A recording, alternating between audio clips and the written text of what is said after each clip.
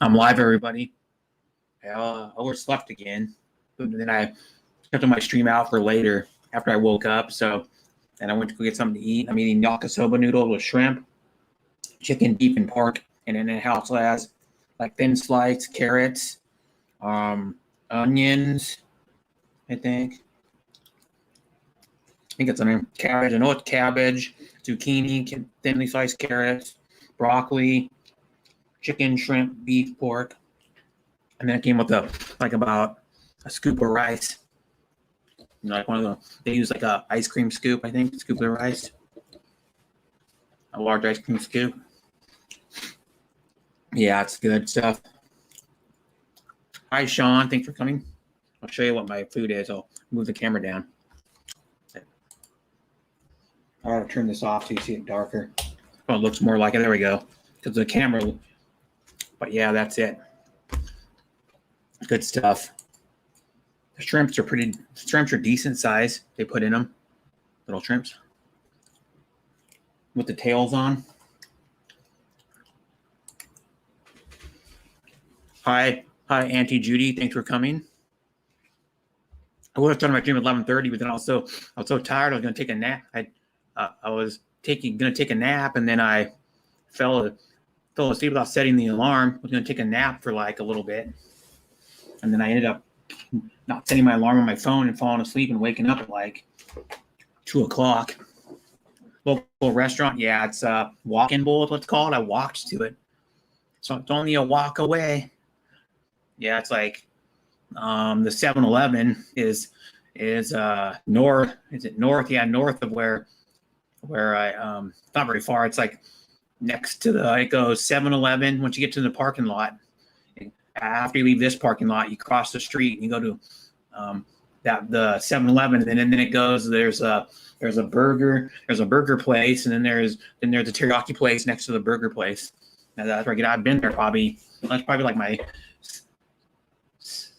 I don't know, probably 7th time being there, I think, since I've been in this apartment. I go there like a good amount. They have good food. It says like chicken one. They grill their chicken. You know, like most teriyaki places grill their chicken. I can turn off the light. I can see the chicken better. But yeah. Thanks for coming, Shardy, Sean, and Judy. I have 4 watching already. Probably going to go 7 hours on my stream. Or 7 hours, put it that way. Which would be till 10, 20, 10, 17. I don't know. Something like that. But yeah, this is good stuff. It's got some vegetables in it, like zucchini. You can see that. Zucchini. It's got thinly sliced carrots. They're like thinly sliced carrots. It's got broccoli and bean sprouts and onions, and I think the other stuff is cabbage. I think like sliced cabbage.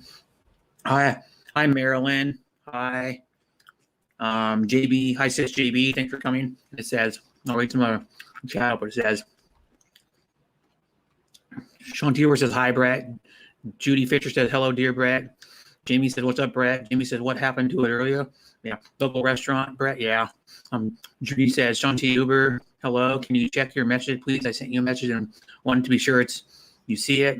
Jamie said, hello, Fambro. Sean Fambro. Fisher says, hi. After Jamie dear. Jamie says, hi. Judy Tweety. Sean T. Uber says, hi. Judy Fisher said, yes, I'll check. Judy Fisher said, thanks, Sean.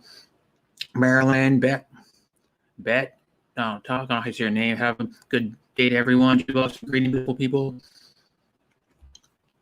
Judy Fisher says, hi, Marilyn. Maravet says, yummy food. Thank you. And thanks for coming, Maravet. Judy Fisher says, at JB Vlogs, hello. Maravet. Bocilio says, enjoy your food. Thanks. JB Vlog says, looks healthy food. Kind of. I mean, the noodles aren't.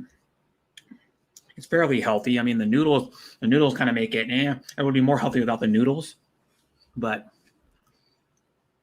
the rice. It does come with the Filipino staple. The rice right there does come with the scoop of rice, but I think they use like an ice cream scoop. You know, one of those large ice cream scoops, just scoop it out. But yeah, probably eat like half of it now as food.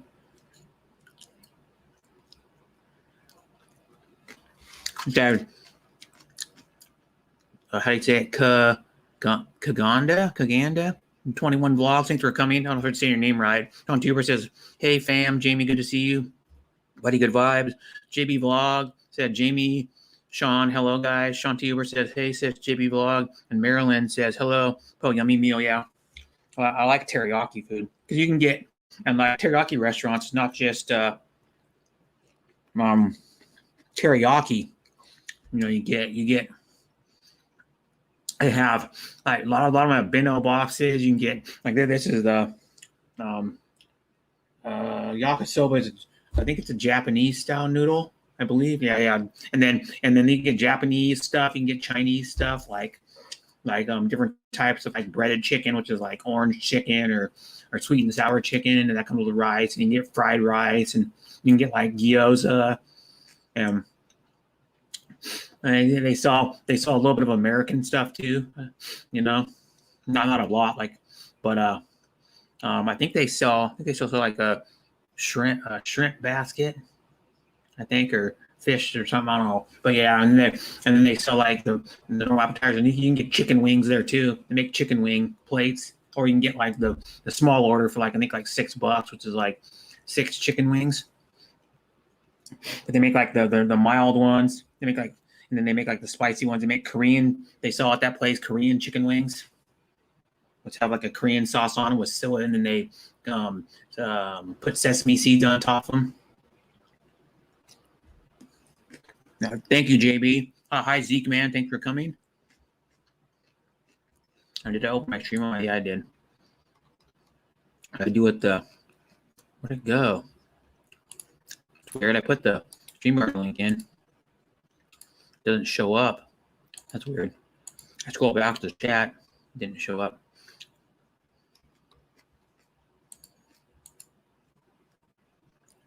Hi, Mr. Triforce. Thanks for coming. Says, Auntie Uber, I love the flea market video. I haven't seen that. I need to watch it. You're making me hungry. I think I'm having tacos with the family. That's good. Tacos are good too. What kind of tacos though? Like the American style tacos or authentic like Mexican style tacos? How was your 4th of July? I didn't do anything. Oh, actually I did. I had to work on Sunday. I had to work. So I had to work for 6.5 hours. So, and then after that I just came home and I watched, because a couple people streamed some fireworks shows like Marty did. I don't know if she streamed it, but Marty showed a video of the fireworks show by where she is, and then the Hapsters showed her fireworks show because she can go out on her. She lived in a condo, and then her condo building has on one of the floors it has like where you can go out on one end, and it has a balcony where you can look out, and it looks over like a lot of Oahu, and then probably like a few blocks. Yeah, it's probably like 3 or 4 blocks away. There was a fireworks show. And there were some other houses doing them, like you could see a little bit, but they had a commercial fireworks show. It was some body of water, and there was a bridge that went over it, and it was like right by there. Maybe it was on the water. I don't know. Hi, Armani. Thanks for coming. America with the crispy shells. Yeah, it's crunchy tacos. Another thing you can do, you can make your own crunchy tacos. Yeah, you can make your own. You can make your own crunchy tacos.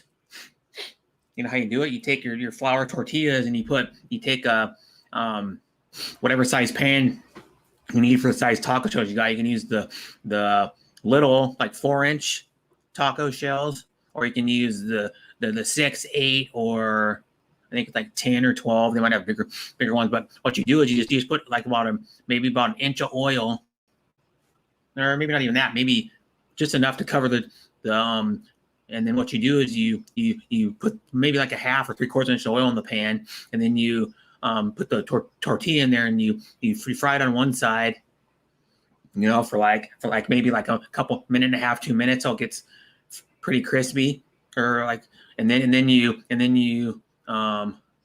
flip it over and do it on the other side. But then, one side, actually, no, what you do is, one side getting crispy, you bend the top one that's not in the oil over, so it starts to form the taco, like how it's like this, how a taco's, like that. And then you do it the same on the other side, and then you have a taco shell. It's crispy. We used to do that sometimes when I was a kid with my when we'd have tacos, we would do that. And we usually use the taco shells that are like, flour ones that are like yay big. They're like the I don't know what they are, like 8-inch ones or whatever they are. I'll trade you bread. I'm eating shepherd's pie. I don't know. Shepherd's pie is good if it's homemade, or you get it at a good restaurant. Enjoy your meal, mister. What are you having? It's yakisoba noodles with broccoli, onions, cabbage, bean sprouts, chicken, beef, pork, and shrimp. And with a scoop of rice. And it has carrots and zucchini in it too. And I don't know if I said broccoli. It's got some pieces of broccoli in it. Got like little like julienne pieces of zucchini, and then it's got like these thin sliced pieces of carrot. Good stuff. Here's a piece of the grilled chicken. Grilled chicken's really good. They actually grill it on a grill. Yeah, like one of those. I think that place has one of those slanted, like gas grills, the slanted ones. It's slanted a little bit, and then they actually grill on. It's just a gas grill. Well, most restaurants have those. Most teriyaki restaurants, and most like even like restaurants that serve steak or like hamburgers. Usually, a lot of them have a slanted grill, or for like ham. But like if it's a place that does a lot of breakfast, or any other places, they have a flat top too. Flat tops are cool. Flat top grills. You can get portable ones. A guy, friends with on Facebook has one. He has a portable 2-burner flat top grill, so you can like do everything on it. You can do pancakes, sausage, French toast. You can fry eggs on it. You can cook grilled cheese on it. You can do all kinds of stuff on this other thing. When he's out camping, you can stir fry on it. You can cook steaks on it. They're cool. Yeah. I got the shirt 2 years ago. Yeah, it was a little over 2 years ago I went to the White River Amphitheater, which is in Auburn, which is probably about 25, 30-minute drive from here. Probably more like 30 minutes. And it's a semi-outdoor amphitheater. Well, it is outdoors, but it has like a cover over the first like third of it. So we sat under the covered part. But it was this. You see the shirt? It's him from a long time ago. It's him from like the late 60s, to like early 70s probably.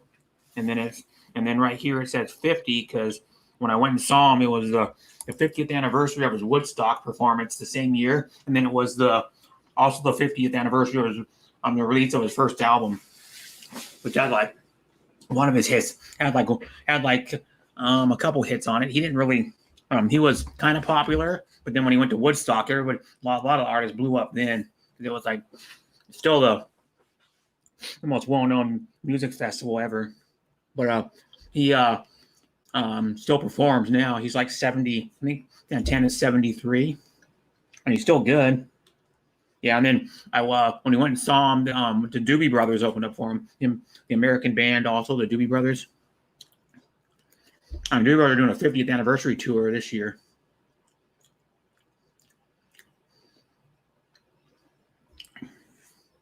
One of the bands I'd like to see, but it's in August. It's probably sold out though. Is the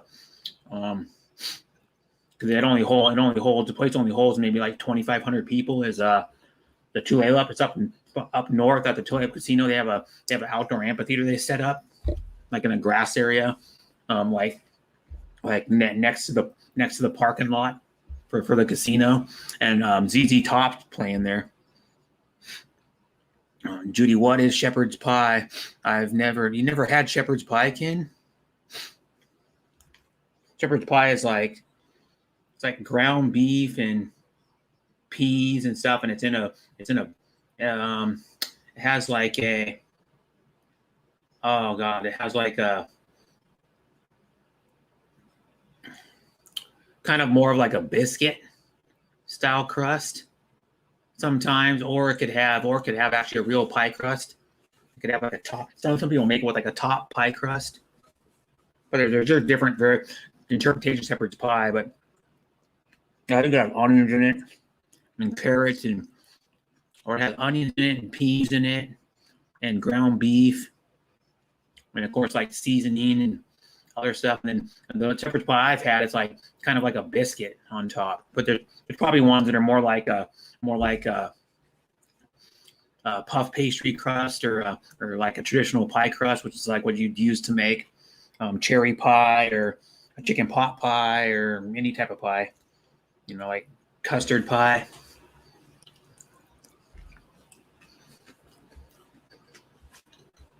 Hi, M&M Journey. Thanks for coming. And then thanks for coming, Ken. Yeah, that's a dope signature. Yeah, I have another cool shirt too. I got this one at the event, so it's a little more special. But I think it was like 25 or 30, like $30. But ground beef with peas, onions, carrots, and and mashed potatoes. Yeah, that's what it is. It's mashed potatoes, and they either put like a biscuit crust on top or a pie crust. Yeah, it has mashed potatoes in it too.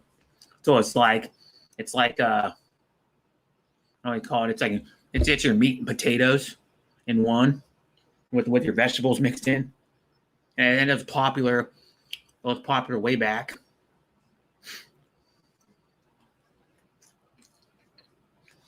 Probably to the Western, probably to like when outlaws and stuff were prevalent in the United States.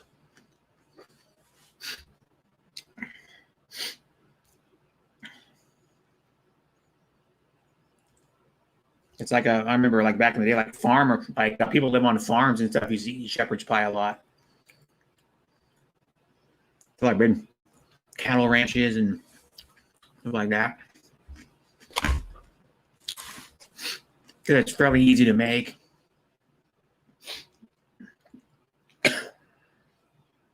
And it's filling is why people eat it. It fills you up.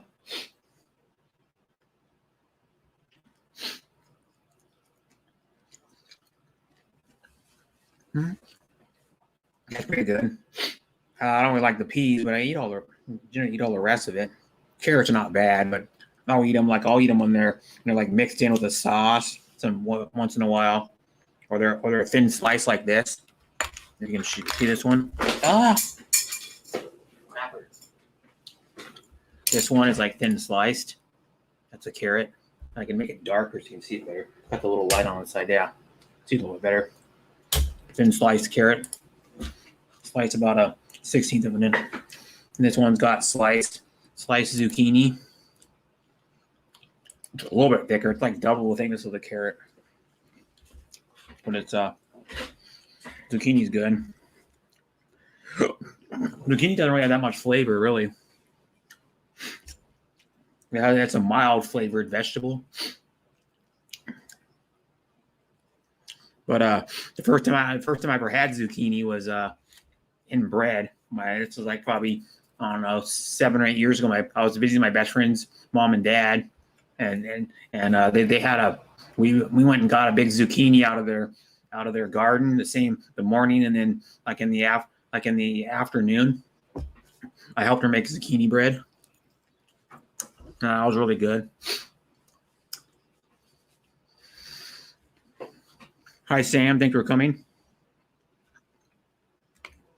Gosh, that shepherd's pie is good. Mm-hmm. It's a hearty meal.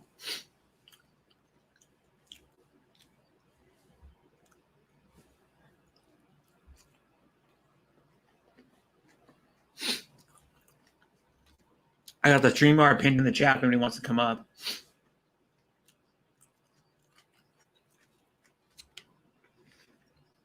Can't wait for football season already. I'm pumped up. Well, it's only like a month away. The first game is it's the first Saturday, and the first preseason game is the first Saturday in August. I'm pumped. I'm hoping the Raiders are going to do good. I'm thinking the Raiders will win. Probably. Well, they got one more game to play this year in the regular season, so probably. I think they're going to win 3 more games than last year, so that'll put them at 11-7 because they have one more game to play, so we'll give them 7 losses. But I think they're going to go 11-7. No, that ain't right. 11-6. 11-6. They revamped their offensive line. They got a good safety in the draft. The only problem I found about the safety is he's not super fast, but you don't have to be super fast if you know how to do like bump and run coverage. You know how to cover right. Because like Jerry Rice wasn't fast at all, and he was the best wide receiver just because he knew how to run routes. He knew how to knew how to catch the ball. I mean, he had really amazing hands, and he knew how to run the routes right. If he run the route good, if he was running a good route, and he would catch the ball. He would catch the ball at its highest point, or he'd catch the ball in stride every time. So you don't have to be fast. Jerry Rice was not fast. Jerry Rice was, but the thing about Jerry Rice too, Jerry Rice was in good. He made up for his speed because he was in really good condition. Like his cardio was really good. So he said that his whole thing was he wanted to be fresh in the fourth quarter, like it was the first quarter when he was playing. So you would see him. He'd be running the same speed and not lose anything. Because he wouldn't when he was younger, probably till he was like mid 35, 36, he wouldn't hard to get tired because he was in such good shape, and then that's probably what made him part of the reason why I made him good, because he would be still fresh and running practically full speed.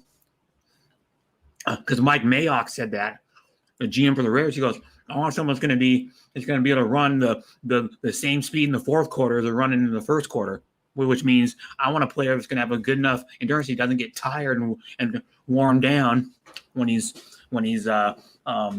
like in the fourth quarter when the game's on the line. Because a lot of guys get tired easy, especially the linemen. The offensive defensive linemen, they get tired because they're most of the linemen, except usually the defensive ends, are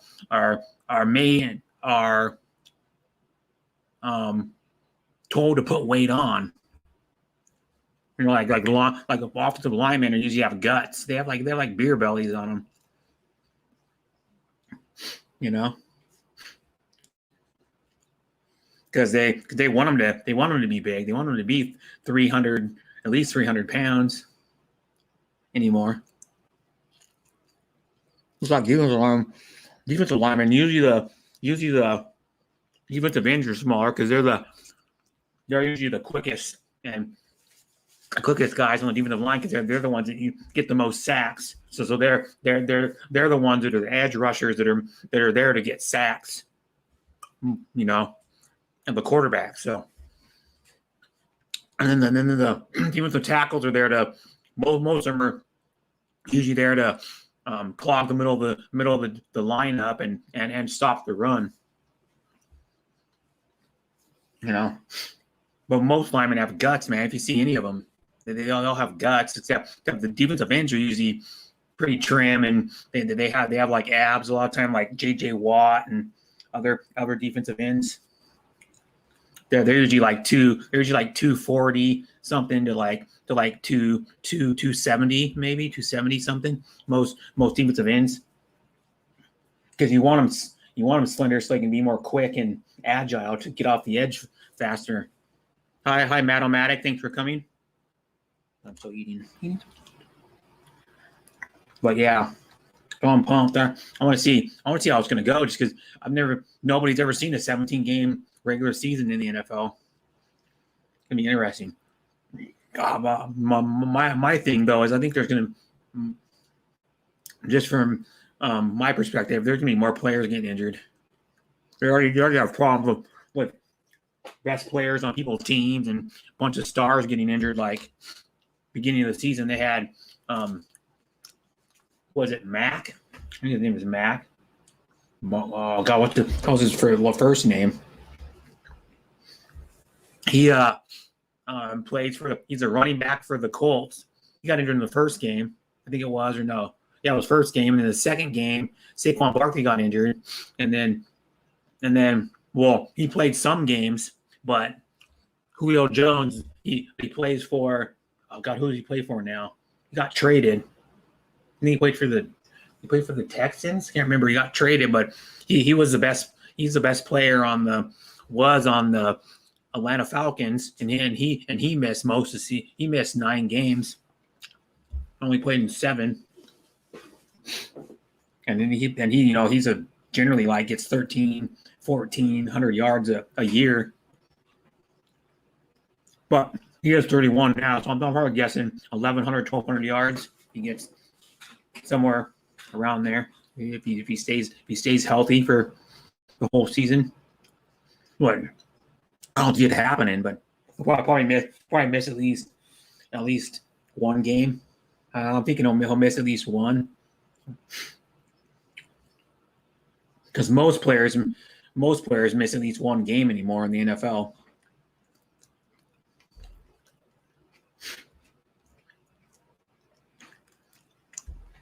Mm-hmm. Yeah, shepherd's pie is pretty good. Just like your meat and potatoes, your vegetables all mixed together, so you don't have to mix them together when you put them on your plate.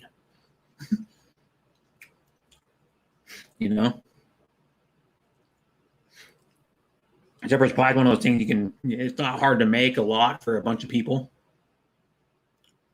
So you can make like either a big pie plate of it, or a big rectangle, like 9x13 pan of it, like baking dish of it.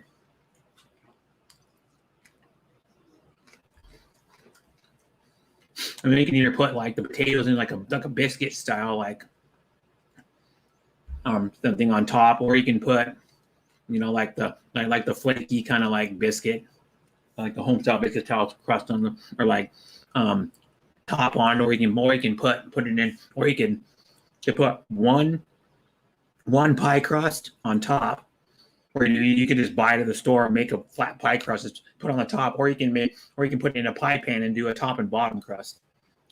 There's like a bunch of ways to do it. The one I've ever had is like more like the biscuit style,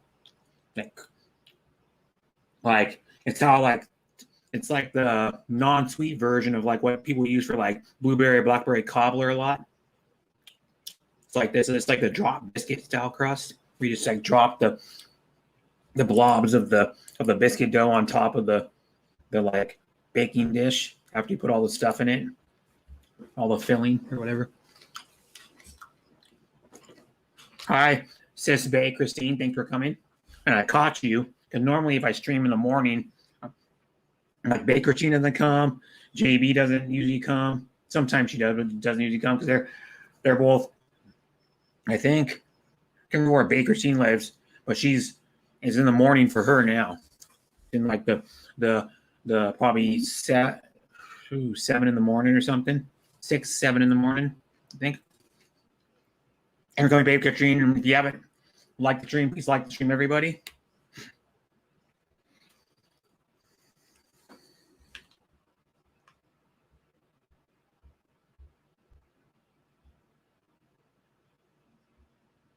Oh, thank you, Judy, for sharing my stream. Comment on the community post. Yeah, in a little bit. 7:15 here. Yeah, you're on the same time zone as like Singapore, Malaysia, Hong Kong, the Philippines. I don't know whether there's other there's other Asian countries that are on the same time zone, but I can't think of them. Hi, Sunny Stormy. Thanks for coming. And I'm eating dinner. kind of dinner, late lunch, early lunch or dinner. You call it that. In between lunch and dinner, or lunch is in between dinner and lunch.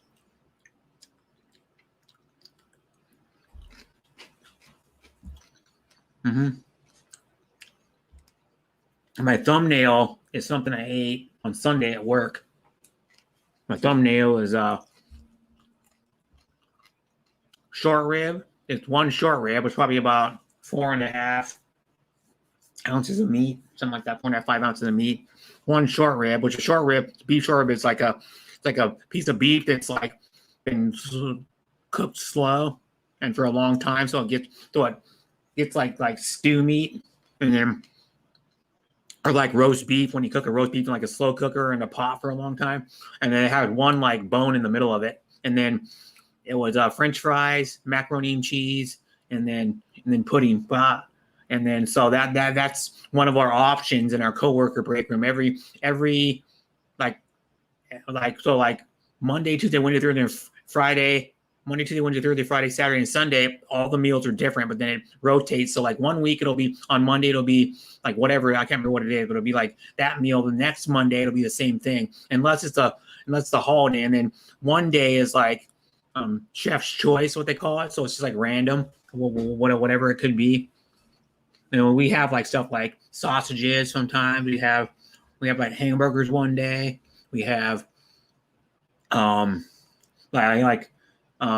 subs one day. We have stuff and then it's like a big buffet. So they have like multiple hot entrees, and they have like once a vegetarian option at my work. Then they have at my work, they also have like cold food. They have like macaroni salad or like potato salad. Sometimes they have like stuff to make a sandwich. Sometimes they had pudding. That was that brown stuff is on the plate next to the big plate of food is chocolate pudding. And then they have like stuff to make salads too.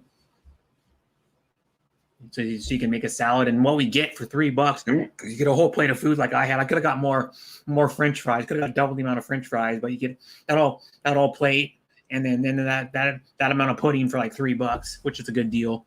And then you can do $2, which is just two sides. It could be like French fries and pudding, or it could be French fries and macaroni and cheese if you just wanted to do like the $2 meal. And then we get the stuff from the soda machine. We get it's included with it. And then we have, and that's in our coworker break room at my work. I mean, we have like our own break room, like a buffet in it. And we get a lot of different options than what the restaurant gets. Hi, Albert. Barrett or Bar. I don't know how you say it. But hi, Al. Thanks for coming. Yeah, veggies are good. My favorite vegetable is green beans. Probably my second favorite, either broccoli or asparagus. I love asparagus too. And broccoli. I love broccoli, especially with cheese sauce. I love asparagus. It's like either like grilled on a grill, mostly, or if it's like broiled, or if it's wrapped. The best way to eat asparagus is you wrap it in bacon and like grill it or broil it in the oven. But what you got to do though, I'll tell you a trick. You got to cook the bacon like about a third to half the way. So when you wrap it, so it's still flexible. So when you wrap it around the bacon, it's still flexible. So to wrap around the bacon tight.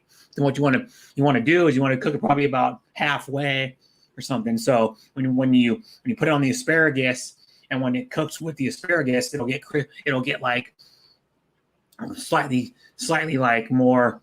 It won't be fatty and like flimsy. It won't be like limp. It'll be like semi-crispy. Although cheese is nice as well. I haven't had Brussels sprouts in years, but my mom says one of her friends loves Brussels sprouts. All you do is take the Brussels sprouts, put them on a baking pan, or like in a dish, and you just just take like balsamic vinegar and just douse it on top, and then just bake it in the oven. Probably put like probably like 3 or 4 tablespoons of balsamic vinegar. You just douse it all over the top and just bake it in the oven. And then, like right now in the United States or like other countries, since it's the summer in a lot of countries, it's a lot of people do like grilling their vegetables on their grill. They put them in like aluminum foil and grill them on their grill, like their asparagus or their you can do other type of vegetables too. People roast peppers on the grill, like their chili peppers or their bell peppers and stuff. And then what you do is you char the skin, and you peel the skin off, and then you get a charred flavor. Like either whatever you're using. If it's propane, you just get the char. If it's like charcoal, you get the flavor from the charcoal, and then like you can put them on a smoker too. My dad and my brother both have Green Mountain pellet grills, and you put them on there, and it would like give you a little bit of smoke flavor in the peppers when it's grilling them. Mm-hmm. And you can do onions on the grill too. You just slice them. You just slice onions probably about 1/4 to 1/2 inch thick, and you just stick them on the grill, and then until they're like got the grill marks and they're kind of like a light brown color, and then you just take them off. You do it on both sides. Actually, what's the way to grill onion too? You could keep the onion whole, like you slice the onion, like you have the onion this, and you slice it, and then you can just grill it like on the grill on both sides, and then you can just slap it on your burger instead of having to put like the little like strings of onions on your burger. You put the whole piece on it.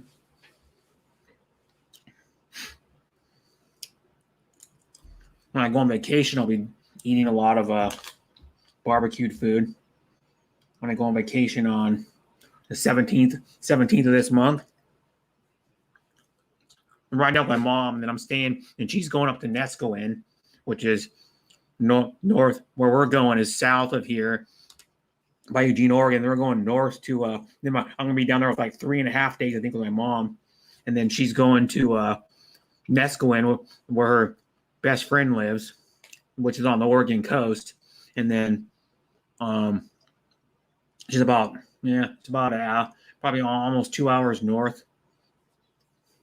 of northwest of where we're going, where I'm going with her, and then I'm staying down there for a few extra days after that.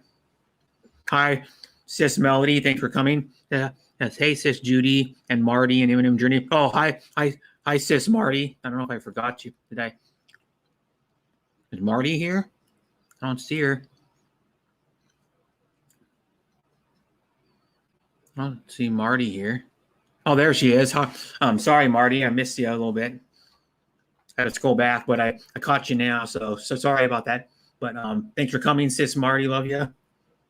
Thanks for coming, Sis Melody. I might see Melody in like 6.5 weeks. I might see. Oh, they're going to be up here for a week, coming out to Washington, because her husband Jordan, Melody's husband Jordan, has family to live in. Damn it, it's like one of the harbors, like Gig Harbor or something, which is about 1.5 hours from where I live. That'd be awesome. And if I do meet her, that'll be my first YouTuber I've met. If I meet her in August. Well, her husband's a YouTuber too, but her husband doesn't do much with his channel a lot. He does stream once in a while, but not very often. He's a game streamer. PC game. He plays PC games. Hi, Sis Hart. Thanks for coming. If I do meet Melody, or we schedule time, we're going to either do like dinner or lunch somewhere. I hope so too. It'd be awesome to meet somebody from YouTube, especially I've known Melody for about a year now, so.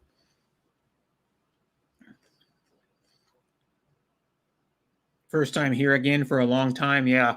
There's a troll account of you going around that comes to my stream sometimes, or like, I think like 2 or 3 times has commented on Deborah's videos, my girlfriend Deborah's videos. I said like mean stuff. Says, "Oh, you're not gonna go to the Philippines.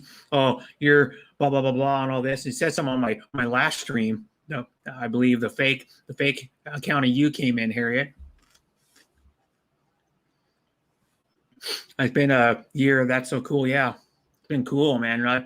I appreciate everybody. Like I appreciate Melody's friendship a lot because I'm like one of the I'm like there's not I mean there's some people from our circle that go to her stream, but she's one of those people that doesn't get a whole lot of people from our circle that go to her that generally go to her stream on a daily basis or that often. Like I see Sean there, of course. I see like the O show sometimes. I see Sean Tuber a little bit. I see some other people. I see the Hapster sometimes, but it's not like some streams where you see most of the same people every stream. I don't know most people that go to her stream other than like probably the half a dozen or 7-8 people that from like the Hapsters community that go to her stream. Of course, some other people are nice, but I just don't really interact with them. I mean, but I, of course, everybody always goes to a stream for the host first off, and then of course if you see a lot of people that and they're like cool, but you usually go for the host, and I go for the host, it's always nice to see people like I see like Zeke Man there, I see like Sean T. Uber goes there once in a while, I see like the Hapsters there, it's always nice, but of course you always go to the stream for the host first, because it's like how I put a stream in context. It's like going to someone's house. Of course you're going there. It's like going to someone's house and they're having a big party, where we're like 5, 10, 15 people show up to the party. They're having a big barbecue like the 4th of July or for like Memorial Day or Labor Day or something. You go there for the host first, and then so everybody else is just a bonus you get to see. So that's how I look at it too. Hi Lonnie, thanks for coming.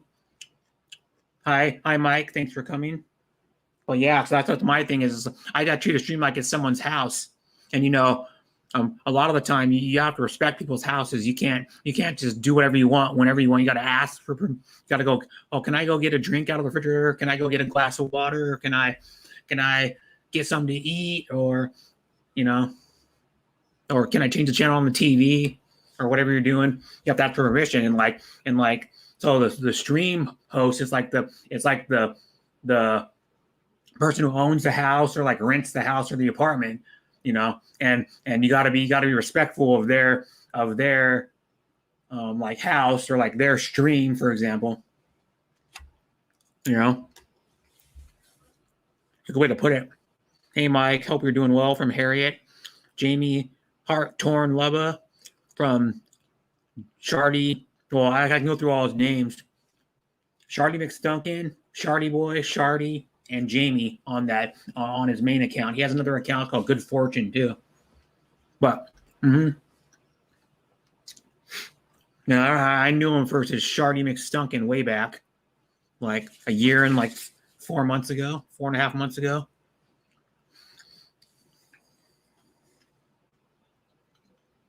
And the reason why he first called himself Shardy McStunkin was just made up, but part of the Shardy means like when you, just to be honest, when you fart and a little bit of poop comes out, that's a shart, because you shit fart is what it stands for. To be honest. And so like when you have a really bad fart and then a little bit of poop comes out and you're under, that's a shart.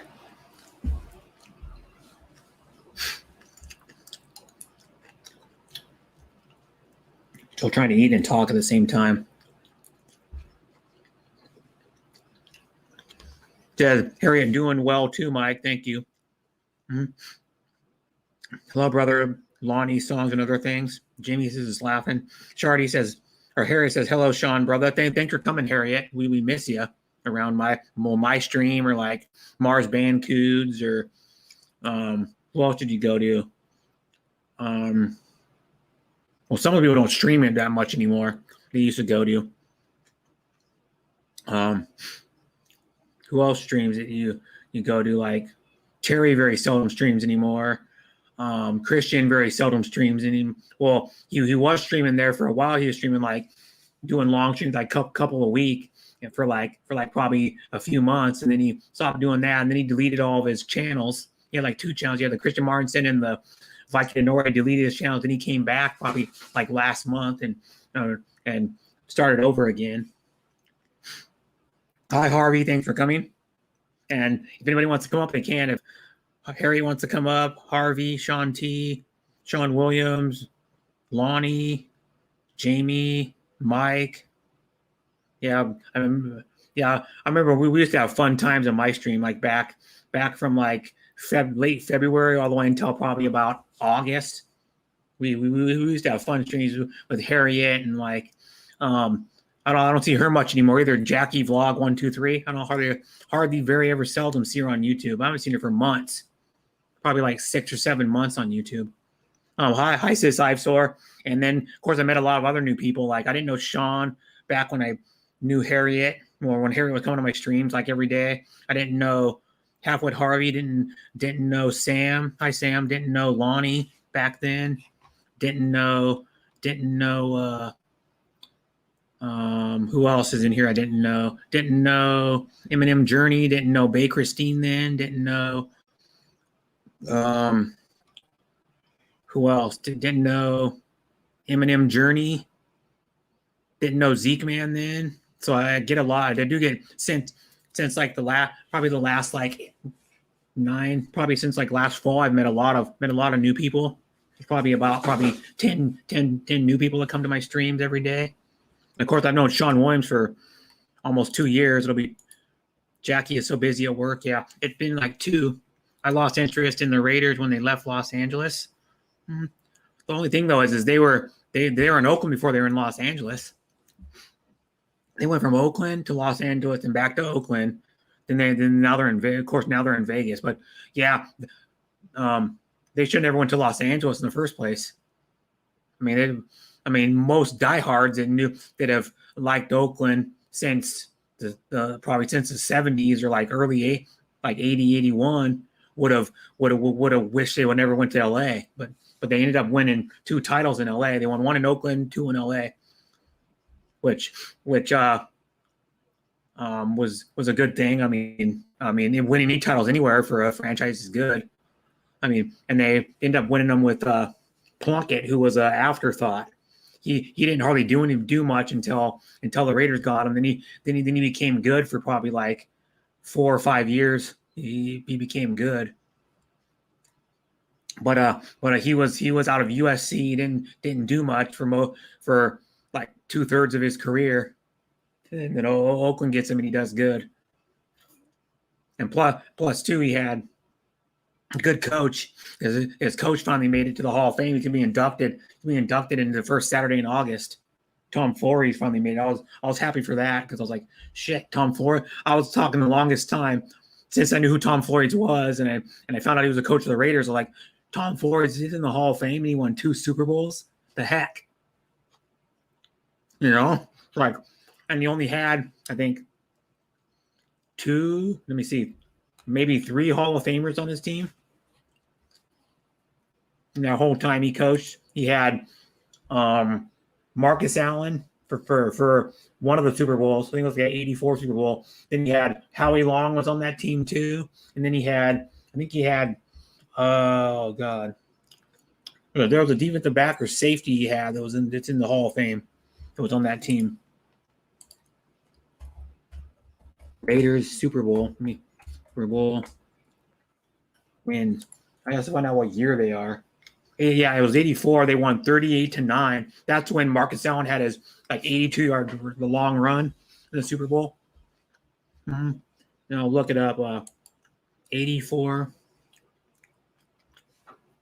Raiders. Look at their whole roster. Raiders roster. And Super Bowl, Raiders roster, Super Bowl. Is this the one? Here we go. They had Marcus Allen. Where's the quarterback? Okay, there it goes. Let's go down. They had Marcus Allen as their running back, one of their running backs, their main running back that time. Lyle Alzado. They ended finding out he was a good player, but they ended up finding out he did steroids. Chris Barr was the kicker. Jeff Barnes, the linebacker. Malcolm Barnwell. Rick Burns, running back. Don Basilio was a defensive back. Cliff Branch was a wide receiver. He was a speedy wide receiver. He was good at his stats are decent. He was mostly a deep threat wide receiver. When he was younger, he was playing with Biletnikoff when they won their first Super Bowl, and he was a deep threat. He was like Biletnikoff was their guy that would go over the middle, and their possession wide receiver would go over the middle and catch the tough passes. Branch was the one when they'd go deep, they'd throw it to Branch because he was fast. Daryl Bird, Tony Caldwell, Todd Christensen was good. He had I think 3 or 4 years of over 1,000 yards. The tight end. Dave Dalby, Bruce Davis, James Davis, Mike Davis was good. Ray Guy, their punter, he was really good. I think there's a Ray Guy Award. I think there's a Ray Guy Award in college for the best kicker. Don Hasselbeck, tight end. Charlie Hanna he was good. He was an offensive guard. Frank Hawkins, Lester Hayes was good. Mike Haynes was good. He was a defensive back. They still had Ted Hendricks, but he was probably older then. They say his age. Yeah, he was older. He was at the end of his career, towards the end of his career. He was 36. He was in his prime even before they won their first Super Bowl. But when they won their first Super Bowl, 7 years before that, he was in his prime. He was really good. He's in the Hall of Fame. Howie Long, Reggie Kinlaw, Kenny King. Reggie Kinlaw was a defensive tackle. Kenny King was a running back. Howie Long was a defensive end. He's good. He's in the Hall of Fame. Rod Martin, linebacker. Mickey Marvin, offensive guard. Van McElroy, defensive back. Otis McKinney. Matt Millen. Matt Millen was on that team. Cleo Montgomery, Don Mosbar, Calvin Muhammad, Ed Muransky, Bob Nelson, Ivan Phillips, Bill Pickle, Jim Plunkett was, of course, the quarterback. Greg Pruitt was another running back. Derek Ramsey, tight end, backup tight end. Archie Reese, Johnny Robinson, Jim Romano, Jack Squirick, Dave Stalls, Steve Sylvester, Greg Townsend. Greg Townsend was good too. Greg Townsend was a good defensive end. Ted Watt, Dokie Williams, Chester Willis, and Mark Wilson. Probably the most famous person off that team is probably Marcus Allen.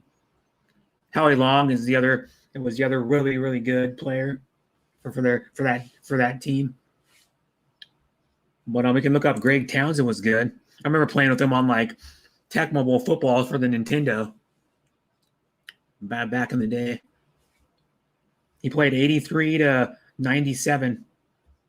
He played for Oakland too. He played for 1 year in LA, and then he played 1 year for Philadelphia, and then came back and played for Oakland his last year because he played Greg Townsend played 13 years in the NFL.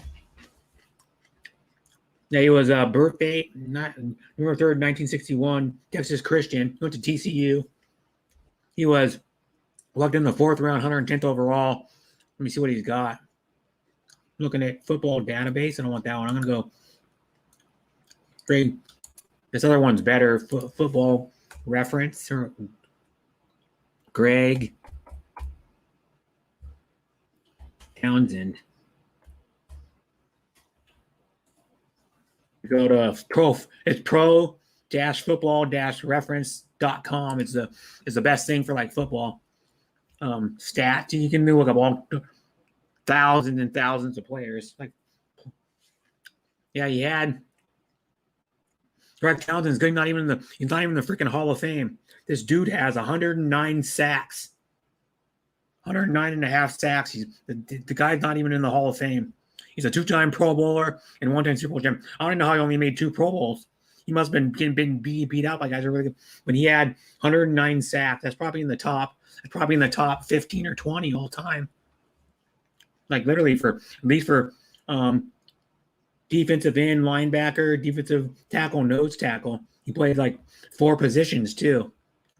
Mostly defensive end and linebacker, I think, though. But yeah, he had, were they keeping sacks in? Yeah, he had 10 and a half. He had 1, 2, 3, 4, 5, 6, 7. 7 years of 10 plus sacks.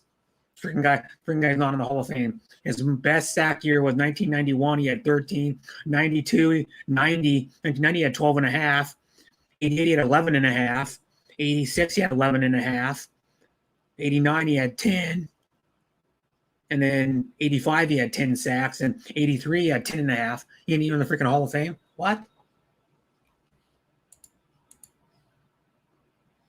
Had a break. I need my fangs to be serviced. Need sharpening. Hi, Martina. Hi, Vampris. I think that's what they call hi, Girl on Fire. Hi, J Mike. I'll go back and look up I want to see what I'm going to go look up like some other players that were on that 83 team. See if any of them. I want to look up like defensive back. Not Kenny Hill. Lester Hayes and Mike Haynes.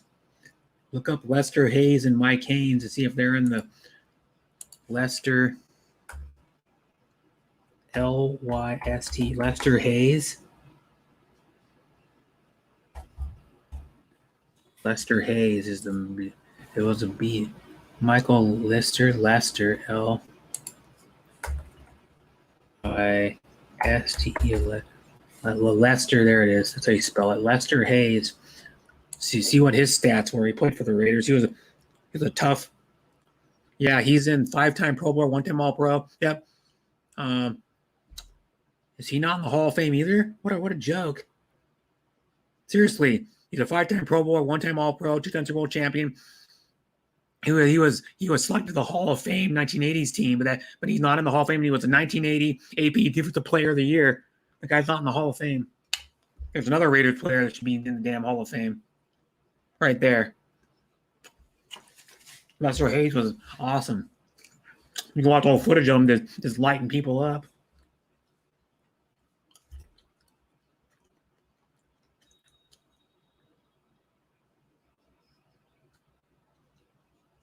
Yeah, one year he had 13 interceptions. Yes, he has a decent amount of interceptions, 39 for only a 9-year career. Yeah, 39 interceptions is good. Most people have to, there's people don't even have 39 interceptions for longer than that, like playing 12, 13, 15 years.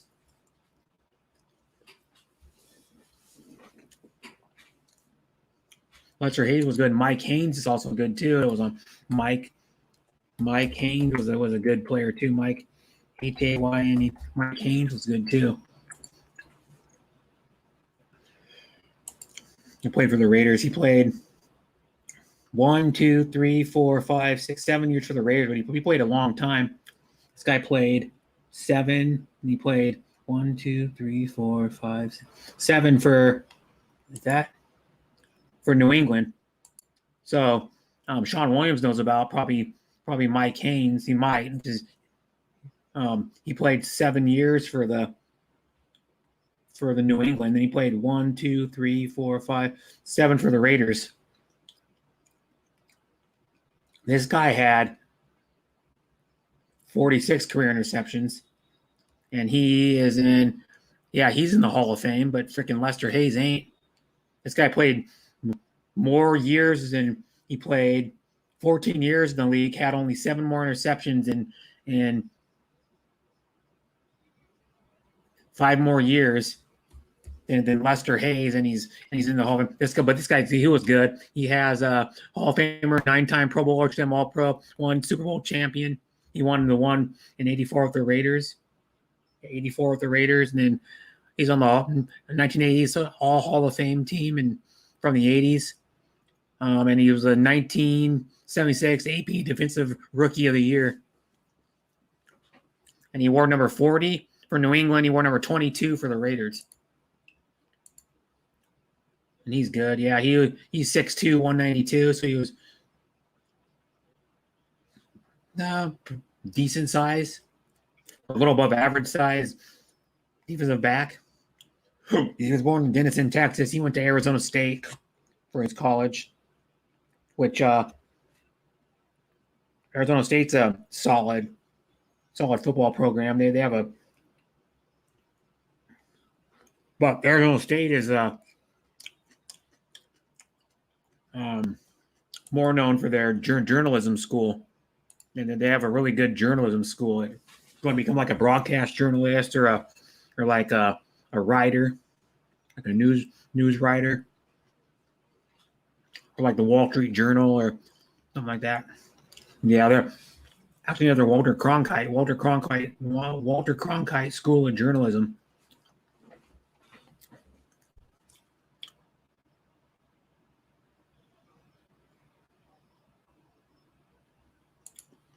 There's a high Agarfar says Bay and Melody, hello. J Mike says at Brett Glaso. Junior says NPG now eating dinner. Be back soon. What are you eating? Shepherd's pie?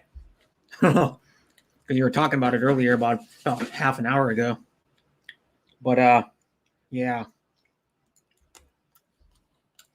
It's crazy some of these, like Lester Hayes ain't in the freaking Hall of Fame. Because it tells you on the football reference. Football reference tells you like how many Pro Bowls they've been to, how many All-Pro teams, if they made any, how many, if they won a Super Bowl, it tells you how many, and it says like one-time Super Bowl champ for Mike Haynes, 184th Raiders, and it tells you if they're on the all Hall of Fame team from they have different decades, like 60s, 70s, 80s, 90s, and the 2000, 2010 probably even, I don't know, but they have like Hall of Fame, all 1980s team he was on. He had games 177, AV, and what AV means. 138, interceptions 46, 688 yards, and 2 touchdowns. I'll show you my favorite Raider is right here. I mean, I really like Tim Brown, and I like Bo Jackson too. But my favorite, really like Bo Jackson. Bo Jackson's my favorite running back of all time. My favorite player of all time is Charles Woodson. My favorite Raider of all time. He played like his first, I think like 7 years, 6 or 7 years with the Raiders. Can't remember. I'll look up his full record. He has kick-ass stats. Hall of Fame, 9-time Pro Bowler, 4-time All-Pro, 1-time Super Bowl champion, Hall of Fame, all 2000s team, 1998 AP Rookie of the Year, and 09 AP Defensive Player of the Year, and he won a national championship in college and a Heisman Trophy. If you take winning a Super Bowl, or you win a Super Bowl, Defensive Player of the Year, Rookie of the Year, Heisman Trophy, National Championship, the only player to do a combination of all those. So no other players had Defensive Rookie of the Year, Player of the Year, Defensive Player of the Year, Super Bowl, Heisman Trophy, and national championship in a football career. He's the only player to ever do that, and he's going to the Hall of Fame this year because he was eligible. It was his first year eligible, and he went right in. Of course, he go right in. The guy has 65 interceptions in his career, and then 11 touchdowns as a defensive player.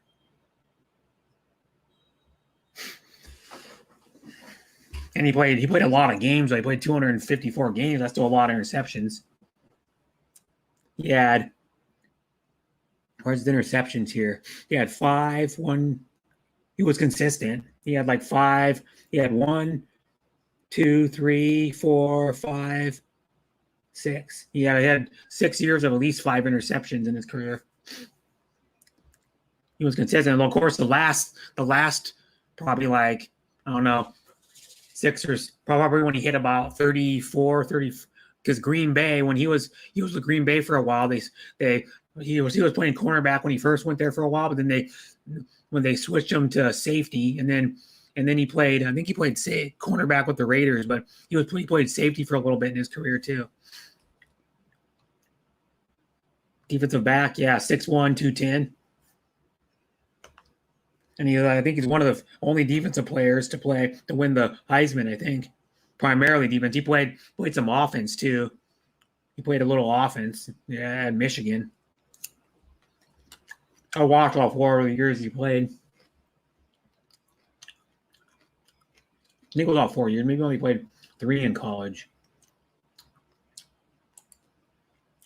Yeah, he only played 3 years in college. When he won a national championship with the team that had Bob, what's it, Greasy? Not Bob. Bob was his dad. Brian Greasy. They had a really good defense that year. I think they had a Monty Toomer on that team, which he went on and played for the Giants. He was a above average, pretty good wide receiver for the Giants. Monty Toomer, Brian Greasy played for. I know he played for the Broncos. I think he probably played for like 1 or 2 other teams too. What about Howie Long and Lyle Alzado? Howie Long's in the Hall of Fame, of course, but Lyle Alzado's not going to get in it because Lyle Alzado used steroids. So he's not getting in. Lyle Alzado.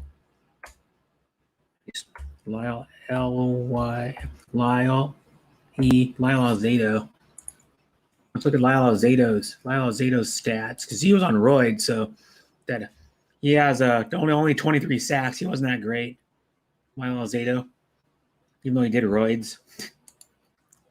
Lyle Alzado's not alive. He died in '92 in Portland, Oregon. Lyle Alzado.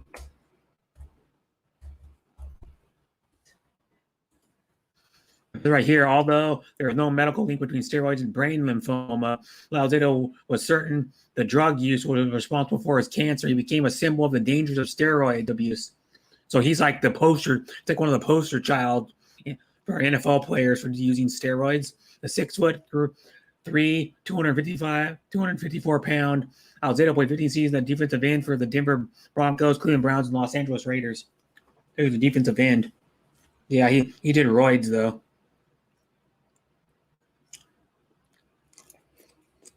He's like another big player that didn't have a long NFL career, but he played for the Seahawks. Brian Bosworth. Bosworth, pretty sure that's why he was good at Oklahoma because he was I think he was like a 2-time All-American or something. That's the reason why he was really good at Oklahoma. He thinks the steroids and made him better, made him stronger and faster.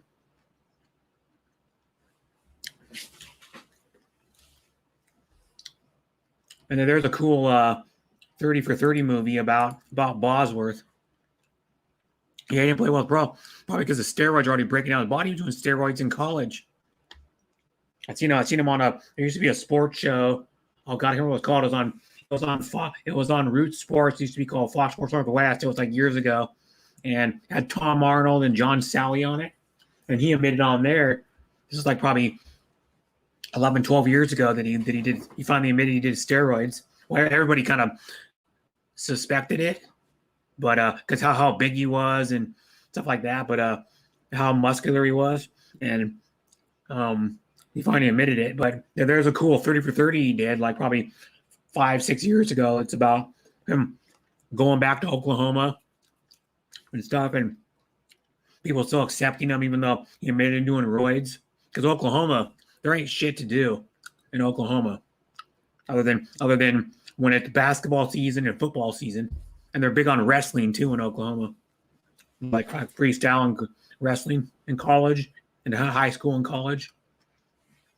High school and college football are big in Oklahoma. And he admitted it. I can't remember what it's called. Bosworth?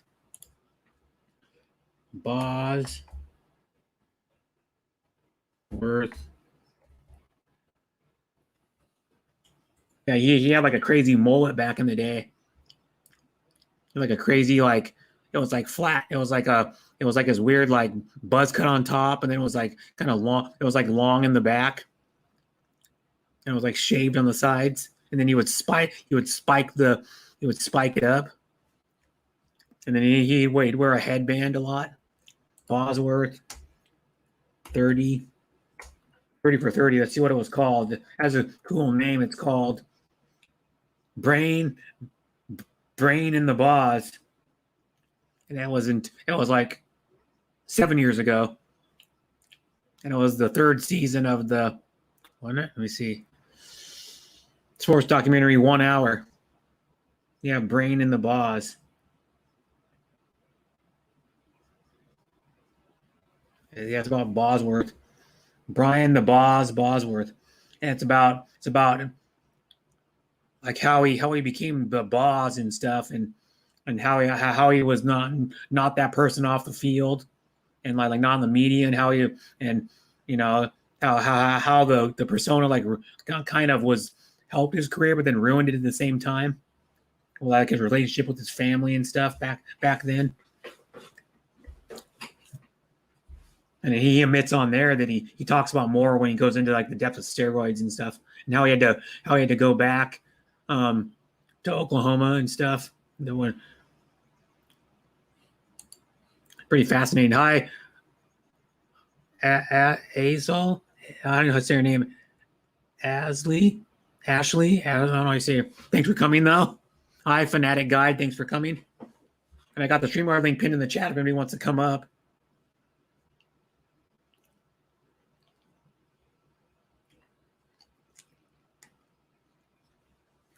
Thank you, Ashley. I actually say it. Yeah, I didn't play well the pro. He only lasted. Bosworth only lasted like 2 or 3 years in the pros, and he was done. He's more known for not doing good. I mean, he's more known for like getting that one play where Bo Jackson like drags him into the end zone, or like hits him and he takes him into the end zone with him. I think it's Brian Bosworth. See what his stats were in the NFL for how many years. Well, he didn't play very long, so probably not all that good. He only played in 24 games. I think he got injured a good amount because he only played 87. He played 12 games. Didn't even play only played even then they were playing 16 games. So he played 3/4 of the season. And then 88 he played 10 games. In 89 he played 2 games. And he only had 4 sacks his first year, which he played 12 games. It might have looked a little promising, and then he sucked after that. He couldn't stay healthy, is what it was. I'm pretty sure it was the roids breaking down his body already. Because steroids make you really strong, but they actually break down your body. So most people that do steroids end up getting injured a lot.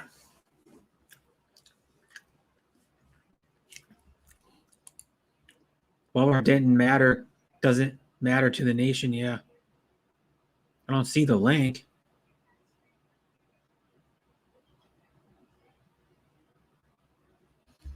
The link's up there. Pretty sure. Oh, I swore I pinned it up there. Oh, that's weird.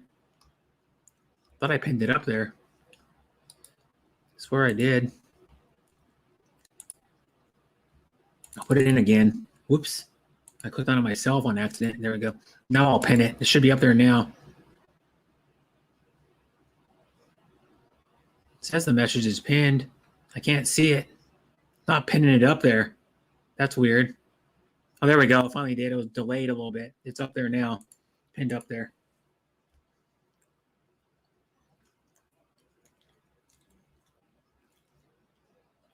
There we go.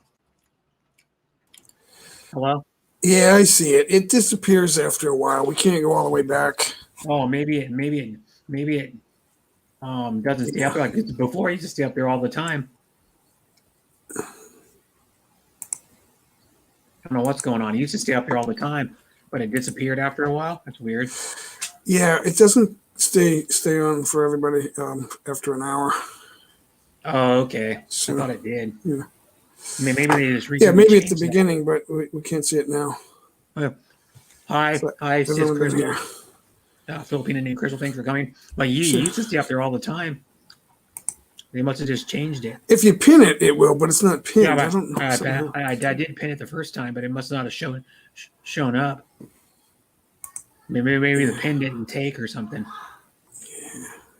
Yeah.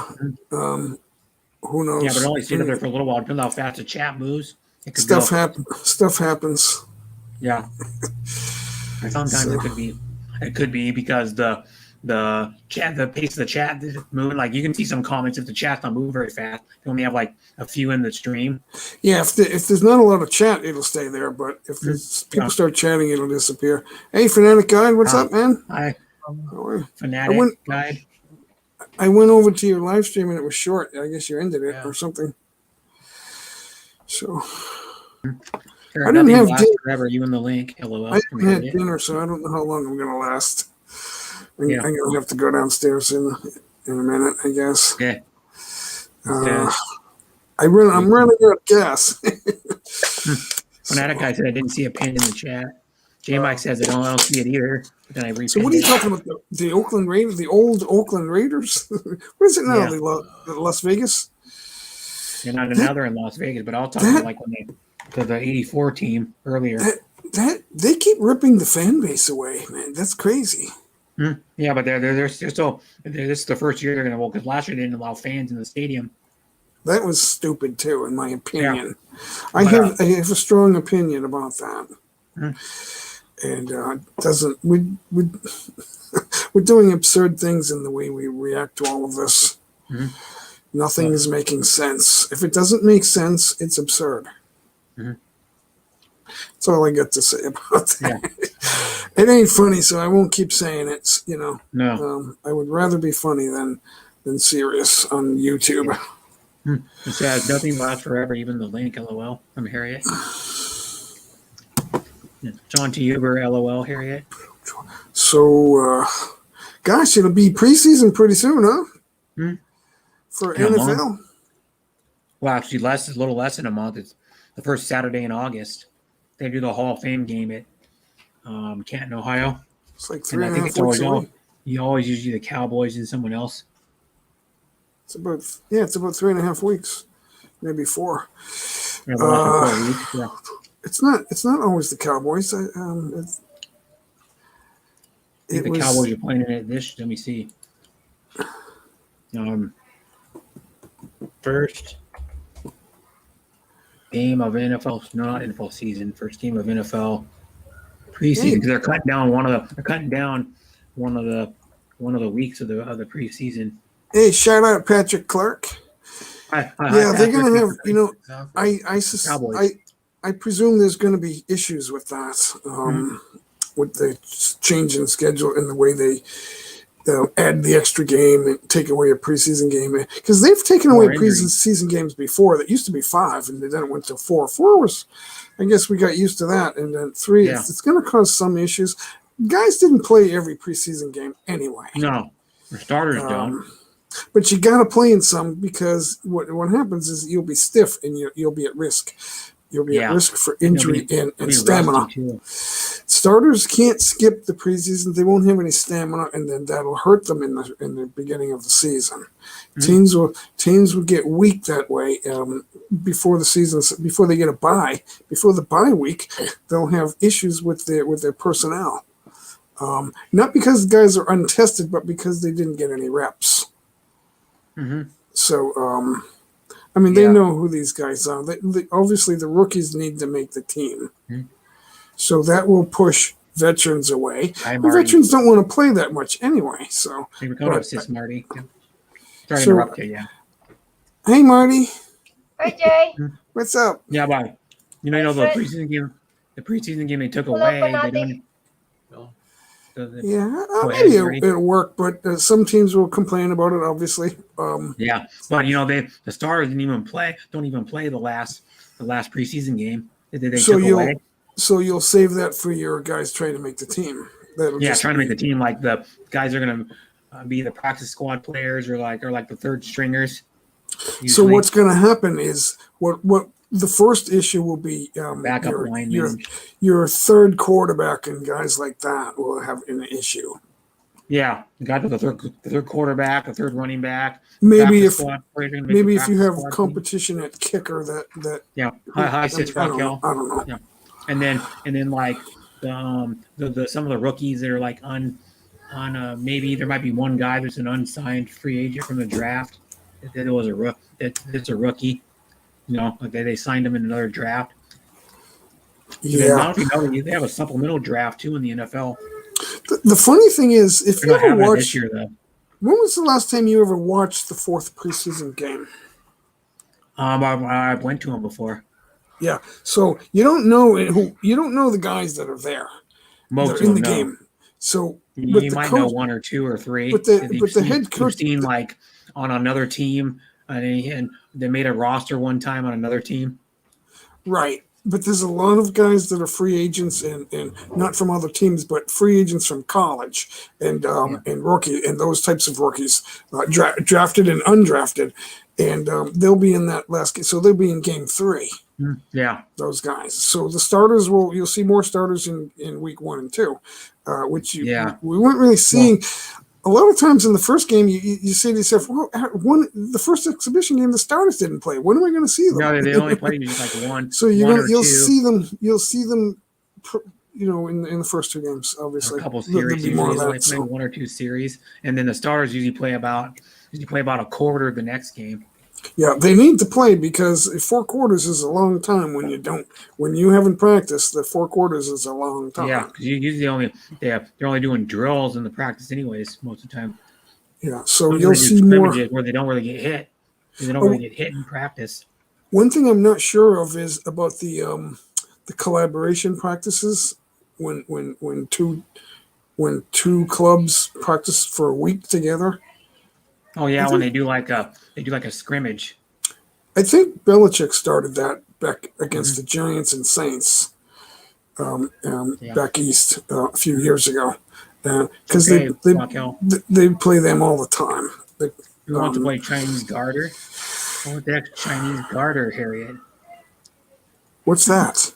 I don't know. Chinese garter. I don't know what that is. Is that a YouTube game? I have no idea. Hi, Jacob. Filipino Rockadillo says, BG here, brother. Sean Williams says, hey, says Filipino Rockadillo Santos, good morning. Sean Williams says, hey, She's Finery. Hi, She's Finery. Thanks for coming. Thanks for sharing my video, Sean. Hey, Filipino Raquel. Filipino, more like Asian games. Harriet says she not talking about games, so we'll talk about Asian games too. Is it a game that we can play as a group, like in the chat? Like the wheel or the duck races or something like that? We could do like me, you, or Marty, or someone could sing a song, and we could have them guess the name and the title. I can't sing. Maybe and then we could, and one of us, like me or you, could play somebody's playlist or play a few of their videos or something to give them watch hours. I did that on Jesse Joyce's like a couple times. I was singing some songs and having them guess the artist and the title, and whoever got it got like 10 watch hours. We could do that. That's a great idea. I could do that. I can give 10 watch hours. To just play like a few of someone's streams or something, or play one of their playlists. I did that. Someone was in my live stream and they won like 12 hours of watch time, and they only had all short videos. It was hard to do that. It's hard to just keep playing them over. You probably play all the videos. Unless you had like 3 computers running all the videos simultaneously. Yeah, but you can do it like with different browser. Computer can play like 5 different channels, different. Yeah. If you have. Like me, I have. The problem is YouTube. You gotta have YouTube a playlist. Knows your IP address. Yeah, you gotta have a playlist. A lot of people started doing a trend where they just do short videos. Like even Zeke Man started a channel that's just shorts. It's like a shorts channel. That's where he puts all his like short, like 30-second, minute-long videos of like food or whatever it is. He's showing like a new thing he bought, or like he's just showing like I don't know whatever, like a picture of the outside for like 30 minutes. Long. They're like a minute long. I have some that are like under 30 seconds, even some shorts. Yeah. It's like showing Yeah, my sure. food. Views always count. So It's hard to give them 3 hours of watch time all at once. Yeah. It's just hard. Yeah, it's hard to. even 3 hours, 5 hours. That it still counts. Yeah. The thing is too is like these people that are playing like multiple people's playlist for like 50 hours, like Peanuts Habit. That's a lot of work. You got to open up a tab, yeah. and you got to. But she's doing it when she's sleeping though. So My computer has a how do you call that? Saver. So if it's not active, like my mouse is not moving or the cursor, it will automatically stop viewing. yeah, So- So I Mine try does to that do too. the playlist, and I have like every time I do the like bathroom break, I check. It's like my computer is dark. That means it's not playing. yeah. Like mine will stop playing the video if you don't touch the mouse or Yeah. the screen lit So- up. Like when a screen You goes gotta into sleep mode. change. You gotta change the power settings.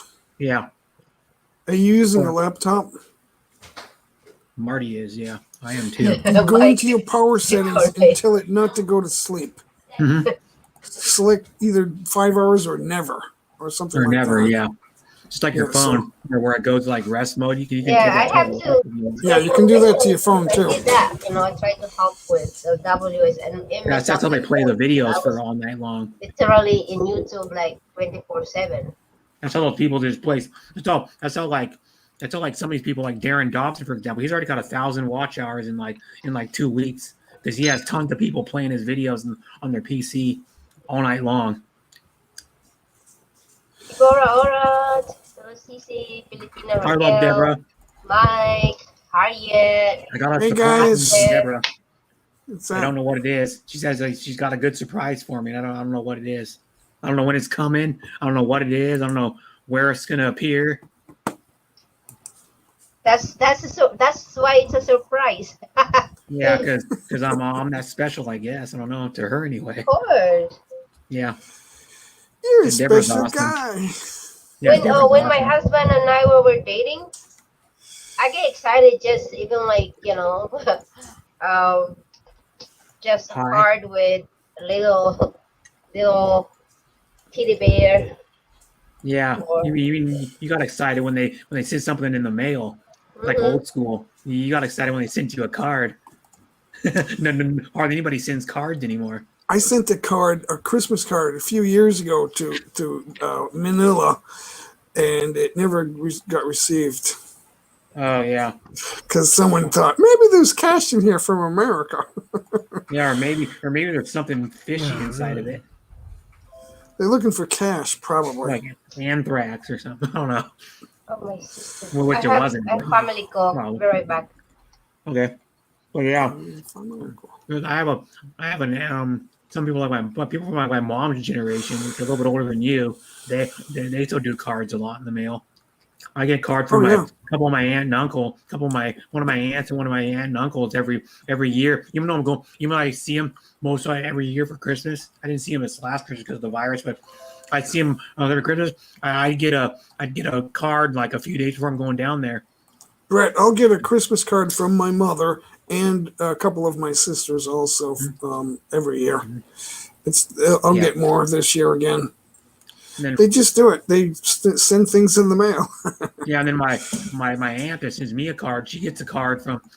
Well, there's one of my mom's relatives that sends a bunch of people cards. She probably writes like 20, 30, 40 cards and sends them out to like family and friends. They buy the box. By the box, yeah. And then my mom's sisters were up last weekend, and I went and saw them on Friday. Hung out with them, went to lunch with them, and hung out with them.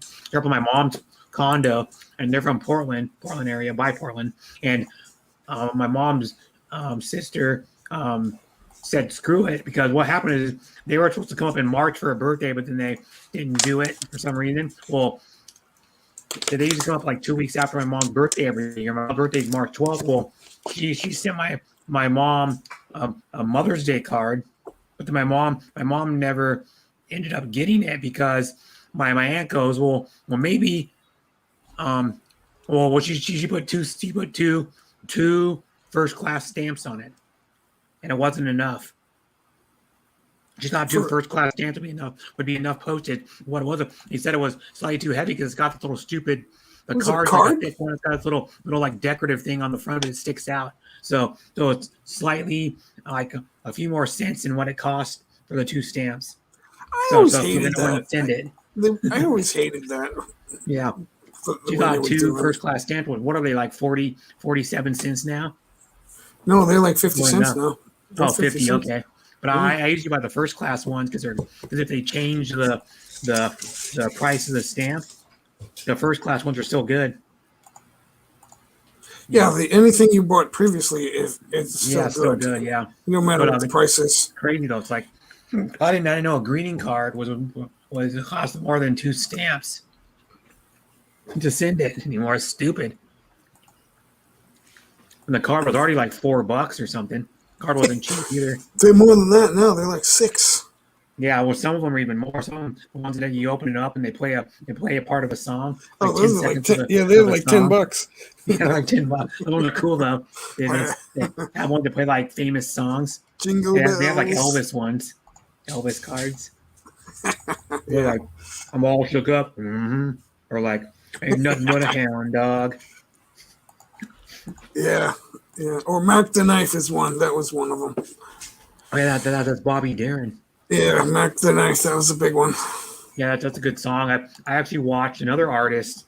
I can't think of his name now. My mother had an old boyfriend.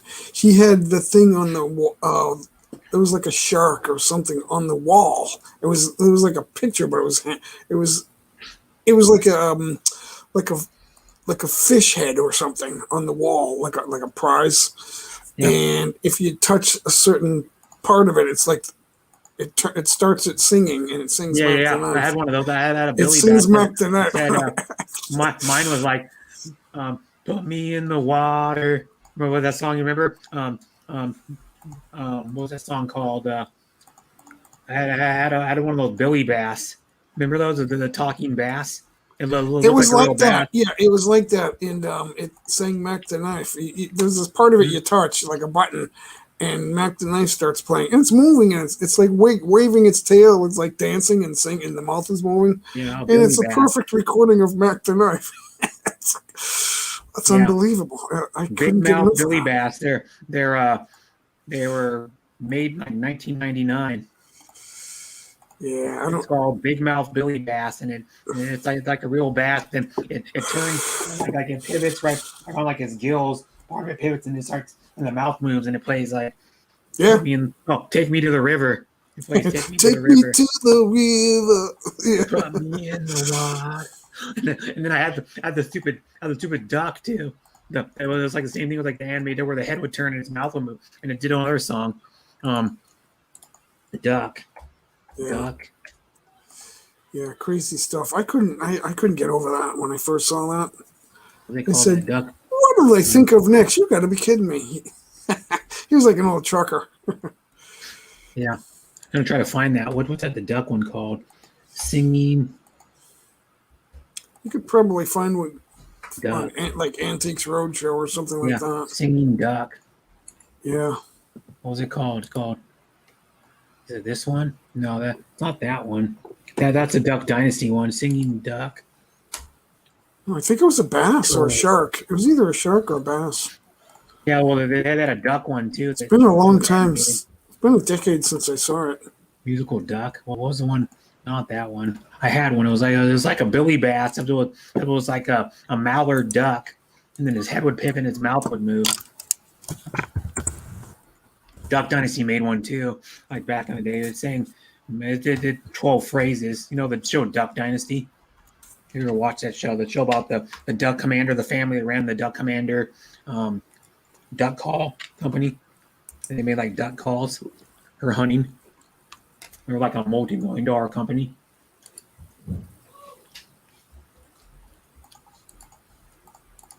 Singing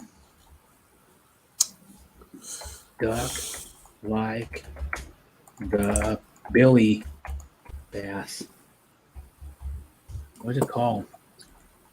Okay, Big Mouth Billy Bass. The Max Mallard. There, Is that it? No, that's a different one. It's the singing great white shark. Oh, there's one. Yeah. I can't get it to play though. I don't know why. I don't know if it plays. Yeah. Singing, flying. There's a flying singing duck. I could play the audio, but I can't play the video of it. I don't. This one. There's a singing flying duck. Let's hear this.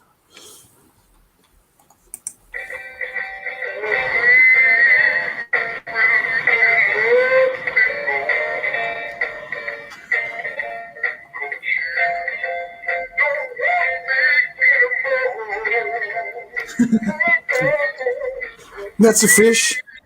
No, it's a flying duck. And then his head move like turns out, and then his mouth moves. Oh, here it is. Here it is. Hold on. Can you hear this? No. Wait, it's not playing yet. Oh, okay. I don't know if you can hear it. You might not hear that. The shark. It's a bass. Oh, bass. Well, it won't play. Oh, why not? Oh, here it goes. There's like other one too. Yeah. Can you hear that? No. I got this set up wrong. Hi, Porcy. Vizmanos, thanks for coming. Hi, Adrian Gibson, thanks for coming. Hi, Viking Gaming, thanks for coming. A lot of people you know in here. Sounds like a waterlogged duck. Yeah. I wonder what the Duck Dynasty one sounds like. It does 12 sayings and Duck. DYN. Duck Dynasty. Singing. SIN. Singing duck. Let's see this thing. Here we go. Here's a trailer for it.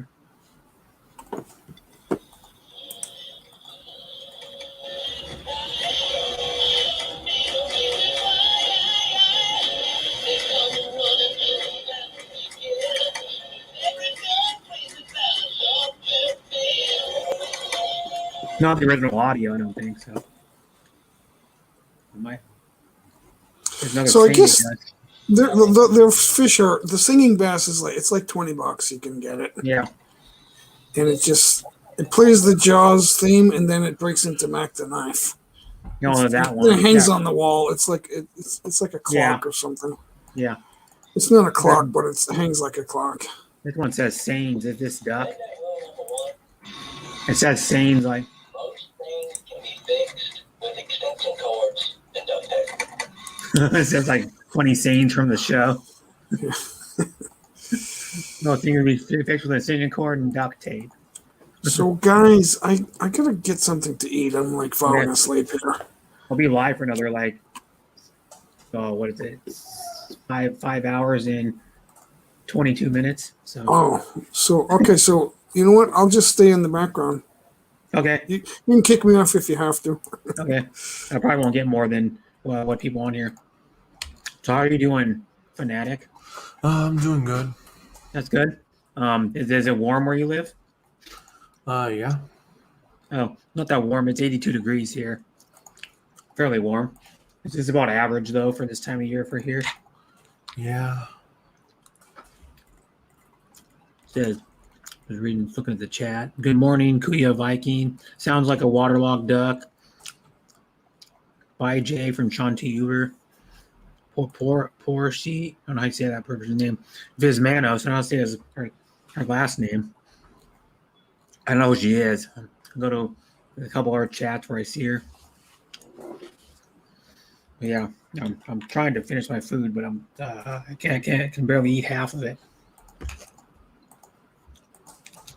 There's a lot of yakisoba noodles. The Japanese noodles, yeah, they're good. It has zucchini, carrots, onions, cabbage, shrimp, pork, chicken, and beef in it. And then it came with a scoop of rice. And then it's good. Yeah. Here's like a piece of it. I can show you. I can get it out. There's a piece of the zucchini. Oh, okay. It's like sliced. And the carrots are thinly sliced, and they've got decent sized shrimp, not the little shrimp. The shrimp are about that big. The actual meat of the shrimp. They're decent sized shrimp. Yeah. Mm-hmm. They're like the ones you get, they're like 35 to 40 per pound in one of those bags, one of those like zip bags, zip top like pouches. Yeah. So they're good. And then I think I did all the shrimp. It only came with like 3 or 4 of them. And they come with a lot of different meat. Normally you can just get straight up like beef or chicken or pork or shrimp, which would just be all that. But it's a combination of all of them. So, but yeah, it's good. From this place right over here, I'm still in the hotel. This place right over here that's like about a block away. It's right by there's a 7-Eleven. There's a burger place next to that, and then next to 7-Eleven. And after 7-Eleven is where I got this. It's called a Walk-In Bowl Teriyaki. But the funny thing was, if I ever get sick from eating, if I ever get sick, I can just go right to the urgent care right over the the urgent care is connected to the teriyaki place. You know, the little walk-in medical clinic. So if I ever get sick, like I can just go right over there without having to even go anywhere. Oh, okay. Which is good. Mm-hmm. All I do is show my Medicare card and get in. Like if I ever get sick from eating something at 7-Eleven, which I never have yet, but if I get food poisoning. Mm-hmm. Yeah, I'm pumped up. I don't know. You don't watch football, do you? Sometimes I do. Sometimes I do. So who's your team? If you root for, if you watch? Ravens. Oh, okay. And then they used to be the Browns, but then they had to change their name because Cleveland kept the Browns name. Okay. And the orange and brown uniform color. Because they were in Baltimore was in Cleveland, and then what happened is they relocated to I can't think now, Baltimore, and then they had to change their name because Cleveland kept the name of the Browns, and then the Browns started up in like 1999. They got their own team again. So then they've been playing, and the Browns actually were good last year. They went I think they made the wild card last year and were actually good. First time they've been good since they got a team back in '99 in Cleveland. First time they were good. Oh. So yeah, it's like 22 years for them. They're good. They're expected to be good again this year. They got a good young quarterback. They got some other good young players, like on defense and offense, like good young wide receiver, good young running back. So they're expected to be good. They're expected to be a contender for like their division and possibly a contender for the best record in the AFC. Mm-hmm. And then the Ravens have been good too. The Ravens when they moved 2 years after or 3 years after I think it was 2 years after they won a Super Bowl as the Ravens when they had Ray Lewis and Trent Dilfer as quarterback, and they had Jamal Lewis as their running back. They were good then. And then they made them. They're good now. I mean, they have a good quarterback right now. Just he's a good wide receiver to throw to. They're never going to be super good if they don't get a good wide receiver for him to throw to. You know, I like a number of really good wide receiver because he has some wide receivers that are decent, but he needs like a number one, like all pro wide receiver. That'll help him out.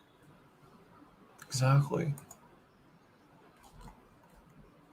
And then my team is the Raiders. Yeah, as you can tell, if you see my solo layout. Oh, you can't see it. How do I get it to show? But I have a Raiders backdrop.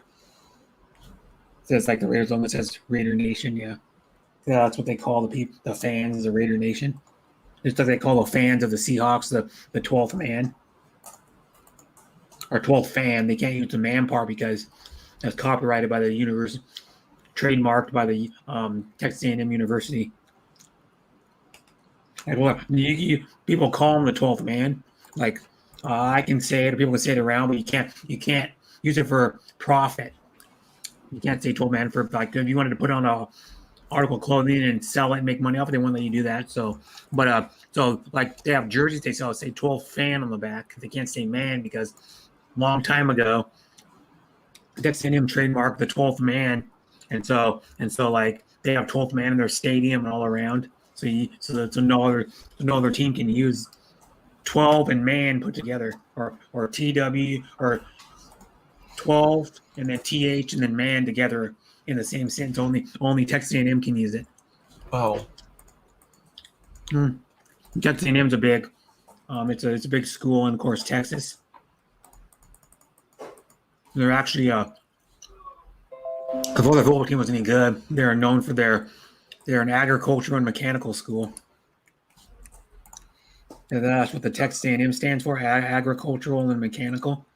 I didn't know that. Yeah, it's fascinating. Yeah, I didn't know that either till like probably until I don't know. My brother told me one time we were watching football and he goes, "Yeah, Texas A&M." We were watching like a Texas A&M game. So he goes, "Yeah, you know what Texas A&M stands for? Agricultural mechanical." I'm like, "No way." And he goes, "Yeah, look it up." So they're like a big mechanical school and agricultural. Good night, Brett and all. It's already 3 a.m. here. Bye, sis Harriet. Much love. She's going to bed because she lives in Kuwait, maybe, or somewhere in the Middle East. It's 10 hours. She's 10 hours ahead of me, and I live on the West Coast. So I don't know what time zone are you? I'm in the Eastern time zone. Oh, okay. So she's 7 hours ahead of you then. I forget where she lives. She lives like Qatar or one of those Middle Eastern countries because she's an OFW, overseas Filipino worker. So she works in the Middle East. She takes care of 2 kids, I believe, 2 young kids. Oh. Qatar. Okay, yeah. See you on your next stream. Okay, Harriet, and sleep well. Yeah, Qatar. Qatar is one of the nicer places in the Middle East. Like it's one of the countries that's more open, more like United States or Canada or Australia or Europe, where they're more open. They don't have like restrictions of what you can and can't do. You know what I mean? Like Kuwait is even slightly restricted. You can't drink like alcohol outside. Oh. At all. I don't think you can even buy it. Like Saudi Arabia is even more. So Saudi Arabia, you have to wear burqas if the women go outside. The women have less rights. Just in general, I know Saudi Arabia, they don't sell alcohol. Alcohol is forbidden in their country. You could probably order it. I don't know if you can even order it. Like if you wanted to order it off like Amazon or some liquor website, I don't think you can even order it. They probably stop you from bringing it into their country. Even, yeah, because like a lot of countries like that, and like Saudi Arabia, it wasn't until recently, probably until like 4 or 5 years ago, they let women drive. They were like didn't let women drive for a long time. And then the stipulation though is a woman could drive a car, but they have to have a man in the passenger seat. Still, or they can't drive by themselves. If they want to go somewhere by themselves, they can't. They have to have an adult male in the passenger seat. Oh. So they can drive, yeah. And then of course when they drive, they have to have a burqa on. Because they can't go out in public without a burqa on. That's why you see that's why Lady Coach. Like you probably might know her, Lady Coach Explores. Yeah. She's a streamer. Yeah, that's why she never goes out. She said I don't ever go outside because I don't want to have to wear a burqa. Oh. Yeah, if you go out, you got to wear. And I think the one they have to wear is the one that goes like right here, goes like on the middle of their nose, and then or maybe down below their nose, and then right above their eyes, like right. So they all you can see is their eyes pretty much. Oh. And then it's a full head to toe thing, and they go all the way down to their wrist. And then they can't show any of their arm skin or nothing, or any of their they can't show their neck either. I don't think. Have to like they can't show any leg in Saudi Arabia because that's where she works in Saudi Arabia. I was on her stream for a while earlier today for like a couple hours. She's a cool lady coach. Yeah. She usually streams about like anywhere from like 6 to most of the time from 6 to 8 a.m. my time. Because she's 10 hours ahead of me, 7 hours ahead of you. Because Saudi Arabia is on the same time as like Kuwait and UAE, United Arab Emirates, where Dubai is. Dubai is an open country though. Dubai is pretty close to like a city in the United States, for example. They're pretty open. And they're one of the nicer cities too. Like I seen a travel show where this person went to Dubai, and it looks like a cool city. Yeah. Like the nightlife and good restaurants, and it's one of the fastest growing cities in the world too. With all the mega $1 million buildings going up and all the companies moving there. Oh. Mm-hmm. And then Dubai's, and I didn't even realize. I thought the longest time until like last year, Dubai was in India, but it's actually in United Arab Emirates, UAE, which is a smaller country than India. It's like half the size. But we were talking about on Belle Burnad's stream about traffic. She goes, "Yeah, you gotta one do's and don'ts," and she's talking about like the Philippines and stuff because she's a Filipina, and she said one thing you gotta like look out for is or you gotta get ready if you go to the Philippines for the long lines, standing in long lines to get stuff, and the traffic. I guess traffic's really bad, and you gotta stand in lines for a long time to get stuff. Like if you go to a restaurant or like something like that, and India told her, yeah, India traffic's really bad, and it is. You gotta watch videos of India. I don't know how people don't get run over by cars. Oh.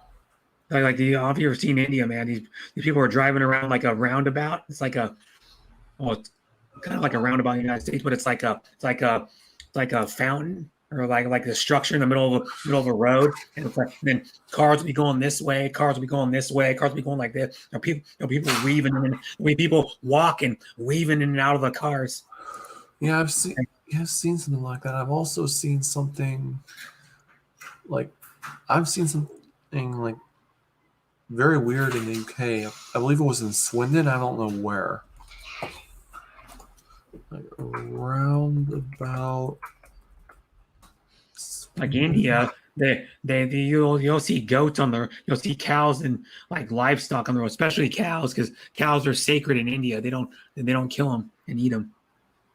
Oh. They consider them like spiritually like sacred, and they won't eat them, and they treat them like how like a lot of Americans or like Westerners treat dogs and like domesticated dogs and house cats.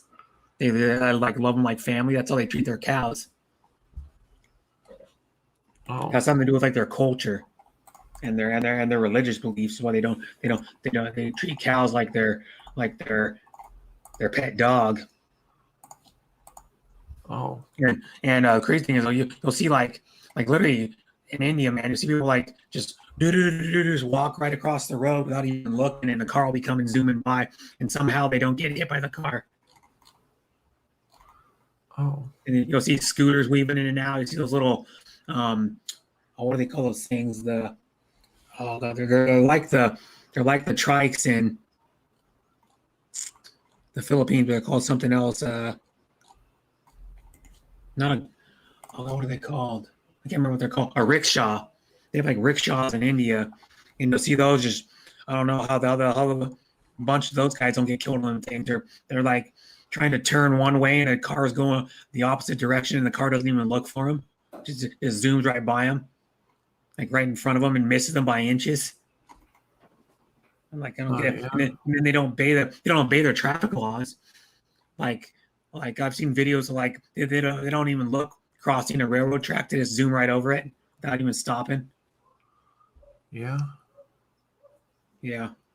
Same, brother. I'm fine. Well, today was nice and sunny. Hope you too, Sean Tuber. Good to see you, brother Sean Williams. Yeah, probably warm where he lives by Illinois, Chicago, Sean Williams. So it's probably, I don't know, like in the mid to upper 80s probably, where he lives. See what Chicago is. This weather's probably really close to Chicago. CHICAGO. Chicago weather. It's 92 in Chicago, which was pretty warm in Chicago. Yeah, 92 is pretty hot. 59% humidity, so the humidity is not very low either. Like when we were having those 100, like it was like over a week ago, we were having the 100, 103, 180 degree days. It was like in the 20s in humidity. Like where he is right now, it's 92 and 59% humidity. If he lives in Chicago, well, that's what Chicago is, so he's probably around there in temperature. Well, that's pretty warm, being 92 and 60% humidity, almost. Exactly. It's like Florida will get like 90, that same temperature, but it'd be like 70 or 80% humidity, even worse. Exactly. My dad called me back. I don't think so. Nope.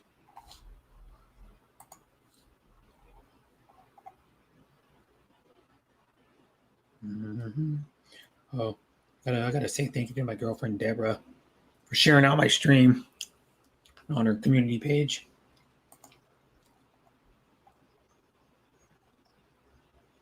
And that, by the way, on my thumbnail is a meal I had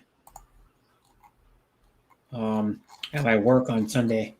We have a coworker buffet, and then it was for my thumbnail for my stream, and that was a short rib, French fries, macaroni and cheese, and chocolate pudding, and then a cola from our soda machine.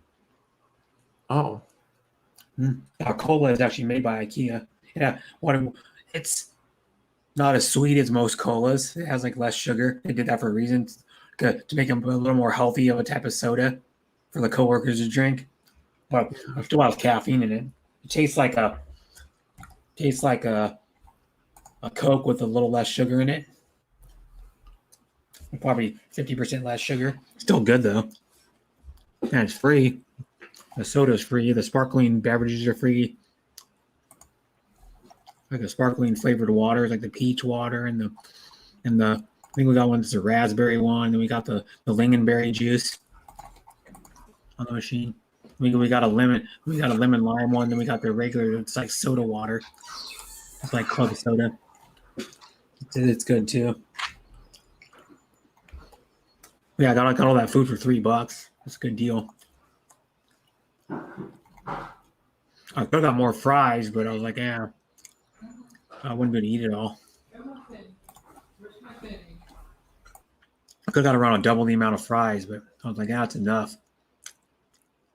We have like different menu items on our buffet at work. Like every day of the week's a different one. So like Monday will be the same one. Like if I was working today, it would be the same menu today as it's going to be next Tuesday and the Tuesday after that. But not every day of the week's the same menu.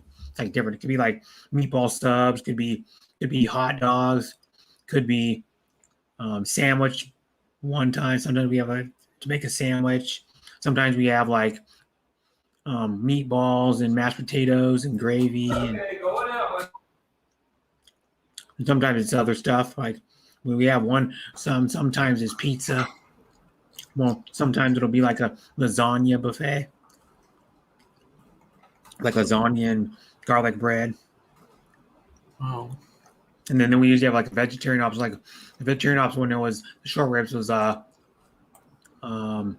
veggie dogs. They're like a hot dog with their vegetarian one, and then veggie burgers as the alternative. Same brother, me fine. Well, today was nice and so. I already read that one.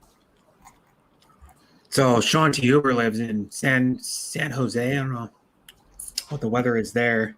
Probably like a little warmer than here, I think. Generally. But yeah, and then nobody's commented for a while. Yes, me too, brother. There must be a lot of other people streaming. Yeah, there's a good amount of other people streaming. Ivesource streaming. Talking with Ed uploaded a video, not streaming. Who else is streaming? That's it, I think. Hard Gas Bar streamed like 2 hours ago. She might still be streaming. Sis, I don't know if she's streaming or not anymore. What Ivesoar is streaming though. Ivesoar channel. She came to my stream a little earlier.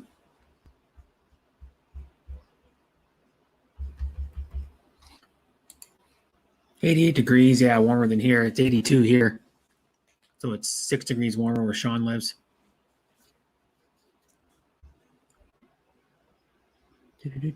Yes, me too, brother from Happy Hand. Same brother, me fine. Well, today was nice and sunny. Hope. Thought I read that one 3 times already. Yeah.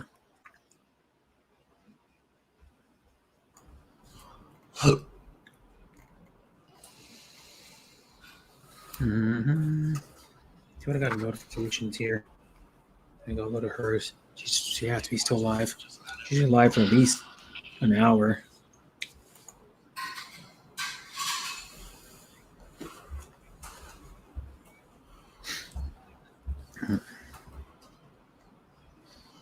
Mm-hmm. So yeah, I don't know. I don't work till Friday, so I have like the rest of the week off until Friday. Don't know what I'm gonna do.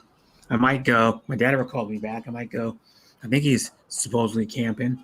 I have to try. He called me today, and I could call him back, but I might go up there tomorrow if he calls me back. He's camping about a half an hour from where he lives at a campground. They have a travel trailer, 24-foot Wildcat Max 2015 travel trailer with one slide out. And I might go up there for Wednesday and Thursday, and can come back like the middle of the day on Friday if he called me back. Oh, I might go up there for a couple nights because it's only like an hour and 45-minute drive probably from here, hour and something like that. With no traffic, hour and 45-minute drive. Because he lives about an hour and 15 minutes from where I am now. My dad does, and then he said it's like about a half an hour drive north for the campground they're staying at, or from where they are. I don't know if it's north or not, but it's from where they are. Oh, About a half an hour, so it could be south or could be south, southwest, southeast. Could be directly west or east. I don't know. But they when they bought their travel trailer, they sold their boat last year in March. Bought a 24-foot travel trailer. Well, when they bought their travel trailer, there's this 1,000 trails thing you can be a member of, where you pay like $200 to $300 a year, and then you can use any of the 1,000 trails campgrounds. And there's a lot of them. There's like 3 within about. I think there's like 3 of them within about an hour of where they live. They can go to. Then there's one in Ocean Shores on the coast of Washington where they can stay for free if they just pay the yearly dues, and you can stay at each one up to a month at a time if you wanted to. And they're retired, so they could. They only need you go though, like a long weekend or like a week. Is usually when they go camping. They usually go. I think last year they went camping like 4 times. I think with their trailer for like a week each time. And my dad's, I think, going in August too. He's going in like the start of August. When his my stepmom's going to be out of town. She's going somewhere with like one of her friends, like out of town somewhere. And then her daughter or something, her oldest daughter, I don't know. And then so she's going to be gone for like a week, and my dad's going to be going camping. And I think it's like the second week of August, I think it is. It's either the end of the first week or start of the second week of August. He's going to be going camping too. He's thinking about going to.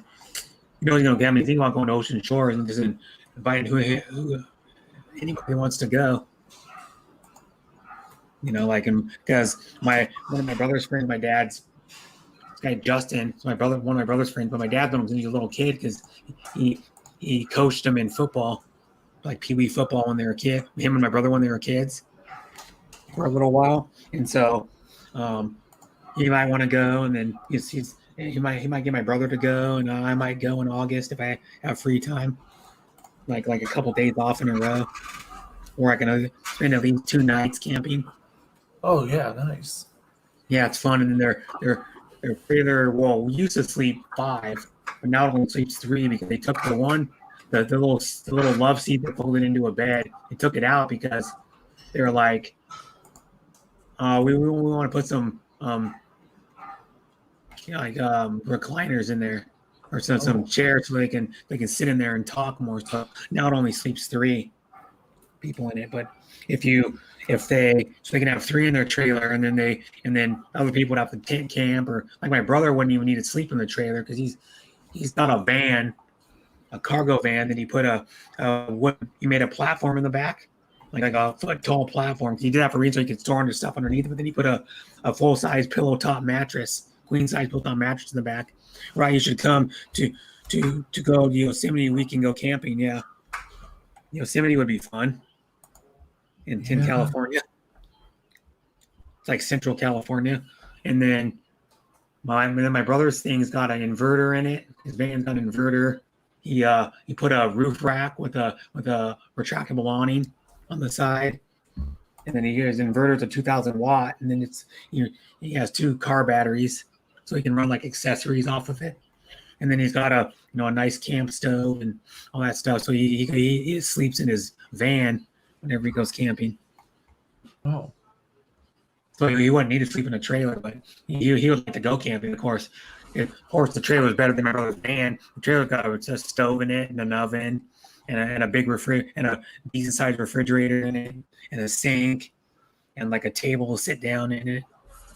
And it's got a queen size bed up front, and the table turns into a bed. They used to have like I'm saying, across from the bed, they used to have a love seat that turned into a full size bed, but then they took it out. I was like, why'd you take it out? That's just eliminated room for 2 more people to sleep. But they didn't really use it because what happened is when you had that couch folded out, and then it was right directly across from the dining room table and the seating area, so you couldn't walk between the couch and the table. So you couldn't walk in the middle of it eliminated walking in the whole middle of the trailer. So if you wanted to, you'd have to walk out the door that's off of the front bedroom, and then walk around and and then you have to go into the door that's off the kitchen. Oh. So that's why they took it out, I think, because they're like, well, we want chairs to sit in that are more comfortable. And then they go, well, and it also it's kind of a pain because you can't walk around if you have the bed fold. You have to fold the couch back up again every time if you want to walk around. So it's a pain in the butt. So then they do that. But yeah, it's a pretty nice trailer. It has like a 3-burner stove in it. It's dual axle. Pretty nice. I mean, it has a queen size bed up front. It has a small shower, small sink in the bathroom. You can stay probably about 4 people around the table, the dining room table. I stayed in with them last year. There's actually a short video on my channel.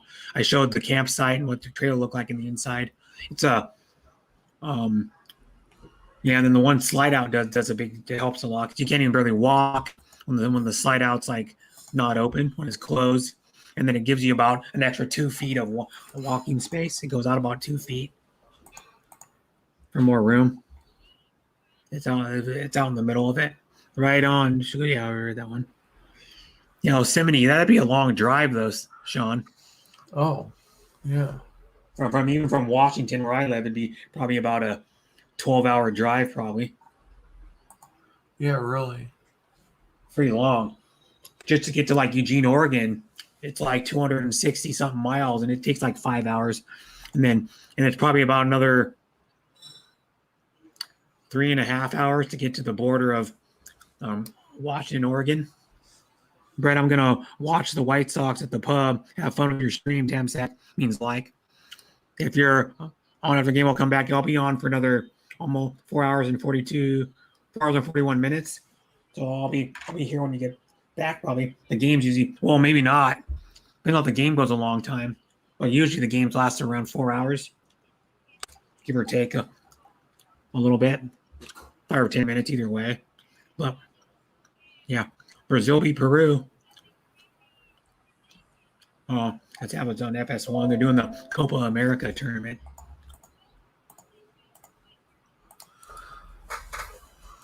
Copa America is like the South American tournament for soccer. Just like they're doing the Euro. The Euros are in the semifinals, I think. The Euro. Well, it's supposed to be called Euro 2020 because they were supposed to have it last year, but it was canceled. And it's like almost a month-long soccer tournament. And this one is the big Brazilian. Brazilian's like the good team in South America usually for the national team. They have that guy named what's that guy's name? I think he still plays.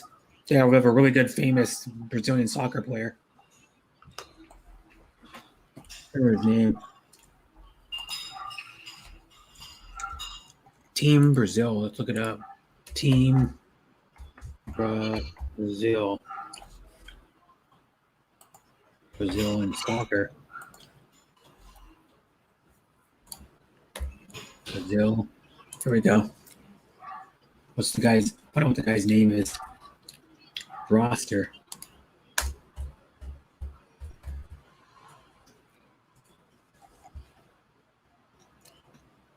Neymar is their big player. They also have Thiago Silva. He's really good too. Gabriel Barbosa. They have a lot. They're usually a good team, but Neymar is really good. His salary is $36.8 million for 2021. For 1 year, he's making $36.8 million.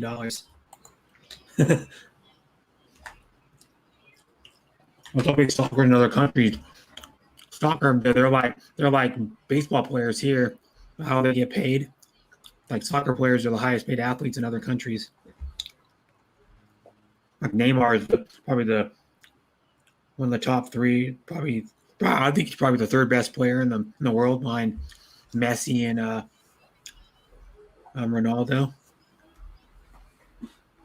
He plays for some other league, Spanish. He plays in some Spanish league too. What's it called? Oh God, I can't remember the team's name. He plays in some Spanish league for some Spanish team too. I think Neymar does. Oh, the guy named Suarez plays in it. FC Barcelona.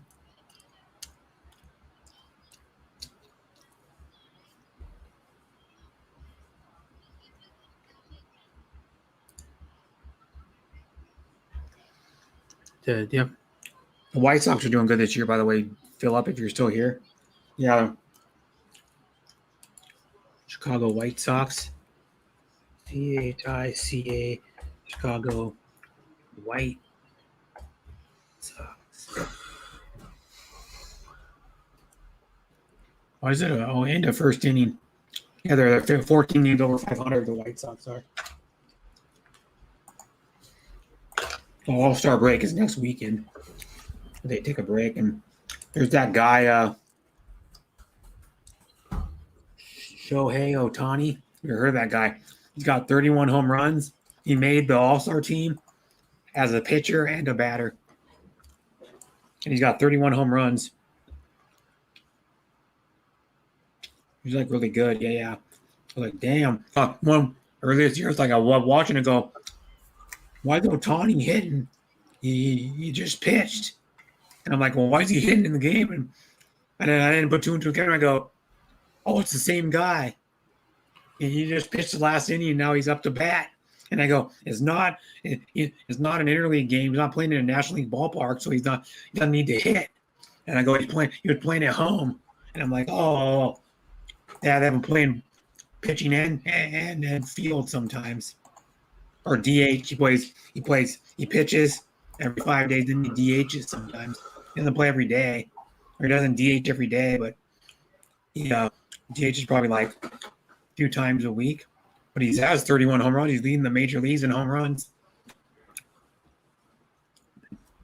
And he's a really good pitcher. I heard a fascinating. I was listening to the radio. They're doing a program about him, like how he got his start in Japan and how he came over here, And how is the coach of the team that he played for, the Ham Fighters, what they're called. The coach let him come over here. He like released him from his contract and let him come over here because he wanted him to be a Major League Baseball player. I guess his coach did. It's pretty fascinating, yeah. Well, there's another game on coming up. There's Lionel Messi right there. Speaking of him, he's going to be playing later today in the Copa America. Coming up in less than a half an hour, 27 minutes. The Giants and Dodgers are in a race for first, yeah. Well, didn't the Dodgers just sweep the Giants? I think. Like recently, like last week or something. But the Giants are in a bigger mess. They got that player Trevor Bauer that's supposedly 2 counts of sexual assault. He's a pitcher for the Dodgers. There was 2 calls at his house for 2 different cases of sexual assault, like last year or the year before or something. So he's got those looming over. They suspended him indefinitely for like 10 games or something.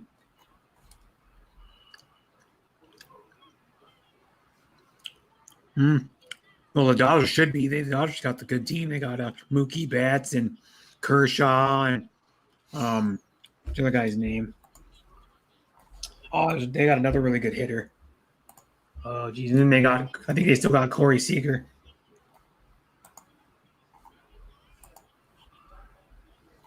Oh, Giants got 1. Okay. They won. But yeah, that guy what's his name? Trevor Bauer. What's the guy's name? TREV. Just got the Trevor Bauer. Right here it says Bauer should never pitch again. Los Angeles Dodgers manager Dave Roberts doesn't expect Trevor Bauer back after leave. No, they're probably not going to have him back. Trevor Bauer, assault picture, star unlikely to return to Dodgers when leave ends. He's in a big mess. Here's the whole thing. It said former Dodgers Dave Stewart livid about teams handling the Trevor Bauer case. I don't know. Just find out. Trevor Bauer. SEX. Sexual. SSULA. Not so assault, but we find out here.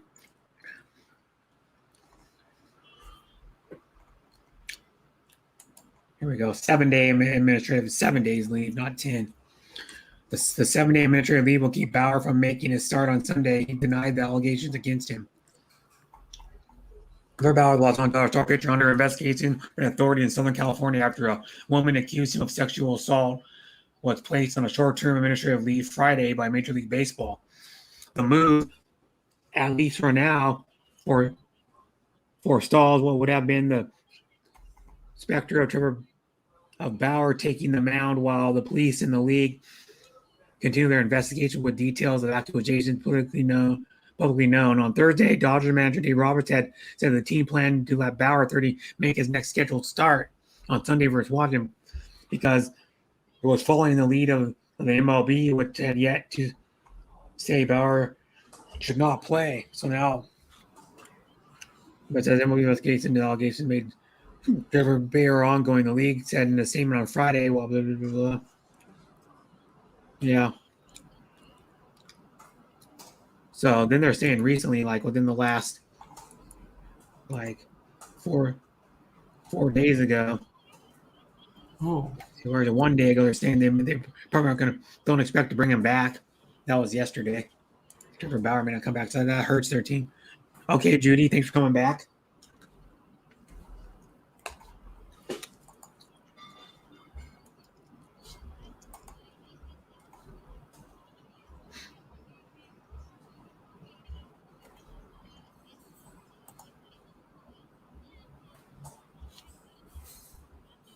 That's crazy, though.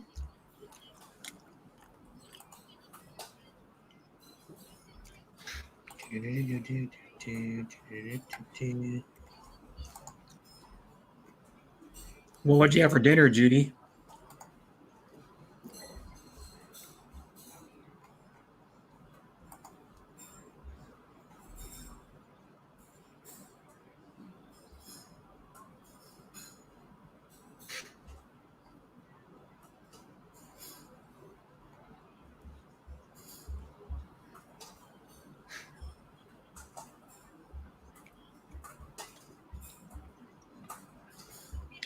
It says, so there, let's see, leftover pizza. That's good. Where was the pizza from? Was it a frozen pizza, or was it like from Domino's or Pizza Hut or some local pizza place? I'm always fascinated. Like I've tried every pizza place. I've tried. What is it? What is it called? Pizza Addict. Since I've been living in this hotel, I've tried the Pizza Addict. It's good. It's wood-fired pizza. Then I tried Crown Pizza down the road, and then I think that's it. It's the two local pizza places that are close to this hotel, and they're both pretty good. I mean, I like the Pizza Addict better than Crown.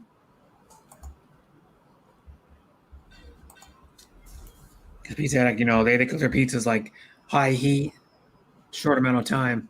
They take like around 4 minutes to cook. And they're cooking at like probably 700-800 degrees. Most pizzas are cooked around 400, 450. I had leftover pizza last night, Judy, from Sean Tuber. Pizza's really good, man. I could eat pizza. Could eat pizza probably pretty much every day if I had to, and not get tired of it.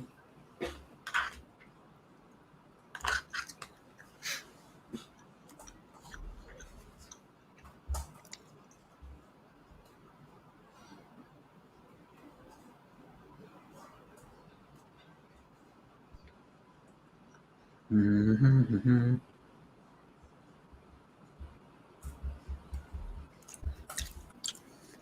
What kind of pizza did you have, Judy?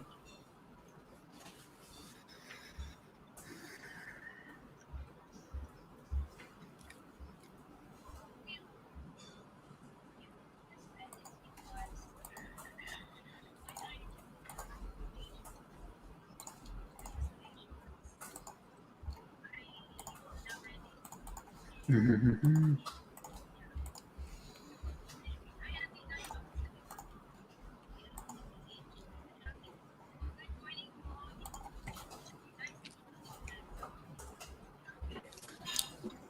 From a nearby Italian place, we had a ricotta pie with sliced tomatoes, fresh basil leaves on top. So good. Yeah, that's different than normally it's almost margarita pizza. The margarita pizza normally is tomatoes, basil, and then fresh mozzarella. So it's almost the same thing.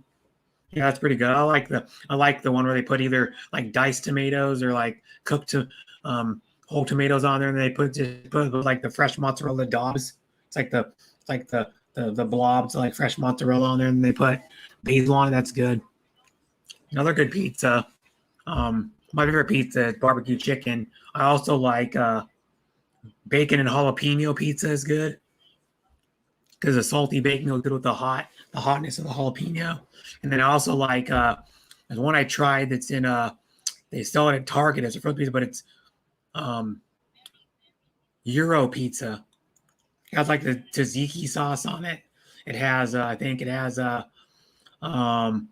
goat cheese, lamb, like ground up lamb on it, and something else on it. And it's like it's a Euro pizza. It's good. I like a lot of different types of pizza. I could have pizza with multiple kinds of meat on it. Put some vegetables on my pizza. Sometimes I'll have like onions and green peppers. My pizza or like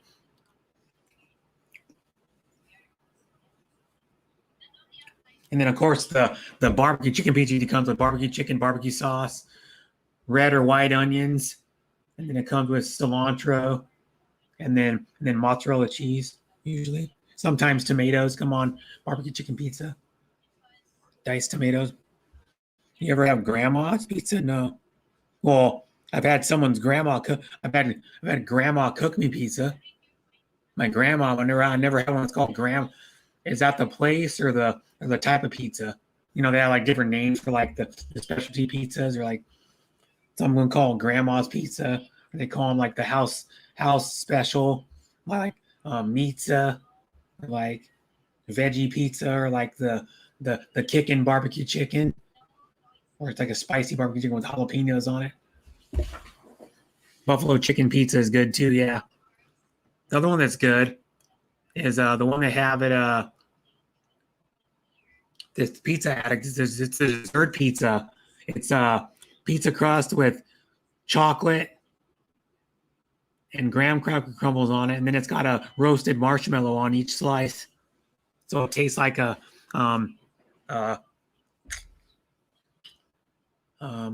s'more done over the fire with a marshmallow, like a roasted marshmallow.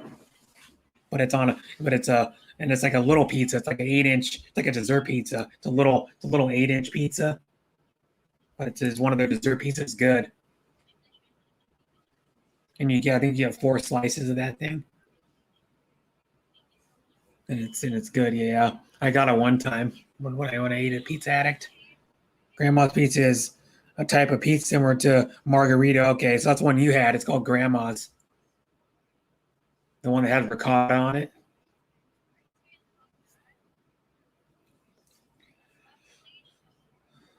Instead of mozzarella.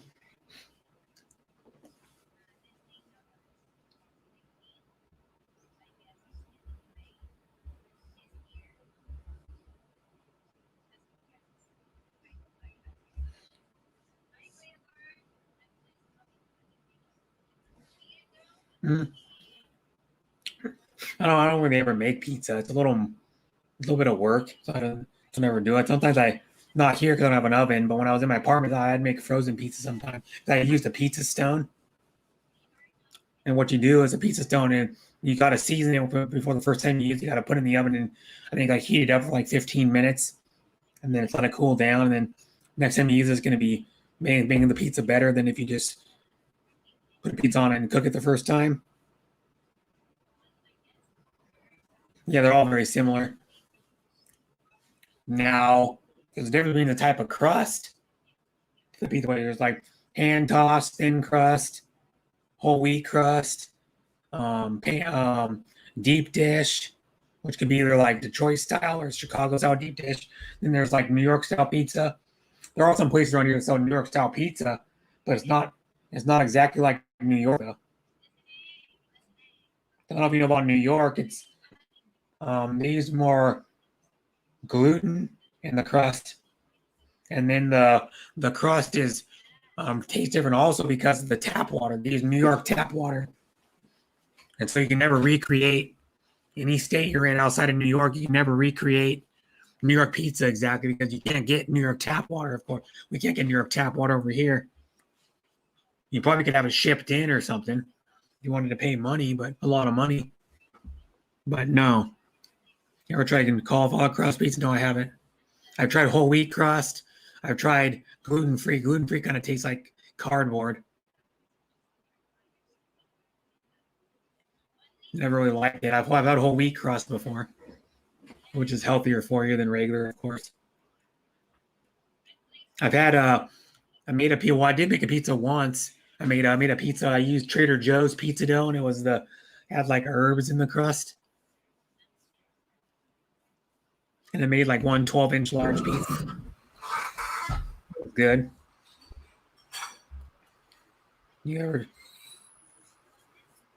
Hello, everyone. Good morning from Hong Kong and good day live wherever you are in the world. I'm Mia Morfatti. Thanks for coming and much love. She's cool. Yeah, she lives in Hong Kong. She's an OFW also. Oh. Hong Kong on the same time as the Philippines. So it would be 7 plus 9. Wouldn't it be 8:46? Yeah, 8:46 in the Philippines. Yeah, 8:46 in the Philippines, Hong Kong, Malaysia, Singapore, and then maybe some other countries. That's the one I know off the top of my head. Time in Philippines. Yeah, 8:46. Yeah, 8:46 in the morning. Yeah, because they have all the same time. So they're 12 hours ahead of us. Yeah. 12 They're hours ahead 15 of hours ahead me. of me. 15 hours ahead of me. The thing is, all we know about like the Philippines, they only have one time zone. And if you put you put all their islands together and make one big landmass, smaller than the state of Texas. Oh, So their country's not very big. So if they're saying they have like 46 some million people in there, some of their cities are overcrowded, way overcrowded, like Manila and Cebu. hmm. Yes, it's 8:46. So how you doing, Mia More Fatty? That kind of sounds funny, fatty. Like she's calling herself fat, but it's not. It means something else.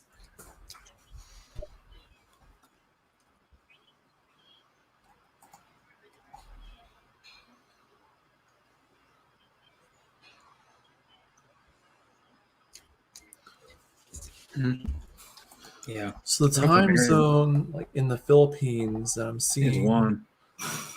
like, yeah, that include. From what I'm seeing, it includes, Malaysia, parts of China like Shanghai, Beijing, Hong and Kong. yeah, Well, Taiwan, Singapore, mhm, Singapore. yeah, Singapore, Malaysia, Western Australia, Yeah, Western Australia. Yeah, I forgot that. Like Perth, where like Adrian mhm, Gibson lives. yeah, Mhm. and if I'm not mistaken, it probably includes a part of Russia because Russia has like 11 different time zones. Does it really? Yeah, I believe so. RUSS Russia time zones. Yeah, here we go. Uh, they have. I don't know how to pronounce them, but they have 12:48 p.m., 11:48 a.m., 11:48 a.m. Another one, 10:48 a.m., 9:48 a.m., 8:48 a.m., 7:48 a.m., 4:48 a.m., and 2:48 a.m. So they have Oh, 1, 2, 3, 4, 5, 6, 7, 8 different time zones in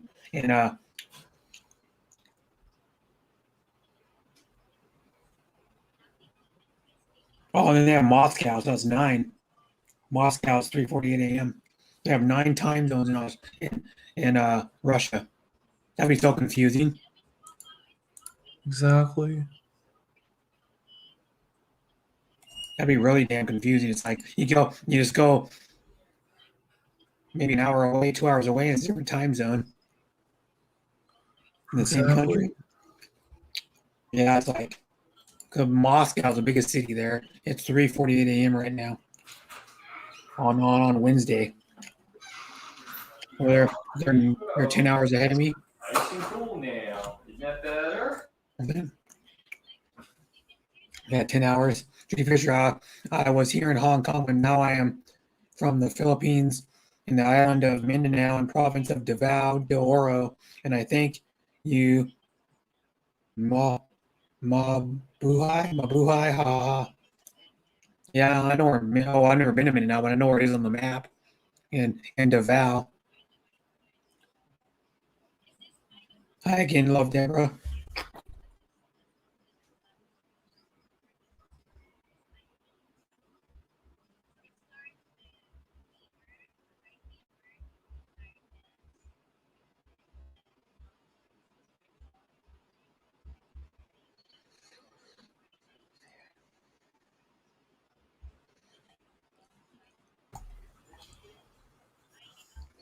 Yep. Whoa.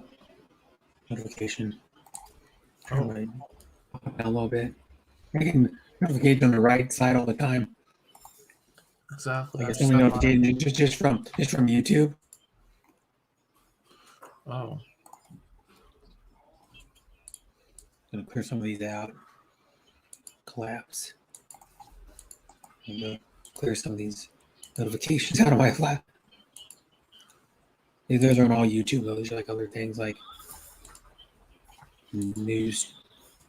Get updates on news.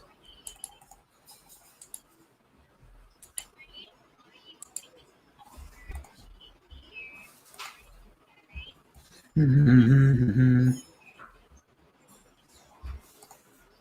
know, the one I got a notification on YouTube for, she's a game streamer. Oh, I used to play games more.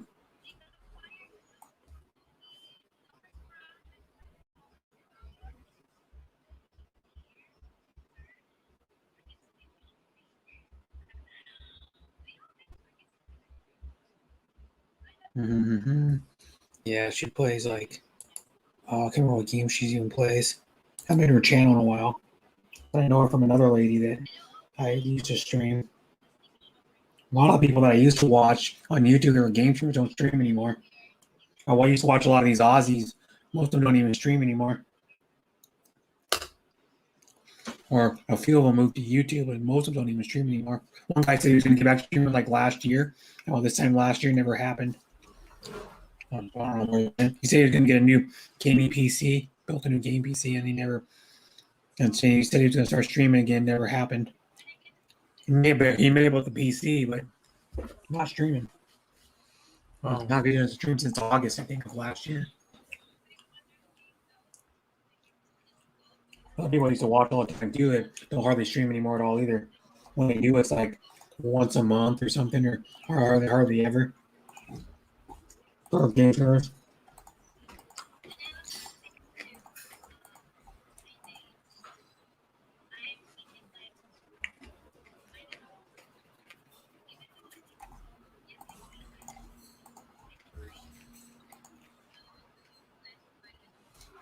Mm-hmm. Hey, sis, good morning. Mia More Fatty at Ivesore. Hi again, Ivesore. And Ivesore is pregnant with her second child.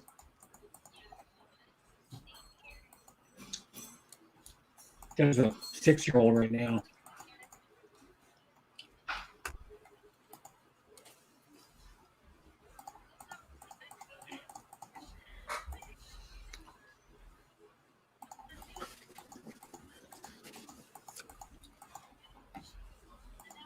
How is life treating you guys in the panel? Fine. I'm still working. The virus ain't that bad. I'm still in the hotel, but yeah, other than that, I'm doing good. Lady Marty's muted because she had to go do something. And then J Mike was going to go do something to get something to eat and do something else. And then he said he'd be back later. He has to go get something to eat anyways. You know, he's said he'd come back later if I'm still on. Yeah. Oops.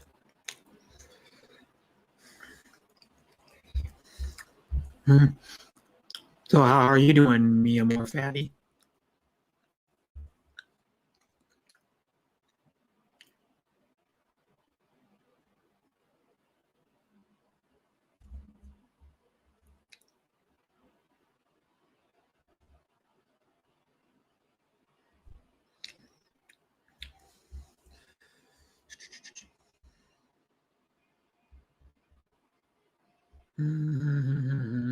They're doing the national anthem right now for the soccer game.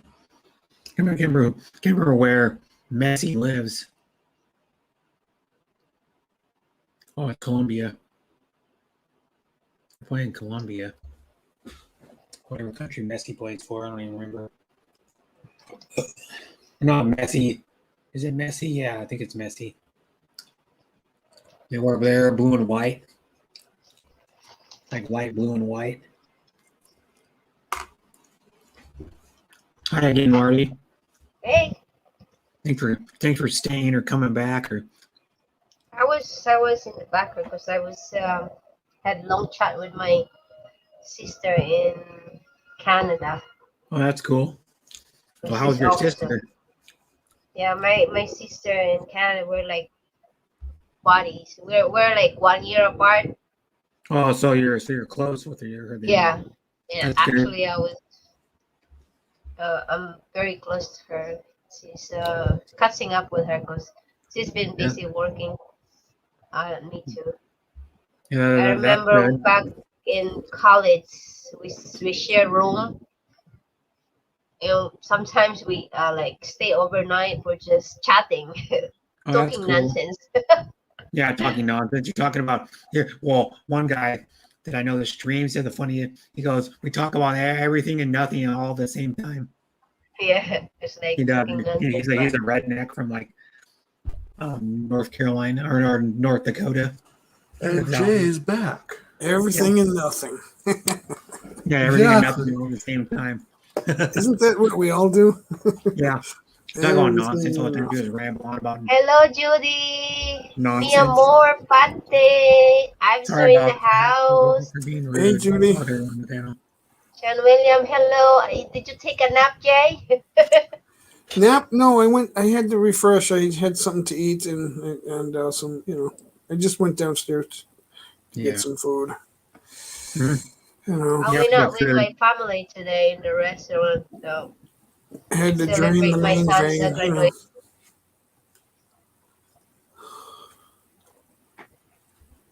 How's Panatic? Where are you from, Panatic? United States. No, I mean, I'm sorry. The city, you mean? I'm from New York. The state? I'm not in New York. New York. Mhm. Hello, We're New on the same Yorker. time zone as Jay then. Yeah. And you. Same time zone as you. He probably lives close to you.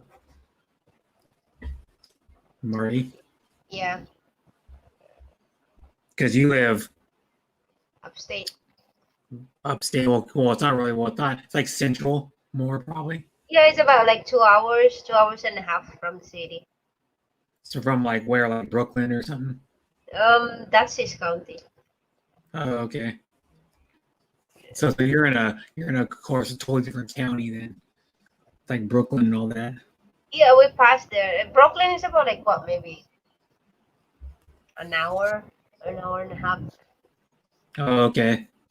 I know a couple people that live in King of Hearts or your King Never Dies.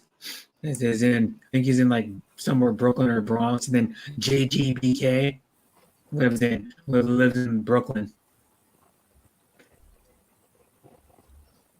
because he actually walked in a video. It's kind of cool. He walked the whole length of the Brooklyn Bridge one time. Yeah, I like the Brooklyn Bridge. Yeah, he lives near there. You're out on the island, right, Marty?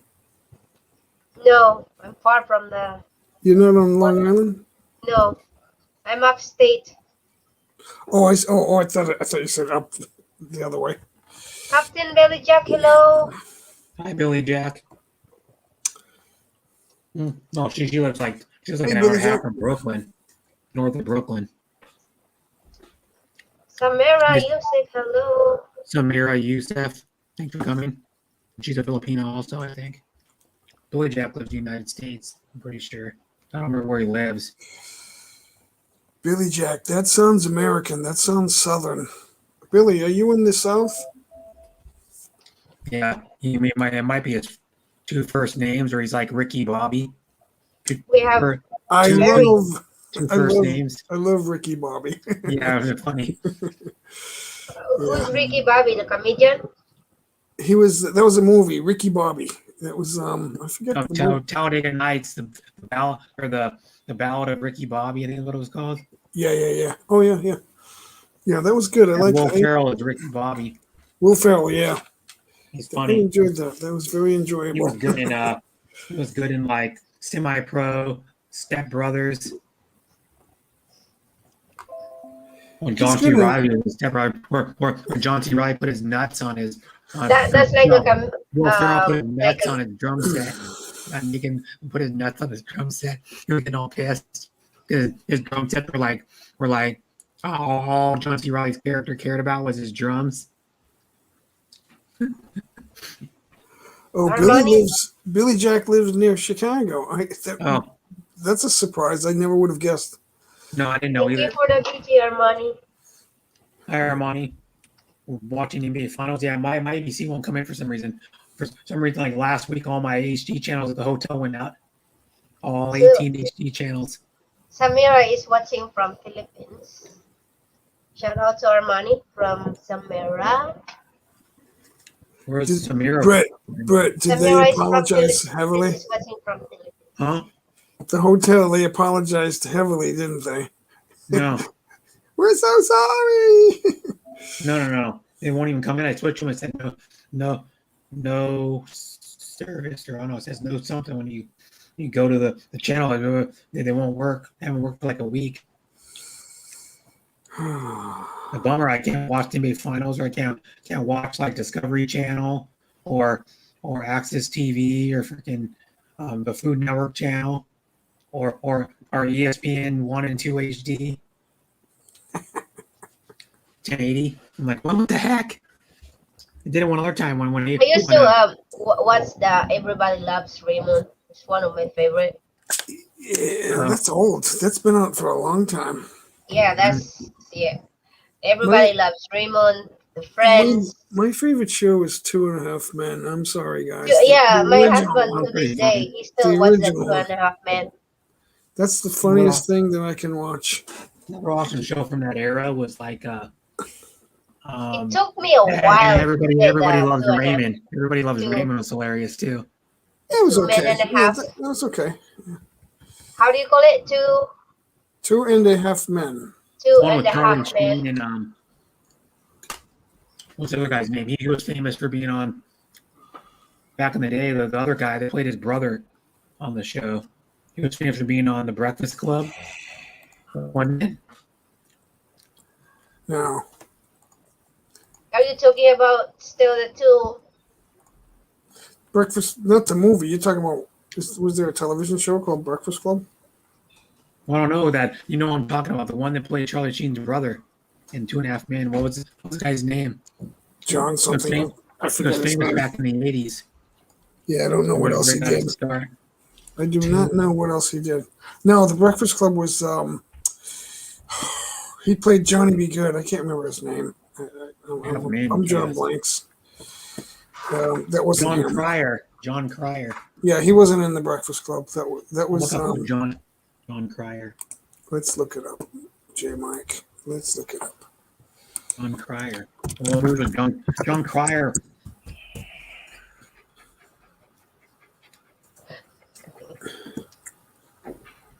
He was in Pretty in Pink.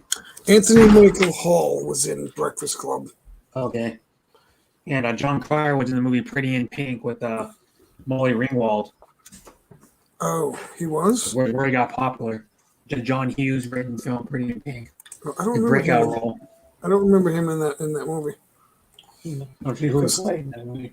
I didn't really pay attention, I guess. Look up who he played in that movie. Pretty, P-R-E, pretty.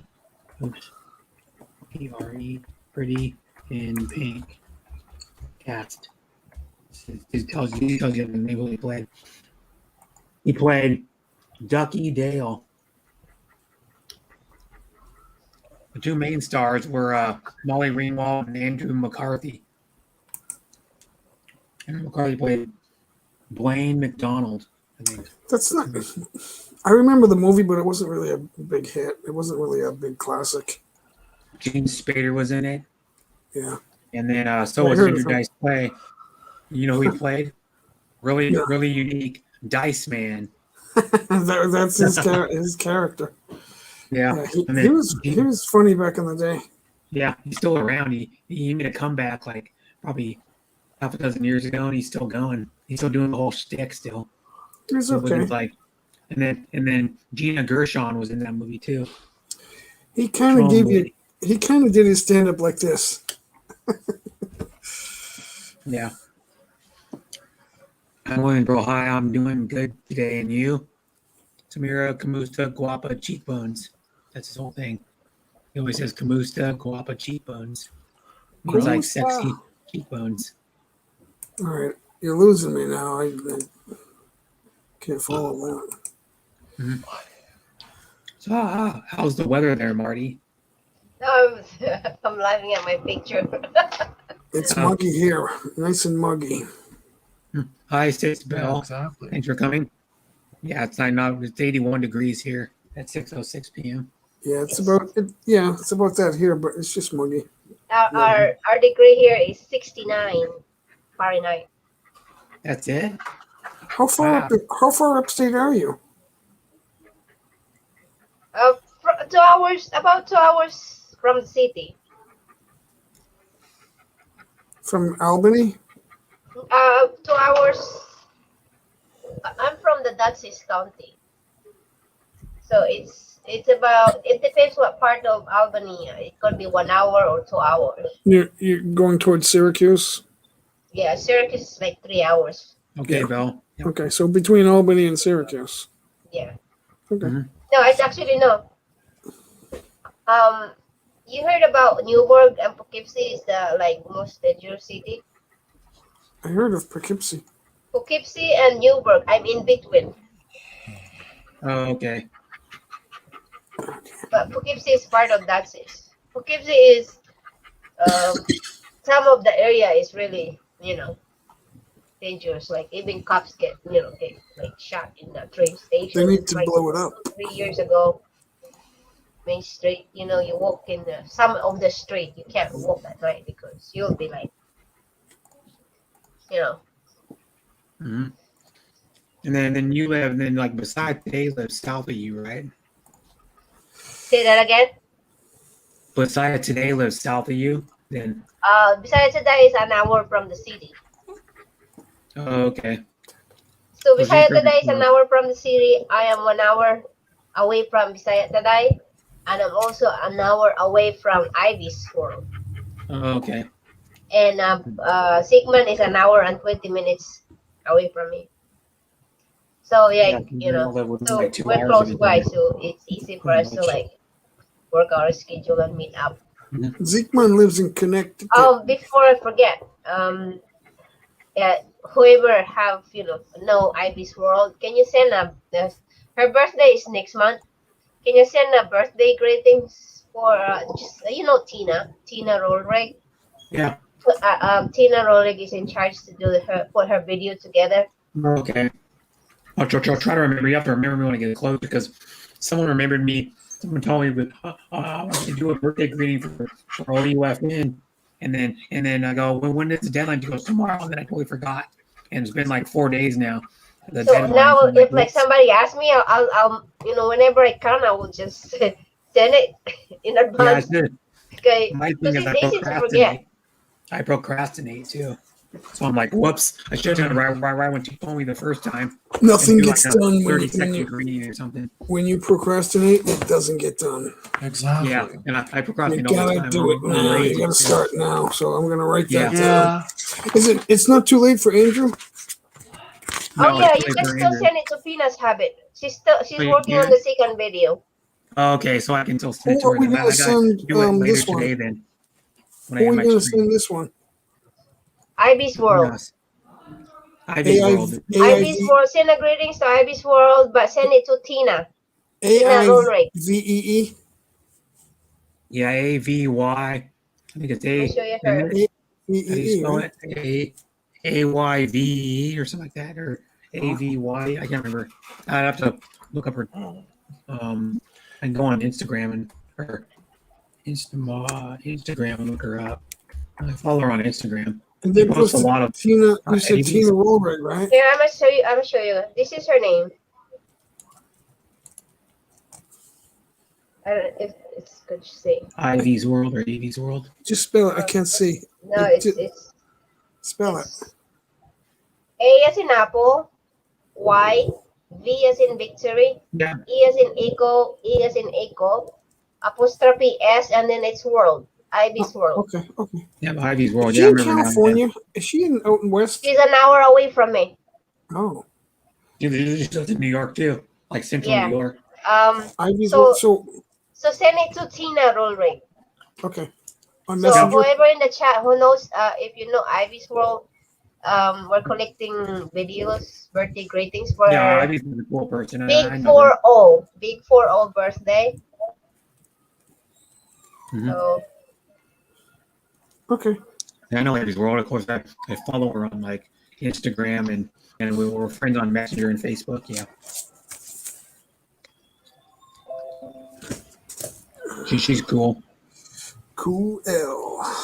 Yeah, she Sean posts a Williams lot will of. do, right? Sean Williams, brother, She'll I'm do having on a his nice channel. night. Thanks, Bill. Take your time.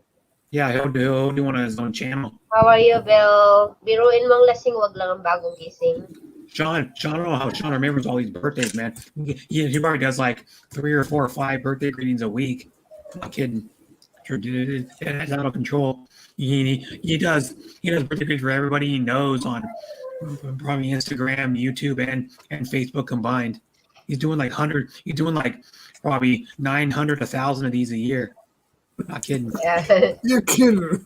No, he does like multiple every week. You don't say. Yeah, it's insane. He Because must have. He must have. you and Sean has a very good memory in different ways. Sean, You have yeah. great memory with long term. Sean is like great memory with all those birthdays. Sean Williams? Yeah, Sean Yeah. Williams.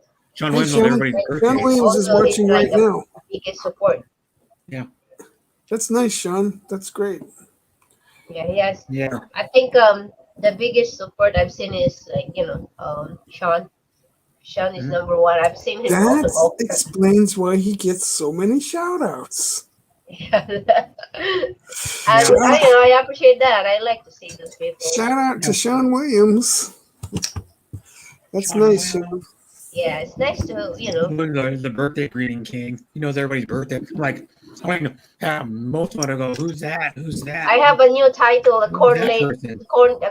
how do you call it? Yeah.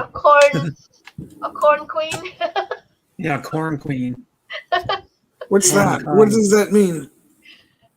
Sure, brother, but I'll leave it to you to explain.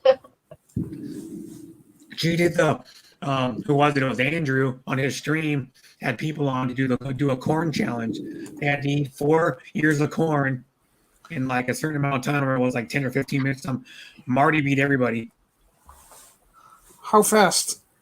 I don't know, but she ate 4 ears of corn at least twice as fast as anybody else. It did take long to eat a ear of corn, but I don't know about 4. Nice, Bill. Yeah, 4 full ears of corn, not the little stubby ones, like full on ears of corn. They're like that long, and like full on, like 8, 10 or 12-inch ears of corn, or however big they are. And then some didn't even get all the, like the O show did it. You didn't even have 4 ears of Another corn. thing is I clean my corn very good, so there is no hair, there's no interruption. I just bite it all, straight. You gotta watch it because Andrew uploaded it. He uploaded it he did the stream, then he uploaded it after that. I think edited it, uploaded it, and then he did the corn challenge revisited. It was like a big deal because Tina did it.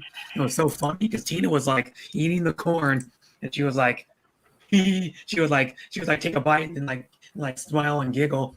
The funny is she didn't clean the corn good, so the corn had like the hair on it, so she's getting hair stuck in her teeth. And I go, Tina, man, you must like hairy corn or something. Your corn's awfully hairy. It was Hairy corn? Yeah, she didn't clean off like a lot of the little hairs on it. So she's getting hair stuck in her teeth. And Oh, you mean the fibers? in her mouth. The fibers, yeah, they call them hair.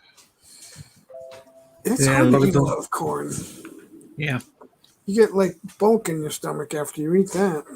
yeah, Yeah, exactly. It's not like yogurt. no. Let's have a yogurt challenge. Ivy There had would be. a stomach You ever upset tried- because she's allergic to corn, and she still tried, so she had to get off the panel as soon as the You ever challenge try to was- eat two cups of yogurt? They're like 6 ounces, right? But you can't eat 2 of them.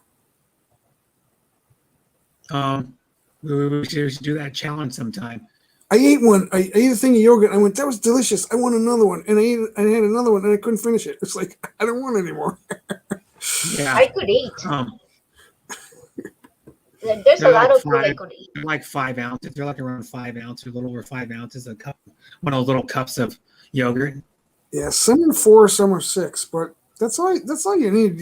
I thought, you know what, 6 isn't enough. I want another one. I opened it up and it was like, I ate half of it. And I was like, I don't feel like Yeah. eating that. Yeah, I love yogurt. I haven't gotten it in a while, but I love like Greek yogurt. Yeah, having one is good, but you don't want to have a yogurt challenge. Greek yogurt's good in like It's not like chicken wings. I mean, I used to sometimes when I would buy it to make smoothies too. Like Yeah. Greek yogurt. And You put add fruit it there, in. and you add You like put milk. you put ice and all kinds of stuff in it and fruit, Yeah. and then you stick a yogurt in there. Yeah, that's cool too. I do the frozen. I usually use frozen yogurt or frozen fruit, so it's hard to have like ice in it. So you don't have to add ice. It eliminates the. Oh You yeah, can you add can ice do in there. that. So yeah. And then I usually do like either strawberry.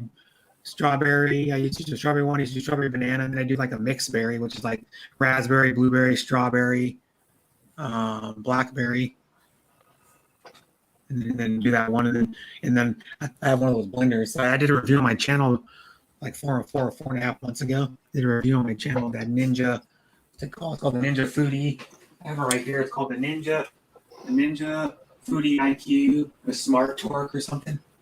And what it does is it's a cool blender. Like you set it on one of the smoothie sections, it goes rrr. It slows down. It goes rrr, and then it goes rrr, and it pulses the motor, so it mixes it up good.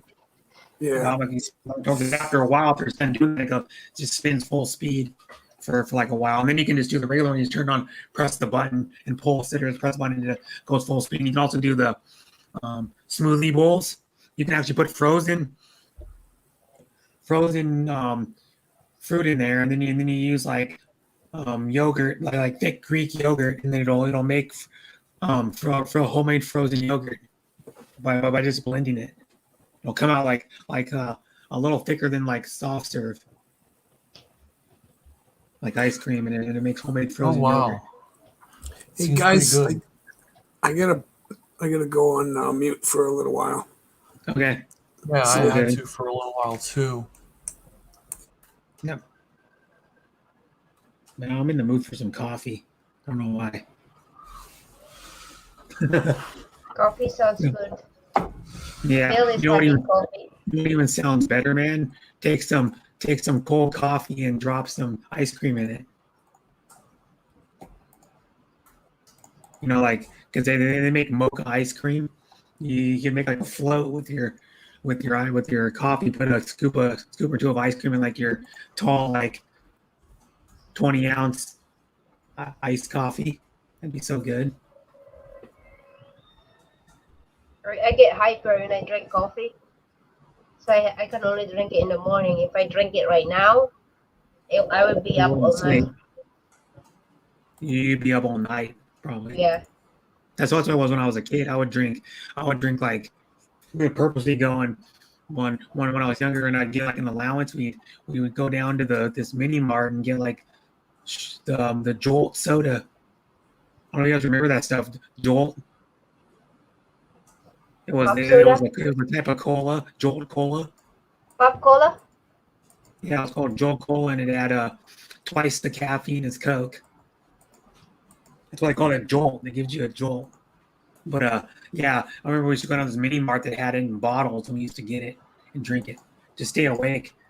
Well, like on the weekends, we would see how long we could stay awake. Sometimes we would stay awake all night. Some of my friends that I'd have come over, like sometimes for sleepovers, we'd drink soda and have candy. That's what we do. When I would get my allowance, because my dad gave me an allowance when I was like a kid to do chores. He'd give me like $20 a month, $20 a week to do chores. And then so I would do chores, and then we would just take the money and go down to like 7-Eleven, or like when my dad or my mom would go to the grocery store, we would take it and go buy candy. I thought all we wanted was candy and soda when I was a kid. Candy and soda together? Yeah. I still drink candy and soda together. I love to have Sour Patch Kids and like Mountain Dew together. Not a good combination, but tastes good. I've heard some area they drink a lot of Mountain Dew, and a lot of them have like teeth issues. Yeah. And then Deborah loves Mountain Dew. She loves Mountain Dew and Coke. I'm not crazy about soda. There are bottles and their cans look different than our like Mountain Dews and Coke. They're skinny and they have a different logo on them even.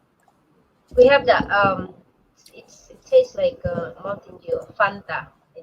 I think we have it here too, but Isn't that it's orange different soda? Fanta in our Philippines. Mountain Dew. No, Fanta or Fanta or Yeah, how you pronounce it. Fanta's a orange flavored soda. Yeah. Yeah. Well, although So I the normal remember Fanta, Does it like they make taste like Fanta Mountain Dew too? grape. Thumbs up, done, Brad. Hello to all in the panel. Good morning. Hi, Sis Lynn. Thanks for coming. No, Eileen. which Fanta? The regular Fanta. The original one is orange. Then they make a grape one, and I believe they make a strawberry one too. I haven't had those two. Yeah, the grape one is grape Fanta. I think they make the strawberry Fanta too. Let me look. Grape. I'm gonna look it up. Fanta. FAN. They sell that in the Philippines too, I believe. Fanta soda. See here. They make it's big. orange. They make a berry one now. A berry Fanta, which is strawberry and blueberry mixed together. Then they make a. Let me see here. Fanta. I want to see what they do. It was introduced by the Coca-Cola Company in like 1940 or something, I think. Trying to figure out what I can get my thing to load. What other flavors they have? They have Fanta strawberry. Some other Fanta in some other country. I can't read. Looks like that's the different labels in different countries. Fanta orange zero, Fanta pineapple, Fanta grape.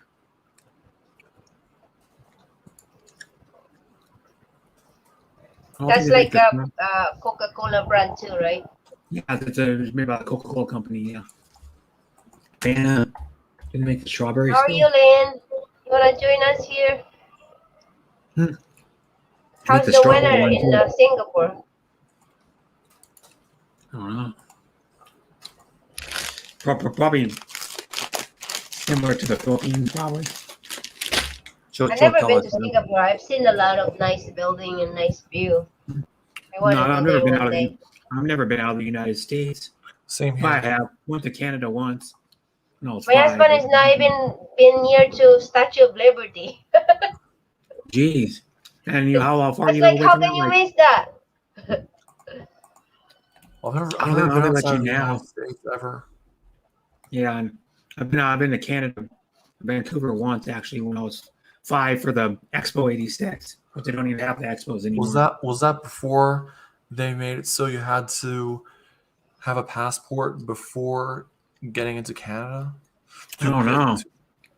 I was a little kid, so I don't really remember. The last time I went to Canada, old. I don't need a passport. I just showed my ID. That was before the pandemic. I don't know now. All you need is a enhanced driver's license with a star. Yeah, I just show my driver's license. I don't even need my passport.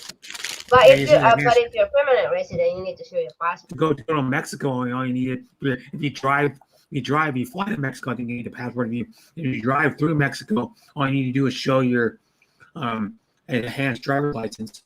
You can get into some of the Caribbean with this enhanced driver's license too, even flying. There's a movie that if you drove through Mexico or Canada, you needed the passport. I think Mexico. I'm sure you need a passport. I think it's driving though to Mexico or Canada. Enhanced driver's license to get into enhanced driver's license. Oh yeah, I'm gonna get that when I renew my ID.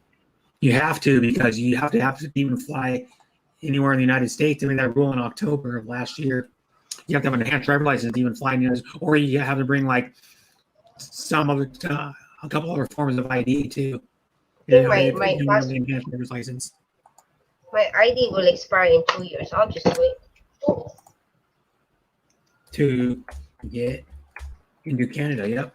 Right here it says that enhanced driver's licenses are only valid for land and marine crossings. However, so if you will not fly to Canada with Hello, Darren. Darren Trouble's in the house. Hi, Darren. As your only form of identification, enhanced driver's license or EDL can enable U.S. citizens to visit Canada both leisure and business. If you're marine or driving, you can get into Canada with an enhanced driver's license. But if you fly, you have to have a passport. So like me, I live only like 3 hours from Canada, but right now, I think their border's still closed, I think, because of the virus. So you come early. come visit your premiere, Darren. I didn't even know you had a premiere today, Darren. I could have visited you. Sorry. Let me Hi, just you go. wish best. There's a person I haven't seen in like hardly ever anymore. You wish best. Hi, you wish best. Thanks for coming. Much Hello, you appreciated. best. And you know My that's brother Mike. Brill and everyone. I'm gonna go BG because I gotta go drive 4 hours tomorrow for Okay. errands for my mother. So I gotta get ready and get some rest. Okay. It's gonna be a long drive tomorrow. Yeah. I'll just stand by here, Brent. Okay. Bye. Bye, Okay, sis good night, Marty. everyone. Yeah. Love you, sis Marty. Have fun at your mom's tomorrow, I guess. You too, brother. Good night. Yeah. Good to see you. Good Yeah. meet you, fanatic guy. Okay. Bye, Jerry, if you're still We'll see there. you Bye, somewhere everyone tomorrow in the chat. on YouTube, probably. Maybe. I'm from Mars. Yeah, always no signal. Yeah, she has a bad signal. She was in Manila somewhere. Oh. Well, like out a little way, not the main part of the city. Like out a little ways, outskirts of Manila or somewhere. I'm from, yeah, she lives in, I think it's Quezon City. She was best. She's Mike Whitcomb's girlfriend. You know Mike Whitcomb. You must know Mike Whitcomb. Yeah. It's his girlfriend. Yeah, they've been dating probably about a year now, or a little over a year.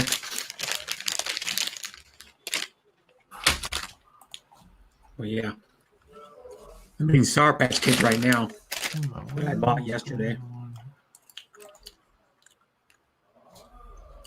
The extreme sour ones. These ones are even more sour than the regular ones. So that's why I don't eat a whole bag of. I could eat a whole bag at once. I'm gonna be regretting it because the sour powder it's on the and sugar that's on the end of these eats away your taste buds, make your tongue and your inside of your mouth like sore and raw. So that's why I don't eat all of them at once. Those are my favorite candy though, Sour Patch Kids. They're so good.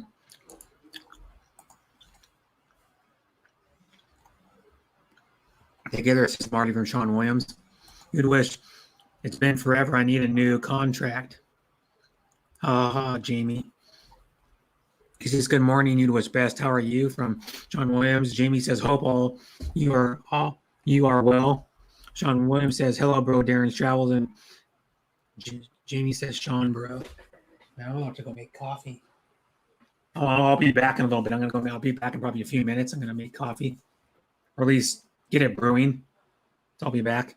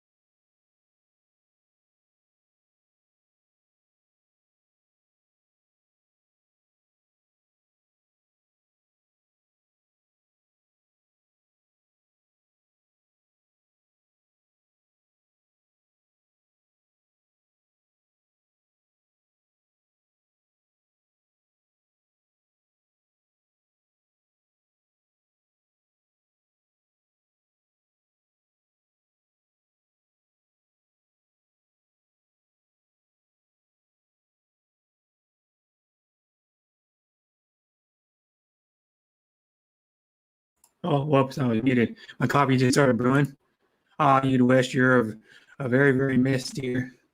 I'm I'm doing good, Jamie. Just bored with kind of living no signal.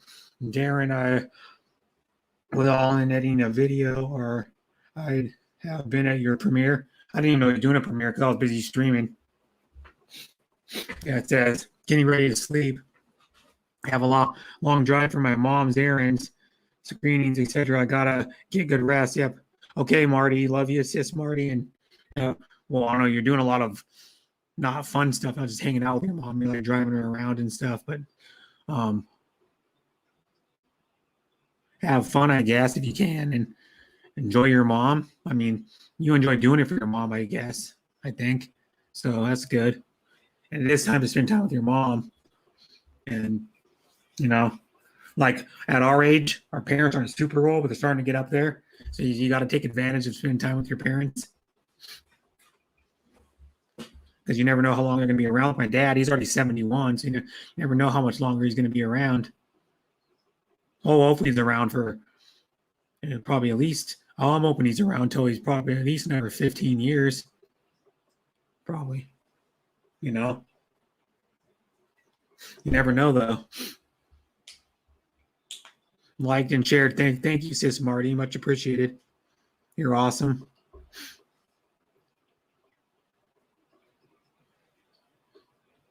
But yeah, I just have it on this channel. Everyone, Argentina, what it is, the team that Messi plays for is Argentina. I'm going to get out of here. Need to go to bed. Bye, Fanatic Guy. Thanks for coming up my panel. Much appreciated.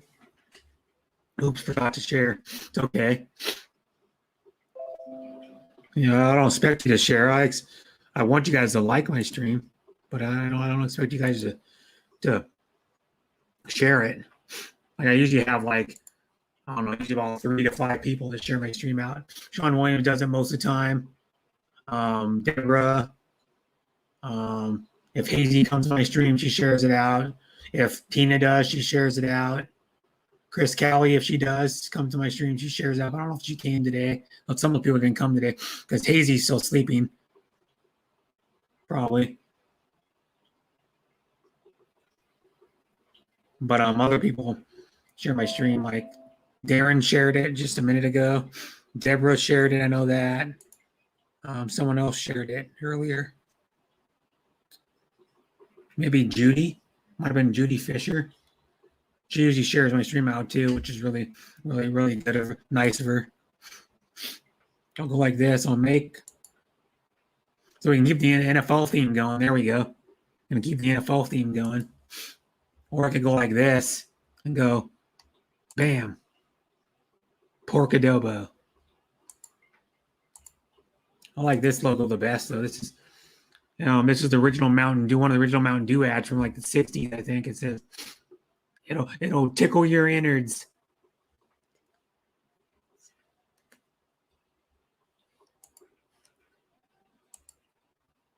Hi, Raquel SG Vlog. Thanks for coming. And right now I'm brewing up some coffee. It's like about halfway done brewing. The pot's like half a. This pot is smaller than the other hotel room I was in when I was at this hotel. The other room I was in, the coffee pot was like twice the size. But this one still makes good enough to make 2 cups of coffee. I mean, 2 8-ounce cups of coffee. I think are 2 standard size mugs of coffee, like this size of mug. This size of mug fills it up about 2/3 of the way with coffee. And it makes 2 of those. So it's good enough for 1 person.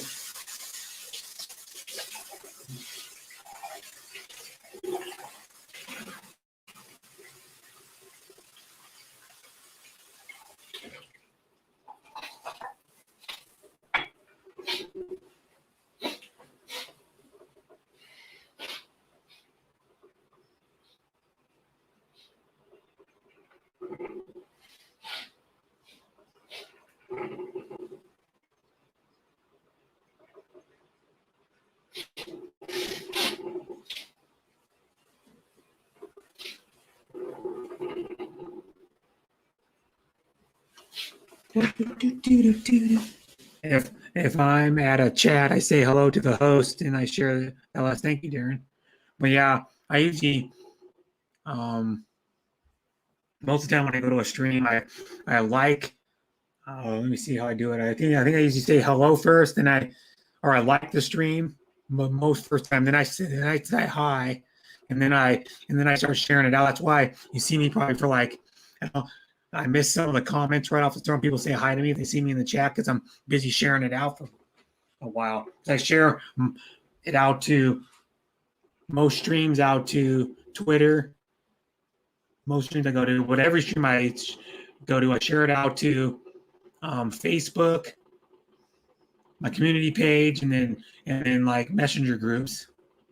And I usually stream. I don't know how many messenger groups I'm in now. I'm in probably 10 or 11 messenger groups. Share it out to pretty much most of them every time. I usually try to share out to the bigger messenger groups I'm in, like Hong Kong Explorers, mine, promoting YouTube channels, Sean T, Ubers, Mama Hapsters, and then Franceschi's are the biggest ones that I'm in. That have more members. Some only have like 3, 4 members, 5 members in them. So those ones I don't usually get much traffic from those, but a lot of them are in the same one. All in Anna's. I'm selling for Anna's messenger group. I share it out in there too. That's another big one. It's got probably like, I don't know, 15 members in it or something, 17 members. I share it out to that one too.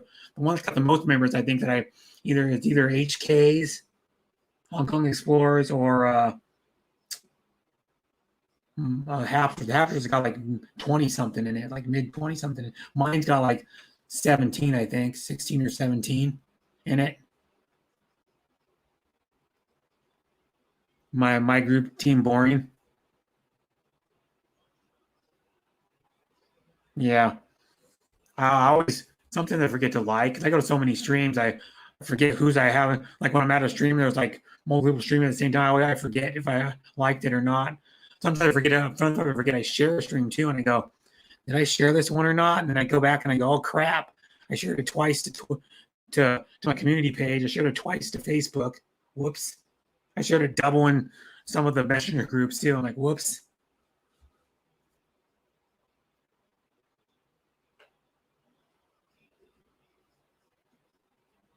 My coffee's done.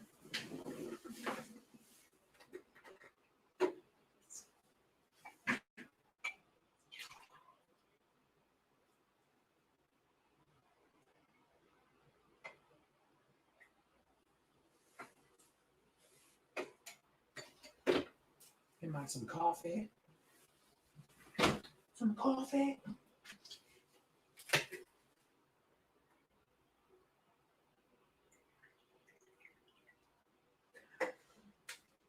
We'll be a little messy. Messy.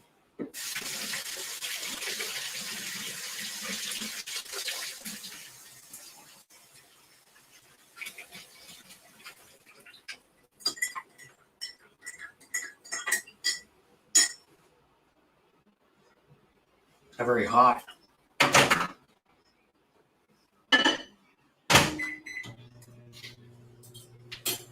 Get some sugar in the coffee. Let it heat up a little bit more. It doesn't come out very hot out of the, when it brews it doesn't come out very hot. Not hot enough if you put creamer in it.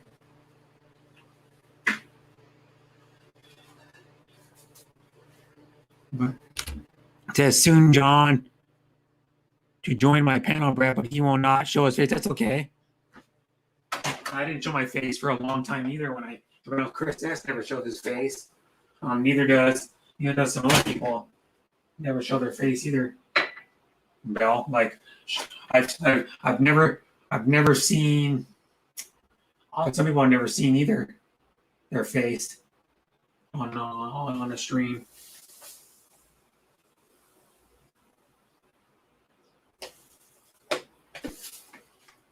You don't have to show your face. I mean,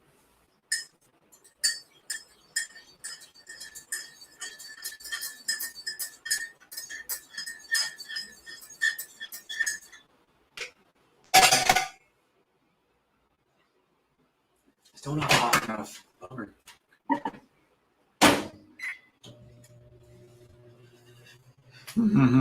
It says for now he has his signal sucks. Yeah, sucky signal or signal sucks what you meant. Yeah, my signal's okay. The hotel, like when people are on panel and they have their video on, they lag a little bit. But it lags sometimes. Like they'll freeze up a little bit and lag. But I can still hear their voice perfectly clear every time. That, you know.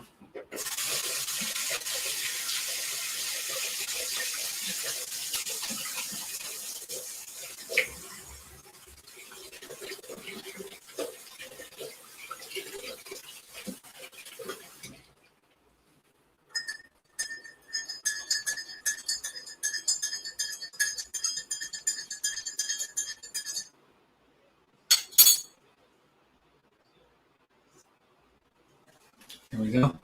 Got my coffee. All done. My coffee. Yummy coffee. And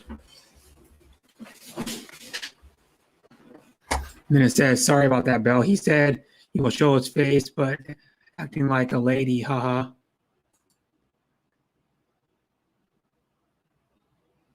Hi, Steven. Thanks for coming. Well, not much. Oh, what's up? The sky. The ceiling. And here's up. No. It said he can't wait. Can't wait for that. So when's he going to be on your panel? He's going to have to get better internet before then.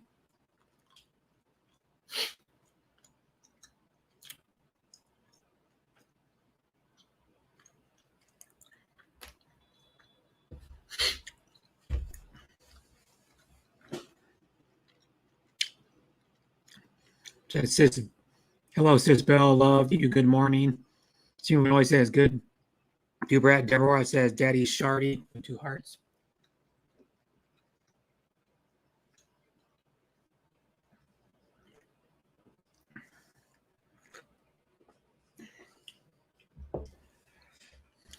I mean, Sour Patches too. Yeah, you can see him very soon. He is very busy now having his new truck.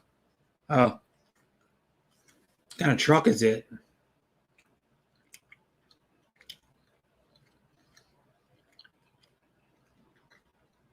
It's like a light duty truck, heavy duty truck. But, you know, like light duty is like a passenger pickup truck, or like a 1 ton, like flatbed or something. Is more of a light duty. Heavy duty truck would be like a 2.5 ton or a semi truck. Oh, Toyota Tacoma, that's cool. Is it a new one? The new ones are nice. Hi at the Hapsters. Yeah, the new ones are nice. New Tacomas, the older Tacomas are nice too. The original ones, the original Tacomas. That's because Toyota makes reliable cars. The cars are really reliable and will run a long time. If you just do regular maintenance, you change the oil filter, you change the oil out and the oil filter, you change the air filter, you do a tune-up when you're supposed to, you change your fluids. They'll run for a long time.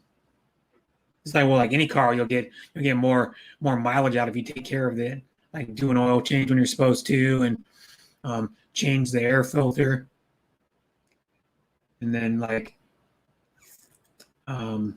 your transmission will last long if you change the transmission fluid out or have it flushed out.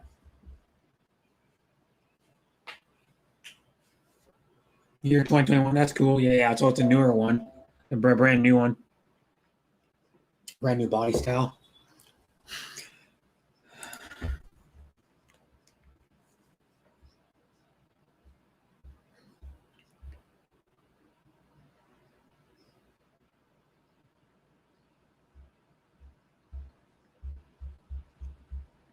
Yeah, my brother had a 2001 Tacoma for like a year and a half, 2 years. Then he sold and got something else. And then I had a 86. It was an 86. I don't know. It was an 86 or 87. I think it was an 86 Toyota 4Runner for a while. Then my brother's got two 84 Toyotas, an 84 4Runner and an 84 pickup, which they're both heavily modified because they're all off-road vehicles. They've been modified a lot. My best friend had a 93 Toyota pickup for the Tacoma. It was just called a pickup, is what it was called, Toyota pickup. Didn't have like a specific name for it, like fancy name or something. But those are nice too, though. They all have the 22 motors in them. Though my brother's two has the 22 R's in them. So they both came with carburetors. One of them's got a 2-barrel, like an aftermarket Weber on it. His pickup truck has a propane conversion on it, so it's a pressurized system. So it's better than a carburetor because it won't cut out on like side hills or steep inclines or going down. It won't cut out. So it's better. And then of course propane burns clean, burns pretty clean. It's like a clean burning fuel. It burns a lot cleaner than gasoline. So you get like you can't even see the smoke coming out of the tailpipe. It's like clear. He asked me what color to pick, so I chose the ruby red, and he agreed with it. Check that color, ruby red. That's cool.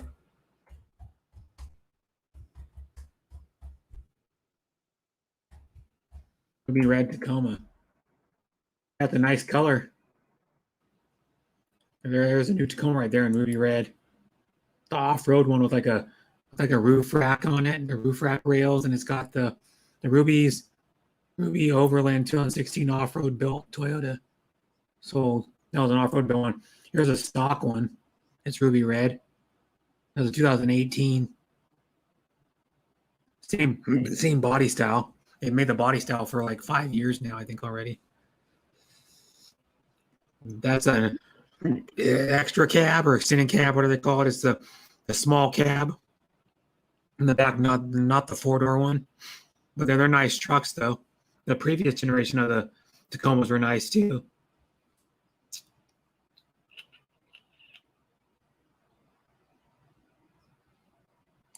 I was gonna buy a pickup. I'd probably buy a Tacoma too. But I would never use a pickup though. That's why I don't own one. I would never use a pickup bed in it. I would never haul anything. Yeah, 4x4. They can 2-wheel drive and 4-wheel drive. The trucks are like rugged vehicles. People use them for like working or like like they use it as a work truck, or they use it for like hauling stuff a lot in the beds or towing stuff too. How you doing, Happy Hafters, by the way? Glad to have you here as always.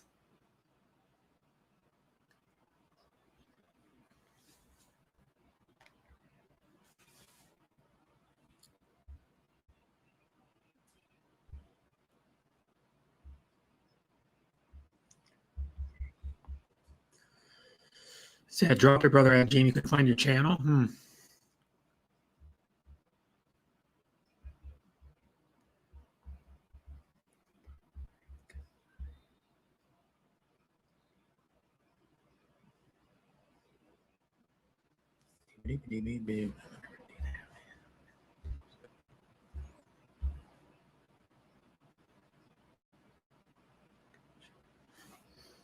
Are your co-hosts asleep?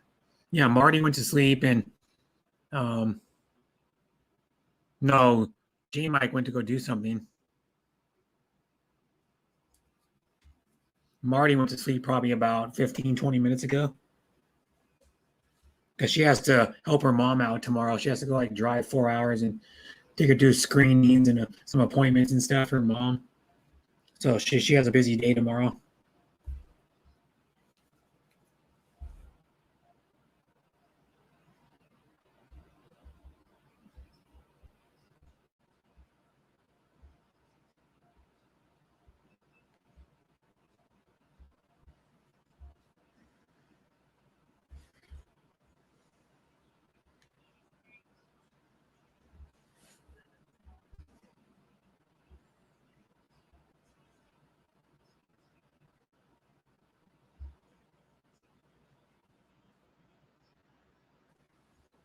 I said he's really hot on that truck. Maybe some girls will ride. Ha ha. He said he will put my name belong. Jean Piang, hi, sis Jean. Thanks for coming. Love you, sis Jean. You're a sweetheart always. I like how you say my name. You go. I like how you say Kuya Brett.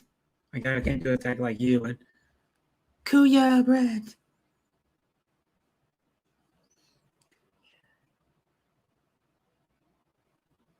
So cute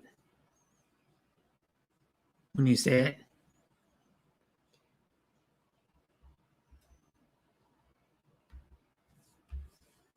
Come up, sis Deb.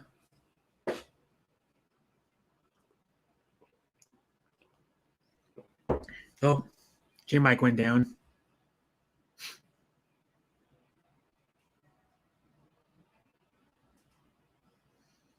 Brett, how are you? Mike, I'm doing okay.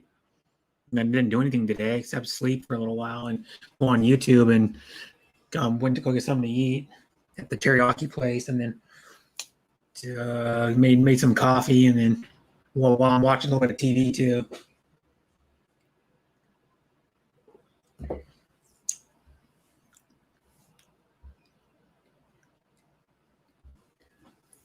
In the background, I'm looking up periodically TV. Right now, it's Argentina and Colombia. I think in the Copa America, it's like Europe does it too. They do the Euro tournament, soccer tournament, and I'm not about a big soccer fan, but my ABC's all messed up. I would be watching the finals right now. The NBA finals are going on, probably almost halftime in the NBA finals. The first game of the NBA finals today.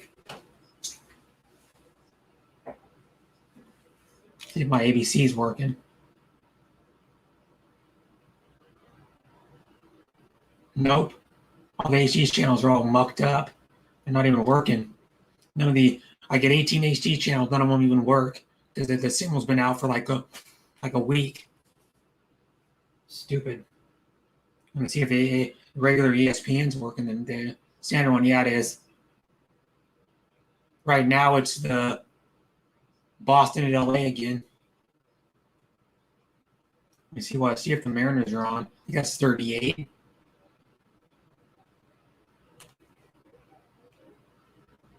$37. I think the game's almost ready to start. It starts probably in like 10 minutes, the Mariners game. They're showing the replay of on ESPNU. It's the University of Sports Channel for ESPN. They're showing I think the NCAA championships in swimming. It looks like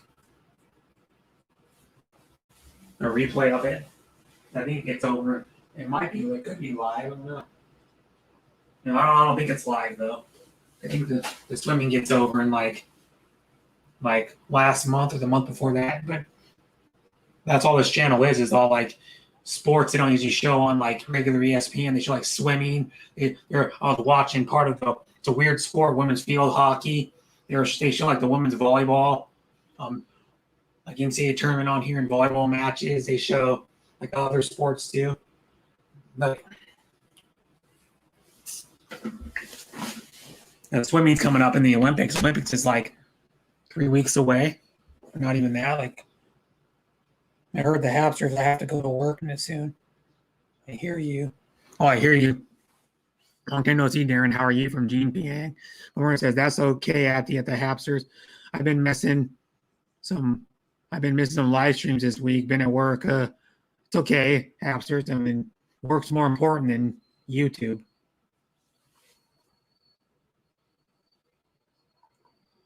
Oh, he says Deborah Zeekman was only on there. Ha ha ha. So true, Bell. No work, no play. No work, no eat. No work, no roof over your head. No work. No. I don't know what else.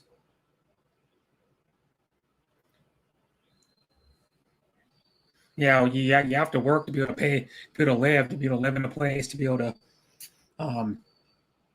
eat, be able to have money to go do stuff outside of like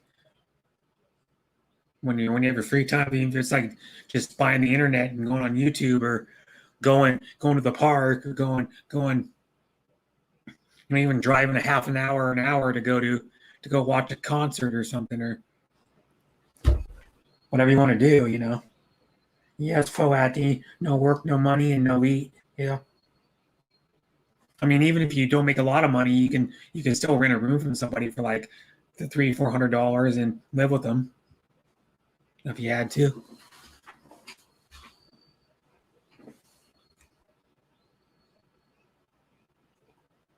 Oh, this is the I haven't heard on the swimming part. This is the medley where they do the freestyle, the butterfly, the breaststroke, and the backstroke. And each one of them are 2 laps, I think. They do each one of them for 2 laps. I think. This might be the longer medley. Yeah, but this is the longer medley.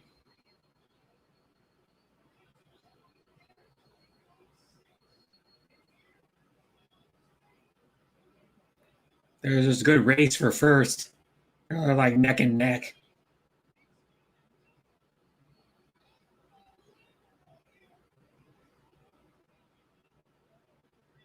Guy won by like, he pulled away a little bit at the end. He won by like 3/4 of a body length. My brother's best friend did swimming in high school. He was an okay. He did it in high school and college. He was an okay swimmer. He mostly went to college for his education, but he decided to do swimming too when he was there. One thing though about swimmers, man, you ever seen swimmers? Their hair looks like crap. It damages their hair. Because a lot of them wear those caps. You can shave your head, but most of them wear those caps.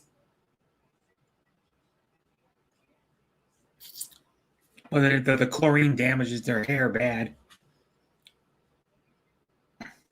Kind of bleaches their hair a little bit too, actually. They've been swimming so much, it looks like a little lighter than it would normally be. I have to regulate, so check out my new video when you get a chance. Okay, John to you. We're leaving work, picking up some dinner on the way home. Grab me some steak, Mama H. Yeah, Darren wants a prime filet mignon.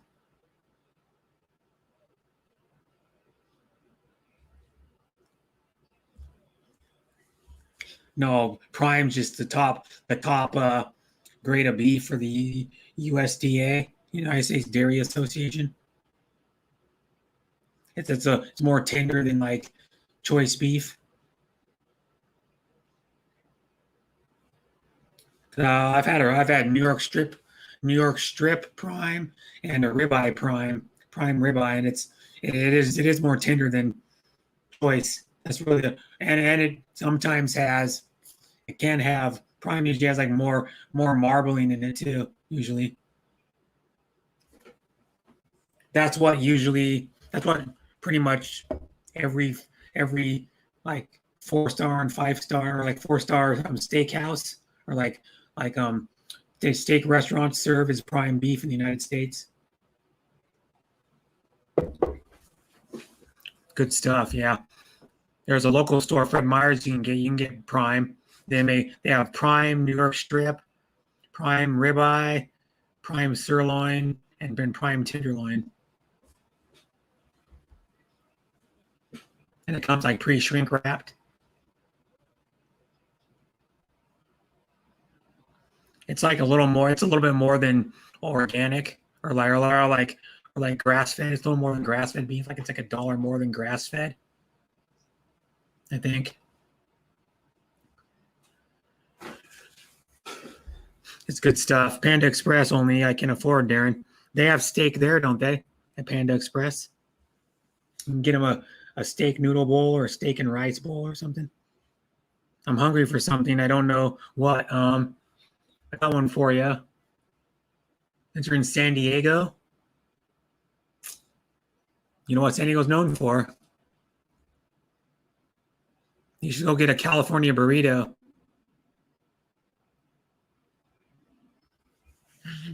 And Panda Express is pretty good. I like their like orange chicken or whatever it is. I've got Panda Express a couple times, but you should go get a California burrito, Darren.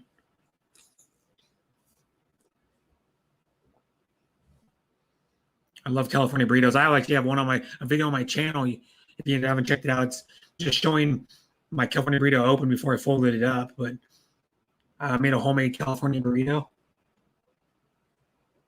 I actually made enough for like 2 of those things, but the filling.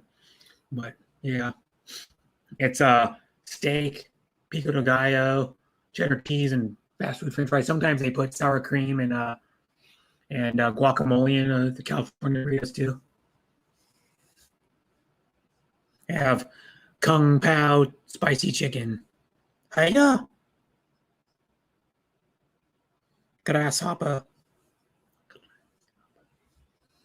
All about different kinds of tuyo. What's that?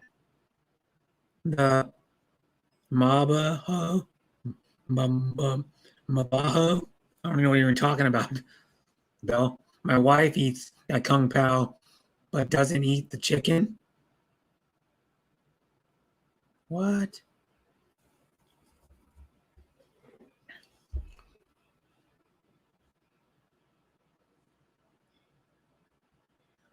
I still have like half of my dinner left over. It's or almost half. It's yakisoba noodles with, I ate it with China machine with yakisoba noodles with zucchini, carrots, cabbage, onions, bean sprouts, chicken, beef, shrimp, and pork in it. And yakisoba noodles are the Chinese noodles that look similar to pancit canton. Look really similar.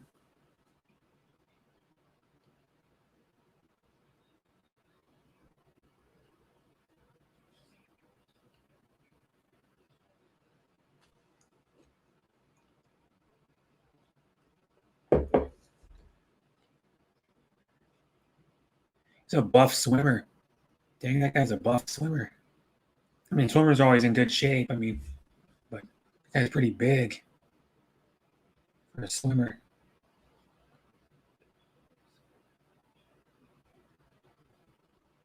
Well, what race is this now? Every lane's filled. What?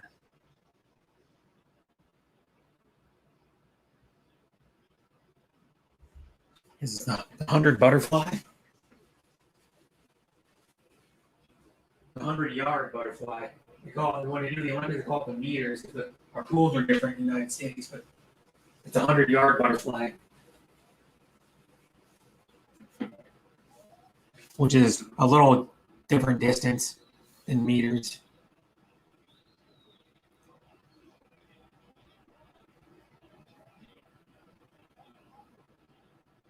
$100 I think is 4 lengths of the pool.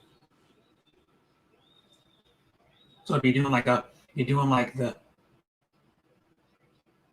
no, that was 3 lengths of the pool.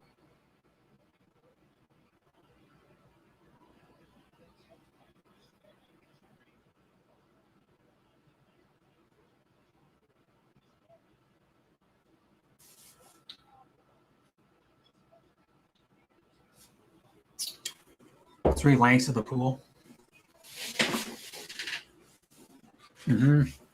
See, Brett, Mama H gets it. Asian food, plenty in SD, South Dakota. Okay, Sean. I like their broccoli beef with no beef. I like their broccoli beef with no broccoli. Just kidding.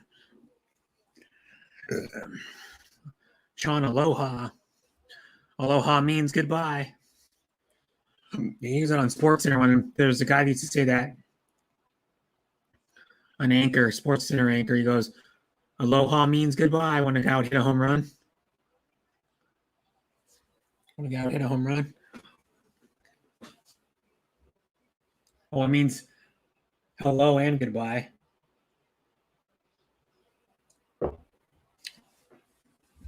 John Baker coming back to Cali in a month. I'm gonna go beat him. That's cool. I think he wants to live in Cali, I think. That's why he's been going out there a lot. I think he wants to move there. Maybe. I don't know. Yeah, I'm hoping to meet Melody Merlindorf. She's coming out here like in about 6.5, 5.5 weeks or something. If I get to meet her, it'd be awesome.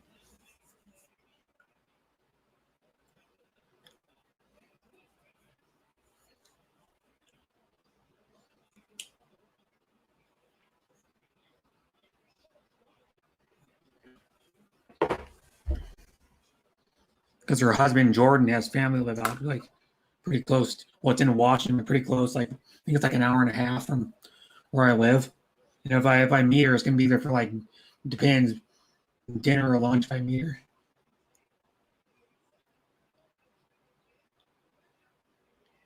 You only use dark meat. What's that mean? Black cat and black cow and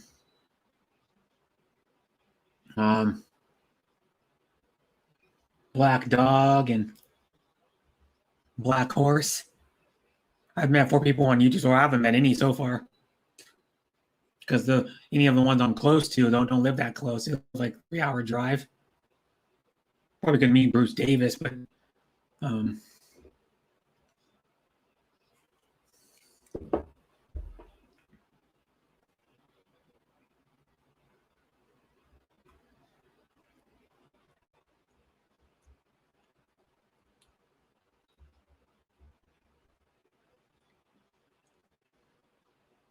you get to meet Baloo. Yeah.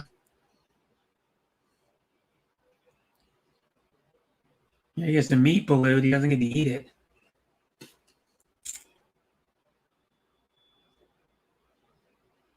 For a long time, I thought Jack in the Box was horse meat. There's a local artist that does a song that has like Jack in the Box like in it. I have the album in my car. I should go. What's the song called? I'll get it. His name is Randy Hansen. Normally, he's mostly known for his he's a Jimi Hendrix tribute artist, but he also has like a few solo albums he did in his time, and it's called Old Dog New Tricks. Is what is the album that I have of his is called. It's all original music, and of course you can see the Jimi Hendrix influence in his music, even his own original stuff. It sounds a lot like Jimi Hendrix, but that's his influence is Jimi Hendrix and Pete Townsend were the two when he's in his mid-60s now. That Randy Hansen, when he was growing up, it was Pete Townsend and Jimi Hendrix were his two like guitarists that he like kind of modeled his style after, and of course he does original stuff, but that guitarist he looked up to and like he idolized. You know, Pete Townsend was a guitar player for the Who.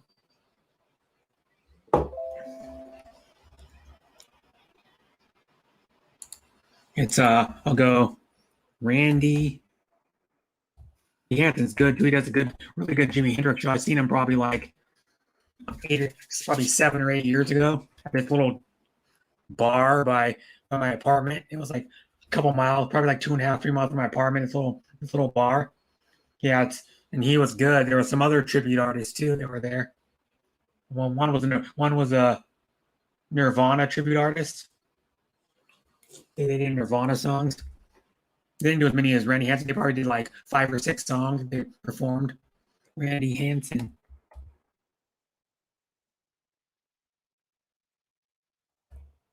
Randy Hansen, an American guitarist best known for his rock tribute act honoring Jimi Hendrix.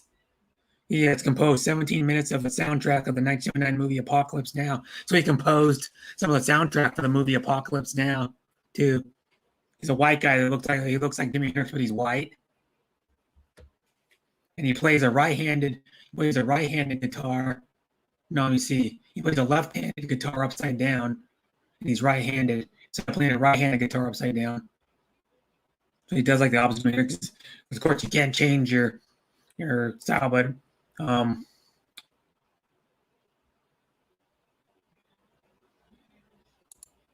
like this is Randy Hansen. It says third stone from the sun. I'll play a little. I'll skip ahead and play like some of these are original. I'll go and find the one that has.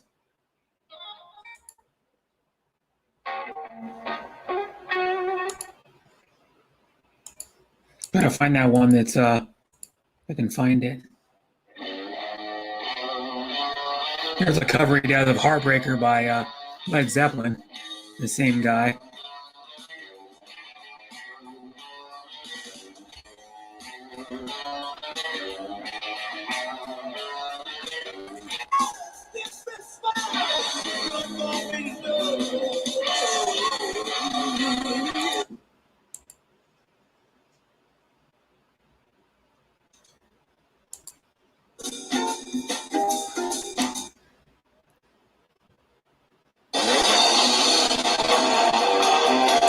I'm trying to find that. I'll find that song and go to his album and go to that album and see if I can find that song I'm talking about where he talks about. I'll also play that one little clip of it so I don't get. But it's called, where is it? And he was a guitar player for another band when he started. 1980 Capitol re-release of his original album. Randy Hansen Capitol album re-release. It's called Randy Hansen. No, it's just called Randy Hansen Candy. Where's the? Trying to find that one album, Old Dog, New Tricks. Where is it? I can find it. Randy Hansen, Old Dog, New Tricks. The album's called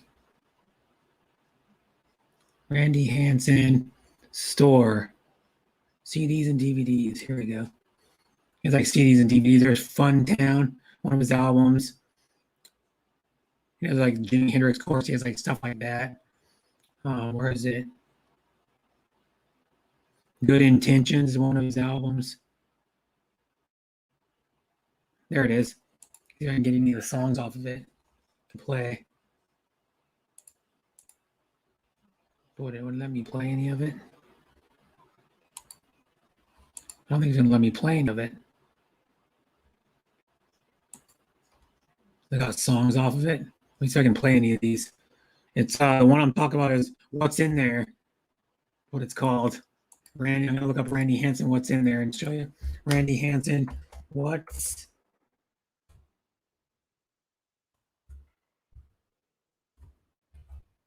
I listen to this one line. It's funny. It was like, and this is about Jack in the Box, is what John was talking about. Yeah.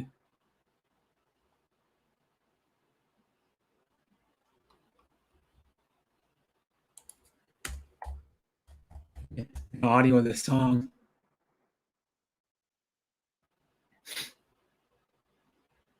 No. I think I can get the audio of it.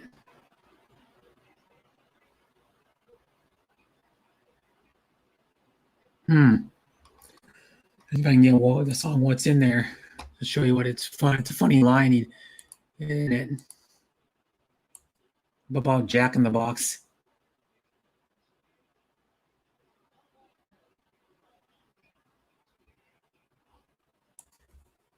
Randy Hansen.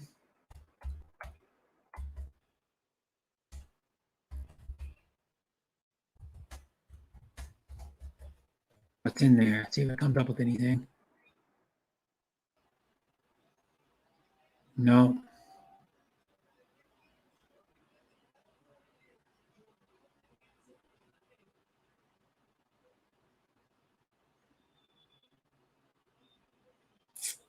Huh. Oh, well. I hear you, hamsters. Are you going to get copyrighted again, Brett? No. There are some good movies out now, but I still can't get myself in to go to a movie theater just yet. Hi Adrian. Hi Eve. Hi Auntie Eve. Thanks for coming. No. That. Greetings, the Hapsters. I had a fun with Butterfly Chris. She has a cool personality and had a blast. And Sis FDG's had 2 beers with her hubby. LOL. Wow, Eve. Hello. J3, Butterfly Chris, FDG, and you know the other person. Won't mention their name. Yep. And then I will never be the same, Sean. I love going to big theaters, though. Yeah, the good theaters, the ones that you pay a little bit more money, but they have the reclining seats with the cup holders and the leather reclining seats. They have those in Adrian Gibson went to one. They have like a nice seats like that, the gold theaters or something they call them in Australia. To see that, what was that movie?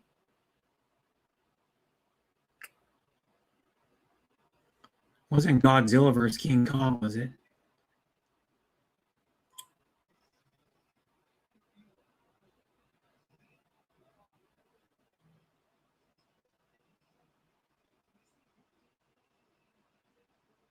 I don't remember. I'd be afraid to touch anything on planes and movie theaters again. Yeah.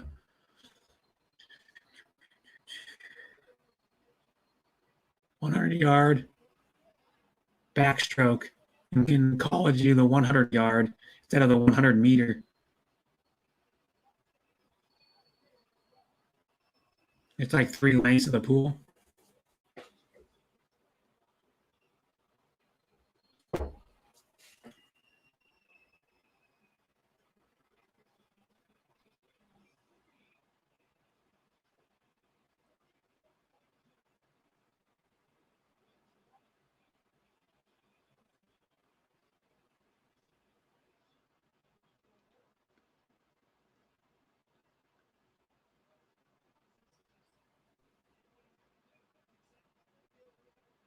Mm-hmm.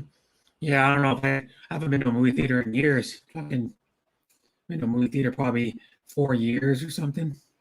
I don't go to a movie theater that often. The last movie theater I went to was for Star Wars: The Force Awakens. It was like 4 years ago, whenever that was. The last movie theater I went to. It was one of those ones where it was 3D and then you had the nice reclining leather seats with the cup holders in them. I don't know if 3D movies are that big anymore. There still are some that do them, but they kind of died out. Like the 3D TVs died out years ago. Probably like 4 or 5 years ago, they died out. They were popular for a little bit, like maybe a year or two. They're like really popular, and then they faded. Once they stopped making movies that were in 3D, you couldn't even bother. You couldn't really watch them. I mean, there was some spoiler when they were doing it on there's sports in 3D. Put your 3D glass on, you can watch football in 3D.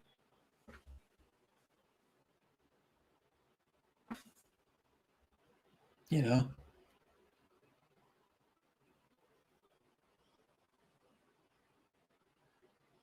Yeah, my shirt is San Carlos Santana. Carlos Santana. See that? Turn my camera up a little bit so you can see it better. Yeah, it's Carlos Santana. I'm when younger. Like he was probably like in his early 20s, probably mid 20s, something like that. You know, it was like what he looked like when he made his first album. Because when I went and saw him 2 years ago, it was the 50th anniversary of Woodstock that year, and the 50th anniversary of the release of his first album. I can't remember what the name of the first album was, but it had Soul Sacrifice on it, which he played at the show that I saw him at. He played Soul Sacrifice as an instrumental with like Marana bongos in it. Yeah. I like theaters who serve food and drinks together, something like that. There's one, I think it's still in Bellevue. One they made in Bellevue where you can have dinner there before the show, and then you walk into the theater and then they sit you down. It's like a dinner and theater all in one. Like if you're gonna go on a date with like your girlfriend or husband or wife, you would take them there and you have a romantic dinner with wine, and then in the theater, just like maybe 20 or 30 yards from where the restaurant is. Yeah, there's still some drive-ins around here, but they're all far away. The drive-in I used to go to when I was a kid, it's closed. It's been closed probably for 5 years or something. I think there's some other buildings or some shit on there now, like apartments or something, or houses. But I remember going to the drive movie theater. My dad and my mom had a van when we were kids, and we used to turn the van around and sit and lay in the back because my dad put a bed in there. He actually put it in himself. He put a bed that folded down, so you can fold down the back seat. Would the back seat in the back cargo area would lift up. You pull it up and out, and it fold into a queen size bed in the back, and then you could lay down on it and stuff. And it was cool.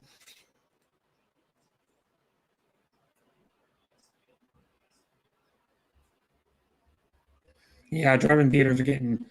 You can make your own drive-in theater. You got enough property. And then they make those portable screens. Like they use it. There's like some free concert or free movies. Like nights around here, and they have one of those inflatable, like one of those big inflatable screens, and they put a projector. They use a projector, and then they show like free movies. There's one in Seattle. I think there's one in Bellevue too. It does like free outdoor theater like once a week during the summers. I was never fond of those drive-in movies, too distracting. People are noisy, and you can be sitting next to someone making out inside the car. Well, yeah, were you one of the ones making out with the hamsters? Come on. You're probably like smooching in the car, not even paying attention to the movie.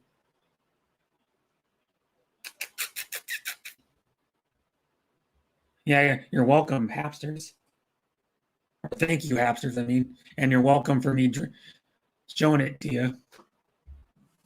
Yeah, I drink out of it a lot. Oh, what? Aloha means goodbye.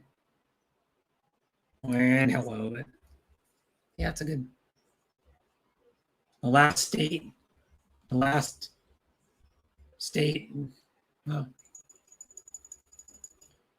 1959.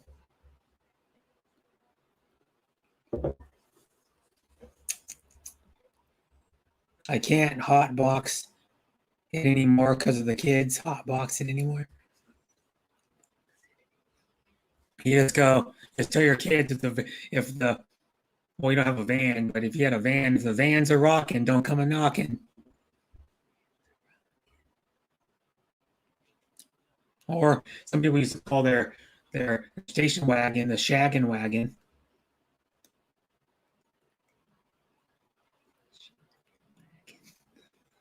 I was watching this guy Doug DeMiro. He reviews cars. He does like, he's a journalist for this. Oh God, he does like online car reviews, and he does YouTube videos on reviewing cars. He reviewed a custom cruiser, a 1985 custom cruiser. It was a big heavy station wagon, made in '85. And that's what families used to tote their kids around. They'd have like two or three kids, and they'd be mom and dad, and they'd take their station wagon out and go on vacation, like like the Griswolds. Hi, Auntie Winnie's. Thanks for coming. Yeah, if the vans are rocking, don't come a knocking. It's a minivan.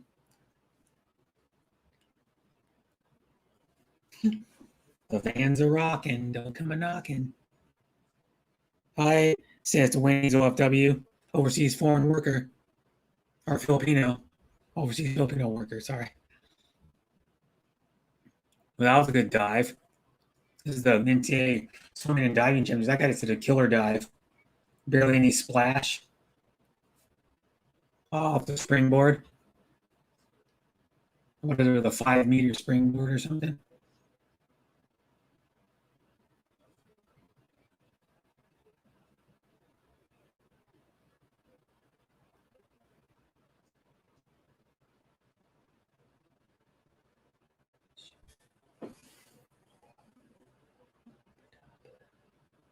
That was a good dive. Nines. 1, 2. You got 4 nines, and 3 8 5 or something like that. 3 8 5s. I don't know. Brad. Yep.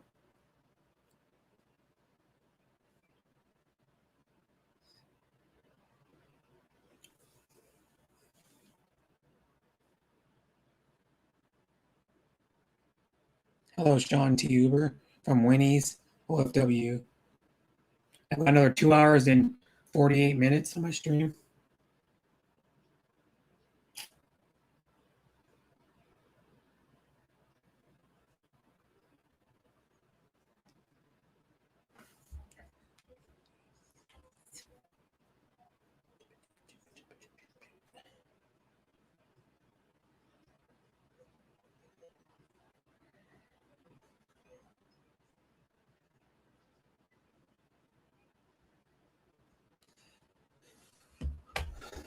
The guy had a pretty good dive, not as good as the other guy though.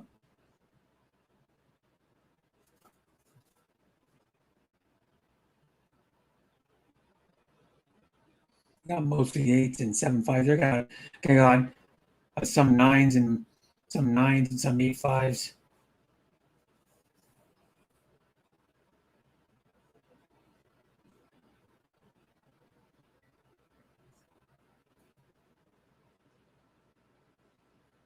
Diving looks like it would be hard, man. I could barely jump off a diving board, let alone do all those like twists and like pikes and all that crap. And somersaults.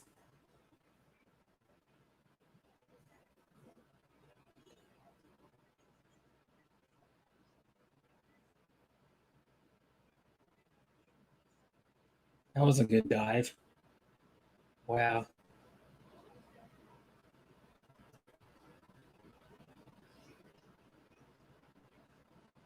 Ooh, that was good.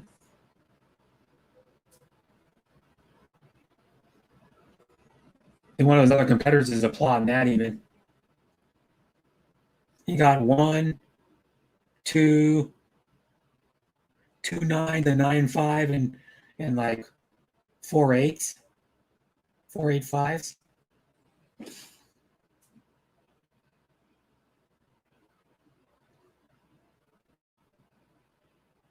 Brett's been listening to you while cooking nonstop in the world. Thank you. Yeah, I'm watching the NCAA. What's probably I think it's a replay. What's the NCAA? Swimming and diving championships. I turned on about an hour ago. Been watching it. Well, my brother's best friend was a swimmer in high school and college. Yeah, he was decent. Well, he once went to college to get a degree. Went to some what was it called? It was in upstate New York somewhere. It was like a division. It was like a Division III college, I think.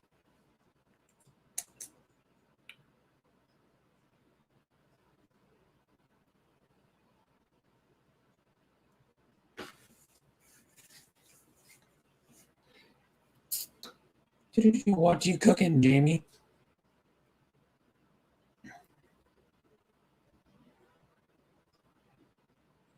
He's making me some prime rib and some mashed potatoes and gravy.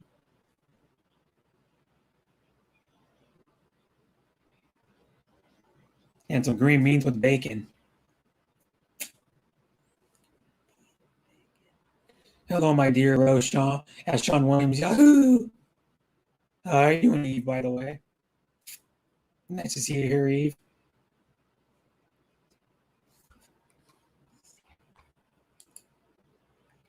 I got the StreamYard link pinned in the chat if anybody wants to come up. I'll be live for another 2 hours and 44 minutes.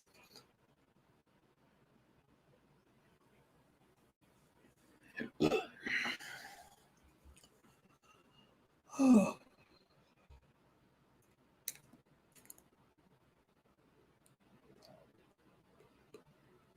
Hello, the Hapsters. How are you, Brother Sean Williams? Winnings OFW. Hello, Jamie. Yeah, Eve's cool.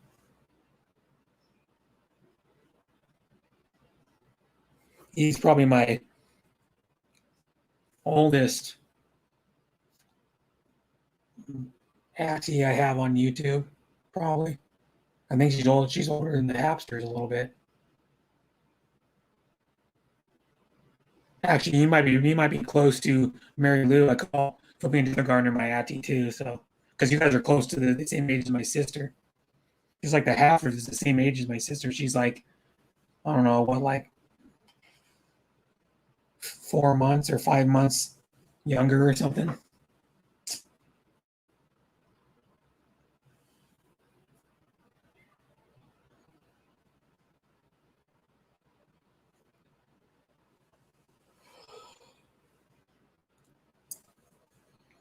Just like my premiere or premium.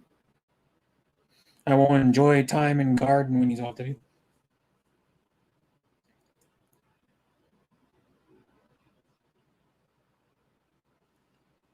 Yes, sunny and humid here for us early today. My dear bro, Sean Williams. Mm-hmm. That's right. You live in Toronto, so I don't really know what the Toronto weather is. I know, like, well, Vancouver's pretty close, same weather as here. I know what like Saskatchewan is. I know a lady lives in Saskatchewan, cold in Saskatchewan, which is like above Montana. Saskatchewan's like above Montana.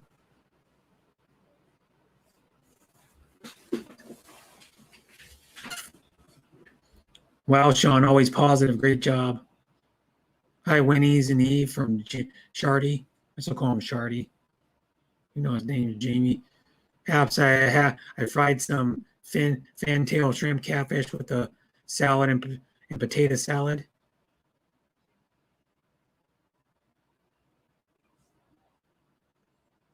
What's fantail shrimp mean? Is that just a type of shrimp?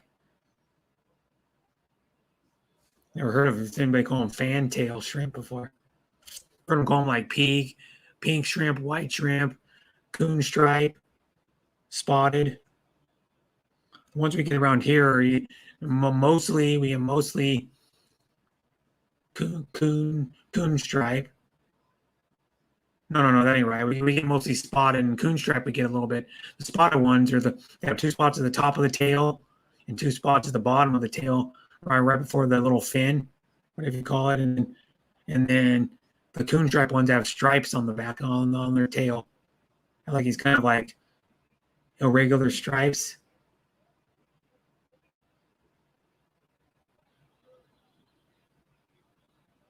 I'll be back. Just brush you the wash face. Okay. Southern living, baby. Yeah. I actually shrimped. I know how to. If you had shrimp pots and even a small boat, I could show you how to shrimp. What to use for bait and stuff, and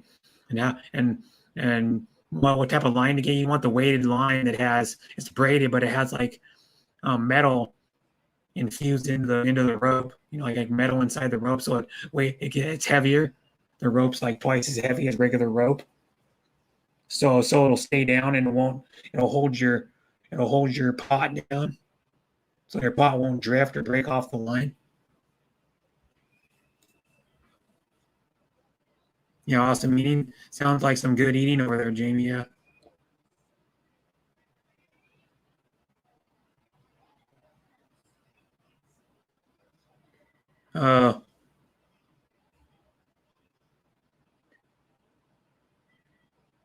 Look up fantail shrimp. I'll look it up.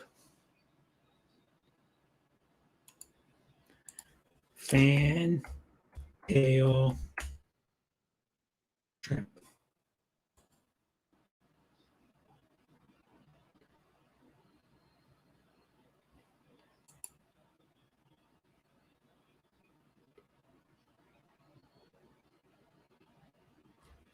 I don't sure what they look like. I don't think they're really.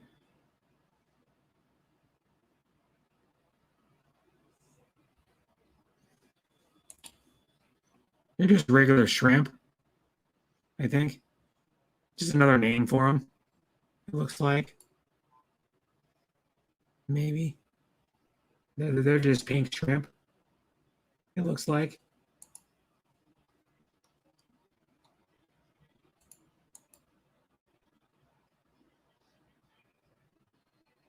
Oh, fantail shrimp is a dish of large butterfly shrimp, it says. What? Oh, it says here.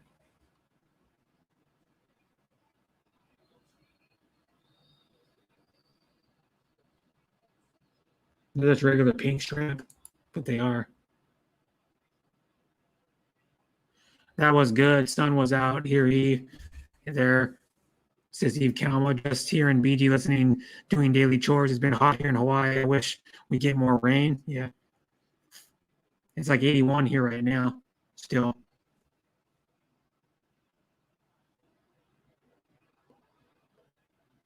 Yeah, you butterfly the shrimp. That's how they serve them at most Asian restaurants. Or like the little Asian like takeout places. They butterfly the shrimp. But the breeds of shrimp are different than that. Prawns are not shrimp either. Prawns look a lot like shrimp, but they're not shrimp. They're prawns, and prawns are bigger too than most shrimp. Even jumbo shrimp, they're bigger.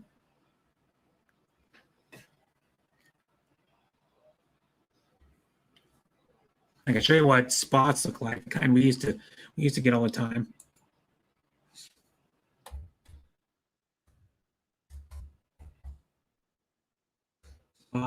Spot shrimp. Watching a part of the game in a while, they show what they look like on the watching department in game.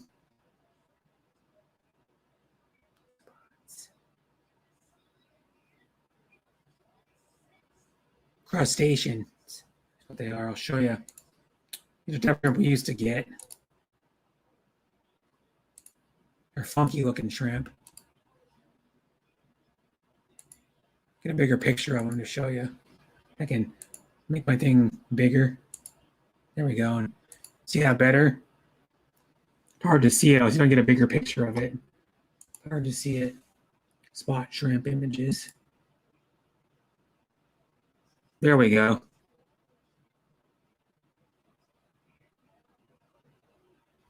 Get one of their back and I can show you. They have one of their backs.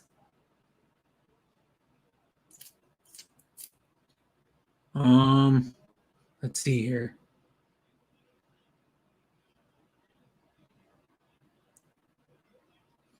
How to see their back? I'm trying to show you. There's a spot there. There's two spots. I can show you the top back of them. Of their shells. I can show you.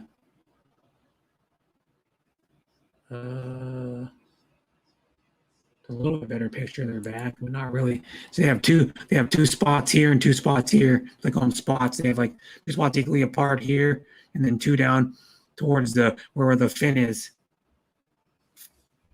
Or the tail, the end of the tail.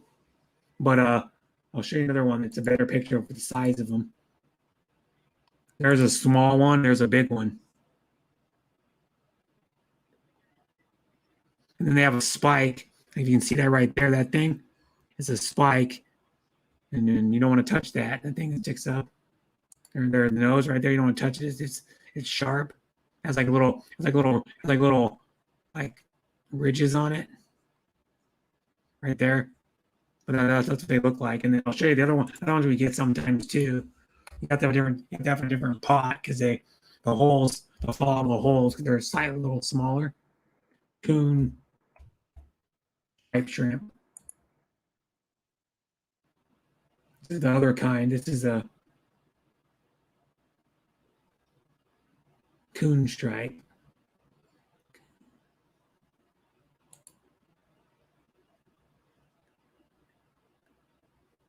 That's a coon stripe.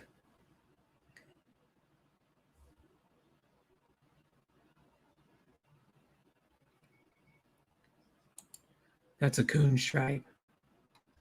Washington.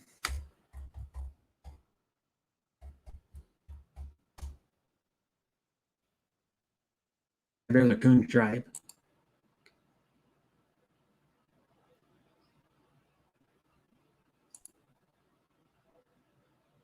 No, that's a different one. That's the spots. There's a coon stripe. That's a coon stripe.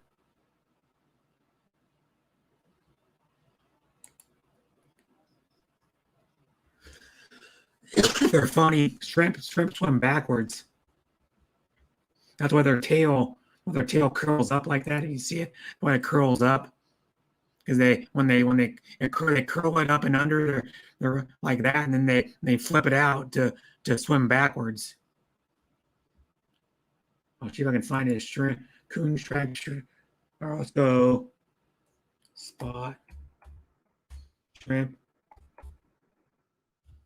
I mean,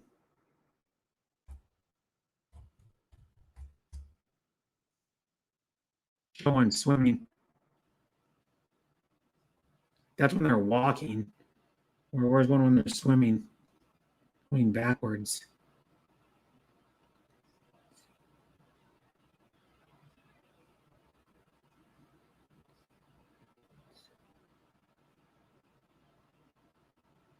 Shrimp are funny animals, though. They kind of walk on the bottom. They're weird. Actually, technically, they're kind of weird animal, kind of weird sea creatures. They really are.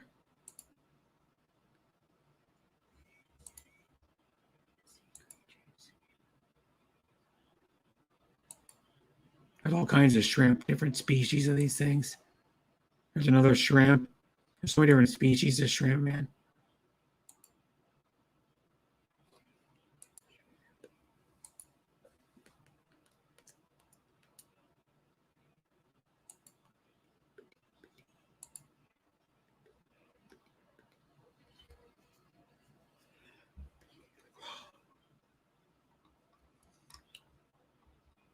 There's one that's funny. I'll show you something that's funny. Speaking of that, like,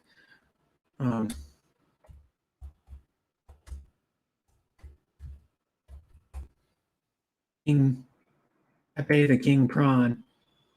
They have a Muppet character, Pepe the King Prawn.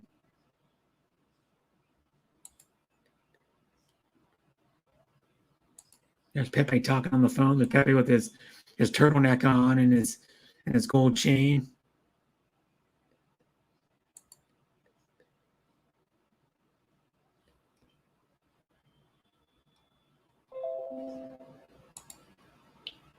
There he's DJing or producing music.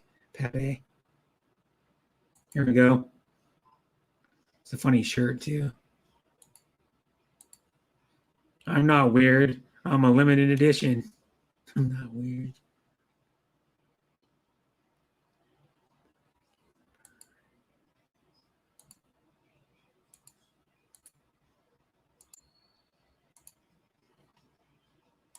Yeah, it says, hi, Amiga Guapa, Gene Ping, woohoo. Hi, Luke. It says, Eve Kalma, Tita Guafa, whatever. Yeah, I got him on a whole new subject and I'm just eating, haha. Luke, good morning, dear. Hello, bro, Sean from Luke. And Gene and Deb, hey, girls. Jamie, Sissy, Haru. Eve Kalma said, I heard that one. Luke says, coffee done that coffee a little bit ago.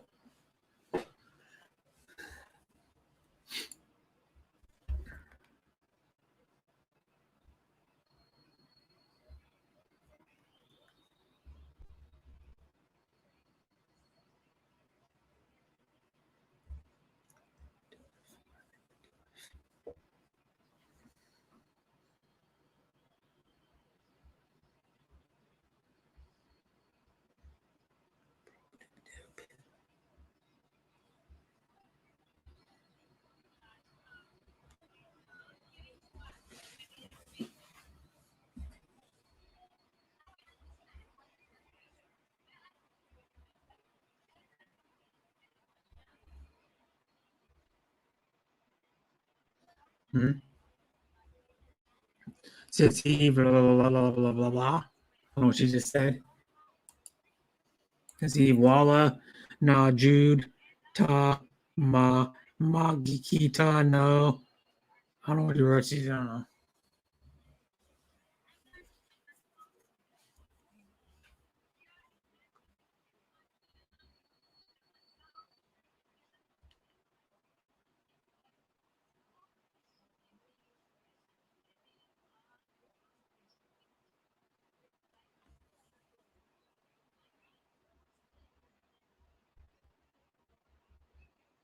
Do you guys watch any sports? I know Jamie does and Luke does. I don't know if the rest of you guys do. Luke likes, well, we call it soccer, but football. And he has the number one ranked team in the number one ranked national team, Belgium. The team number one ranked in the world, his country. I think they're still in it in the Euro tournament. And then earlier today was there was 2 games on earlier today of the Copa America, which is the South American tournament. One was Argentina was up 1-0 on Romania, I think it was. No, not Romania. Dominican. No, I don't know. I think it might be still on Fox Sports 1. Yeah, it's still on. It's Argentina and can't read it from here. Argentina and Colombia. It's tied 1-1 now with like 2.5 minutes left. It's on the semifinal round of Copa America. Of course, Argentina's got Lionel Messi. I'm doing pretty good. Wonder who's gonna win this game. Oh, he's breaking out. Oh, there he goes. Guy's motoring. Whoa, he got tripped. There's a foul. It was Messi. Messi got tripped right in the middle of about a little bit away from the goalie box. You know, the little white line that goes in front of the goal.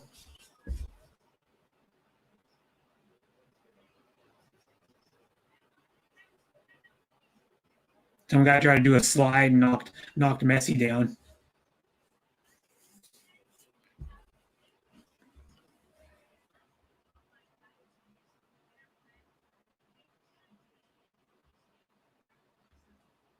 Which Messi's probably the second most well-known soccer player in what he's worth. His contract, I think he's making like $36 million this year. I think. No, maybe that's Neymar. It might be Neymar. Neymar's making a lot of money too. Neymar, Brazil played earlier. This thing. Neymar is another famous soccer player too. Neymar. Let me say his name.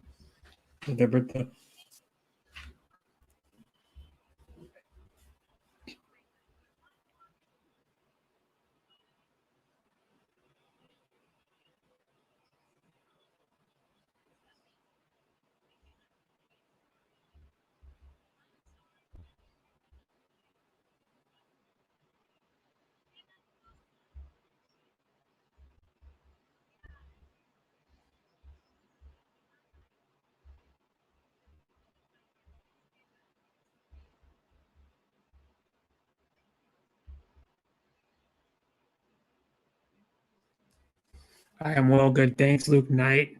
Nice night watching the Yankees game. Mm-hmm. Who are the Yankees playing, Sean? I don't even. Must be on like a local sport, the New York Sports Network. Like they show the Knicks on and the New York Giants. I think they show the New York Giants on that network too.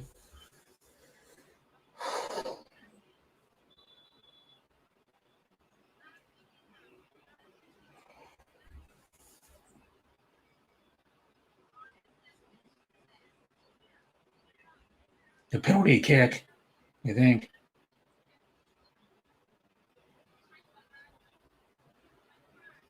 They're going to penalty kick it? One guy's stalling or something. There's one guy laying down on the freaking field.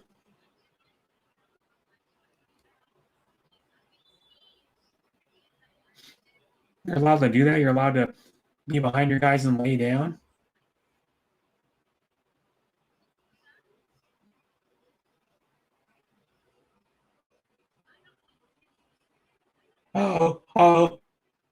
Might break out. Oh, he got totally just smashed into.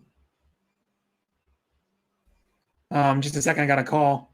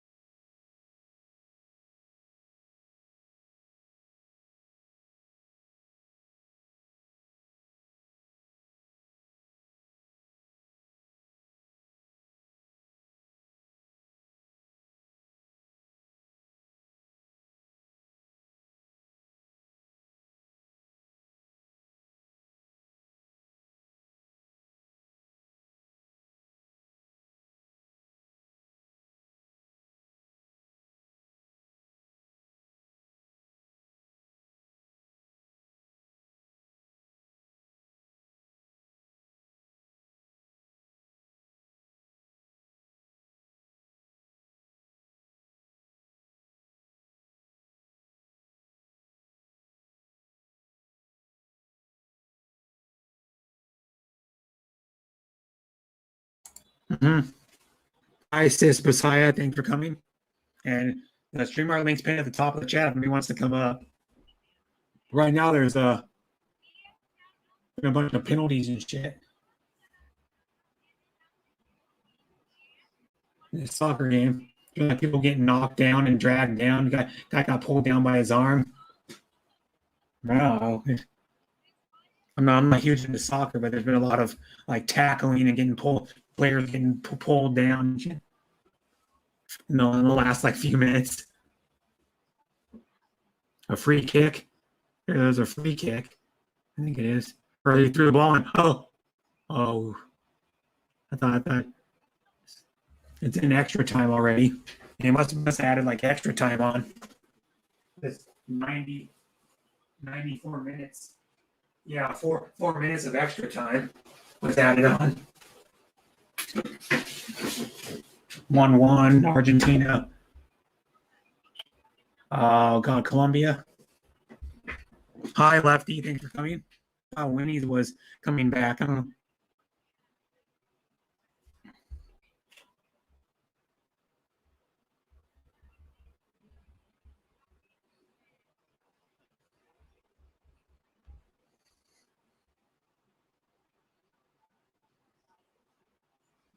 BG muted host. Okay. Sis Messiah.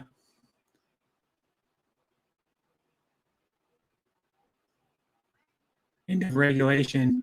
Penalty kicks next. For all the penalties that were, they're gonna have penalty kicks. I don't know who that is. There's one guy that's limping. Pretty bad. Number 17. Argentina. I think Messi's number 10.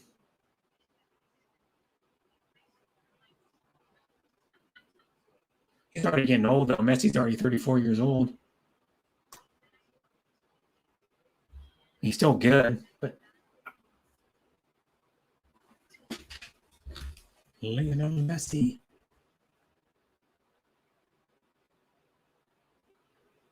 Oh, there's a guy that died. Terry Donahue. He was a coach for UCLA and some other college football team. He died at 77. He coached Troy Aikman at UCLA. He was the head coach of UCLA when Troy Aikman went there, like 30-something years ago.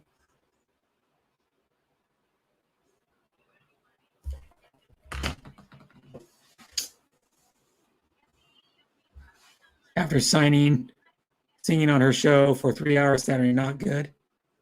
I would go to her channel and at least watch 1 or 2 videos still waiting.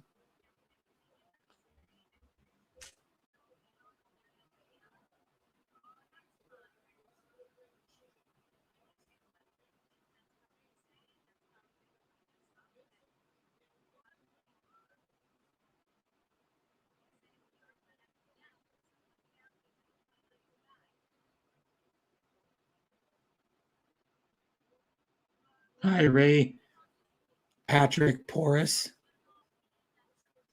Hi, Team Allo Admin Jaleski. Hi, Santeria Vlogs. I think it's his name. Hi, Jesse Ornalis. Thanks for coming. Thanks for coming to all you guys. I think you're coming maybe from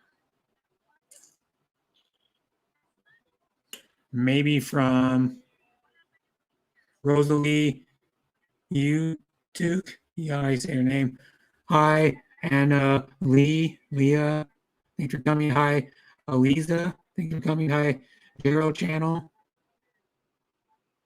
I don't know who streamer come from. You're not coming from I don't know if she's still streaming or not.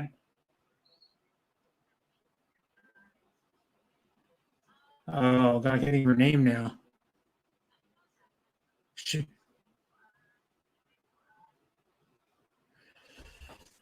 Shirley Hawk. I think you might be coming from her channel. Thanks for coming. Thanks for the raid. I think it's a raid. Looks like it. Team Hollow.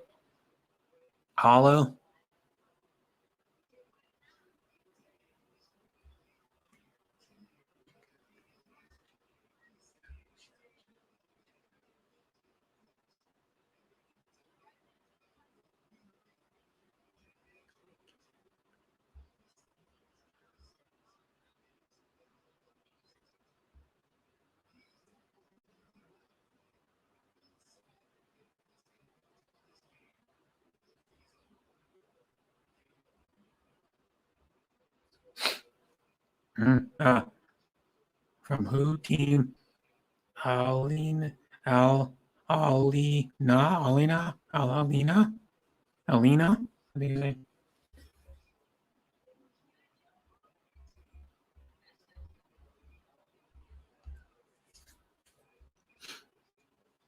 Team Allo admin Darlin.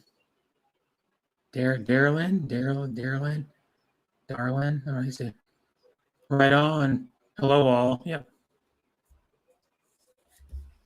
What are we winning the NBA Finals? I can't get ABC. The stupid HD channels aren't working. Been out like a week. I can look. NBA Finals. Oops.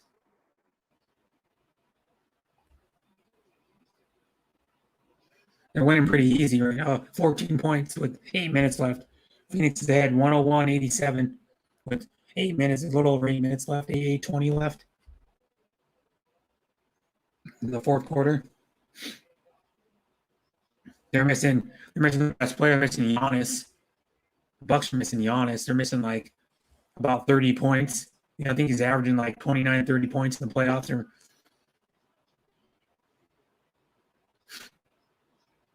That's going to hurt them. They're probably not going to get Giannis back. They're thinking the third game is when he's supposed to come back. So if they get down 2-0, they're already toast, I think.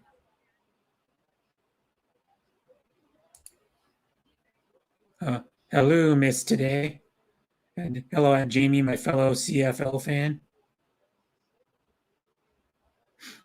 What?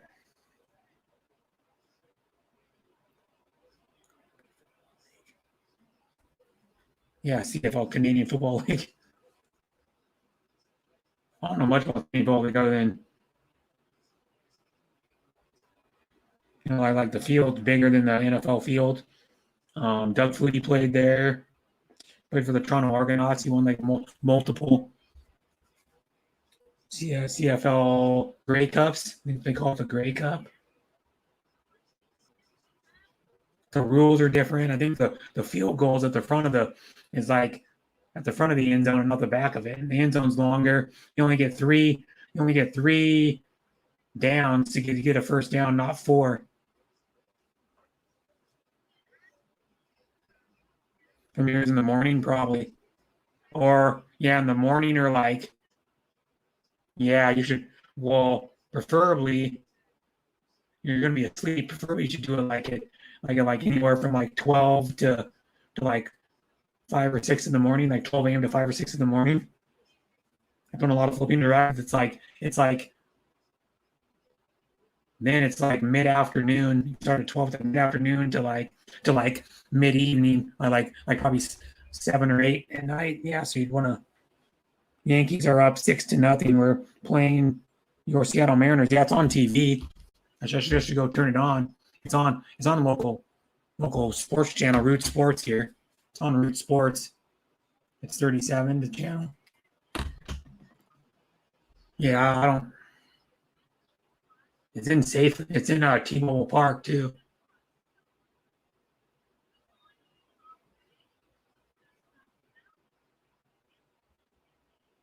Used to be called Safeco. I still mixed up and call it Safeco sometimes.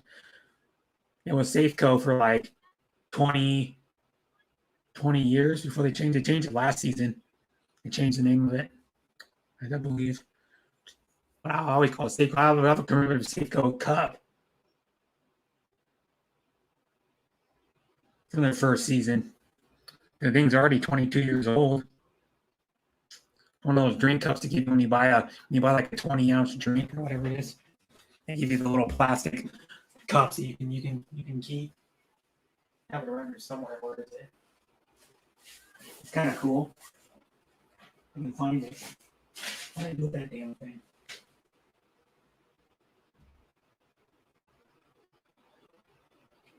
Around here somewhere. Here it is. Pretty cool. And in good shape too. I don't think it's only been used once or twice. I think. Pretty cool though. Inaugural cup from the first year of the it was called Safeco for the longest time, but July 25th, 1999 was the inaugural season. The one when the stadium opened. Pretty cool, and it has the back of the structure on it. Pretty darn cool. Packware MLB 1999 is 20 years old already. And that came with a little flat plastic lid with a straw. But it's maybe it's a 16-ounce cup or something, but it's one of the dream cups you would get when you bought a soda. And you had to pay more money you got to pay $1 or $2 more for the cup. Commemorative cup one. Took my daughter to see Angels and Airwaves musicians. So I know who they are. I'm not a big fan of them, but I don't really listen to them. But yeah, I know who they are. Haven't been to Seattle since 2008. That's what, 13 years? Wow. I haven't been to Canada since 1986. The only time I went to Canada. Wait, sell the podcast. Hi, Mylan Rocca. You wanna? I can turn my camera on again. And I can go like this, and you can't see me. Ooh, you can't see me.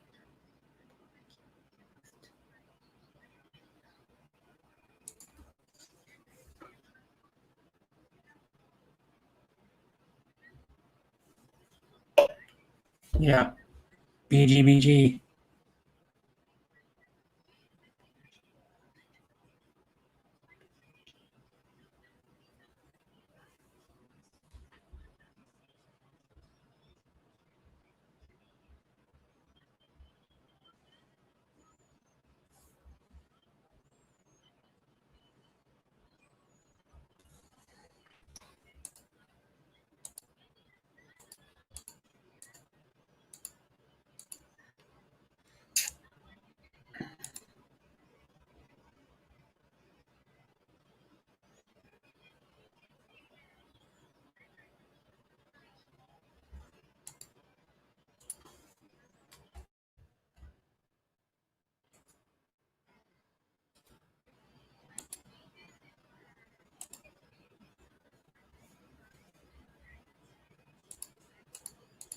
There we go.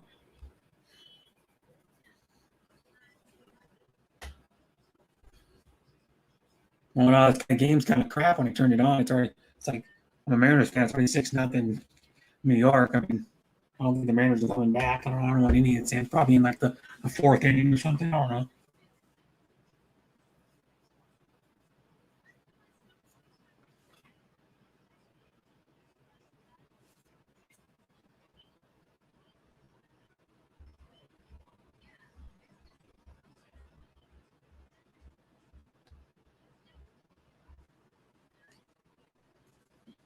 Mm-hmm. I have some other my prized possession that I have. It's what probably I'm guessing it's worth a good amount of money. Is that golf picture that I've got from like I don't know when it's from the early '90s from the golf tournament they used to have on the PGA Tour called the Fred Meyer Classic. It was at I can't remember what the golf course is called, the country club or whatever, but it was at a golf course in Portland, Oregon. And it has like any of the big name golfers from the day, like Fred Couples, Tom Kite, Fuzzy Zeller, Peter Jacobson. Who else is on there? Gigi Rodriguez, Corey Pavin, Steve Pate, I think is on it. Payne Stewart, Arnold Palmer is the most famous golfer that's on it.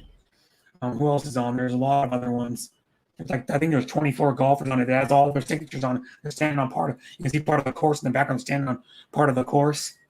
And they all got a picture, and it's pretty awesome. My dad gave it to me. He worked for a scaffolding company at that time, and he gave me the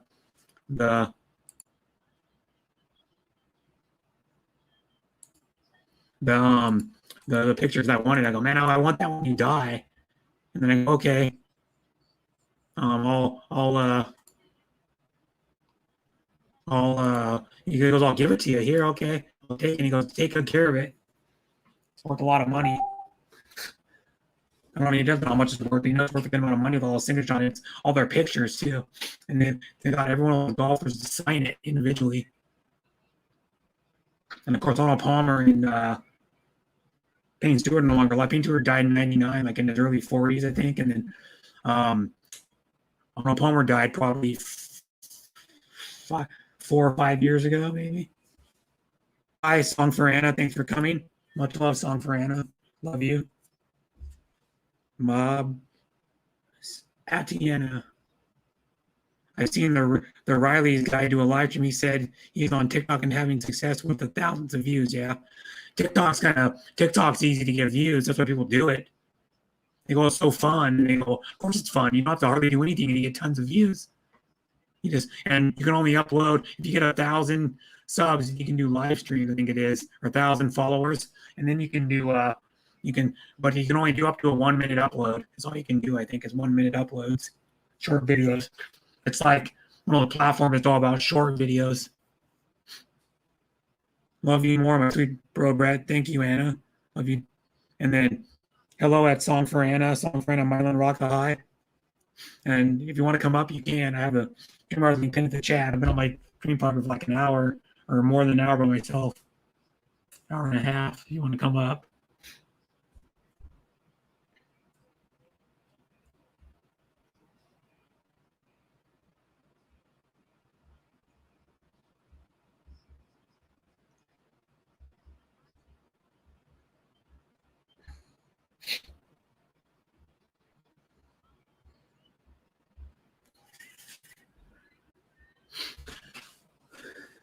Yeah, it seems pretty easy to get views if you can get thousands and thousands of views. Yeah. I'm saying these people that don't hardly do anything. They all they do is upload them like just like doing something ridiculously stupid, like some corny dance, and a lot of people get like 1,000, 2,000, 3,000 views. I mean, YouTube, you actually have to have people say it's, of course, YouTube's hard to get views, but you actually have to put out good content. Pretty much, most people get views for doing, like content is not even that special on TikTok, and TikTok's a lot about dancing. A lot of people do dancing like shit on there, like stuff like that.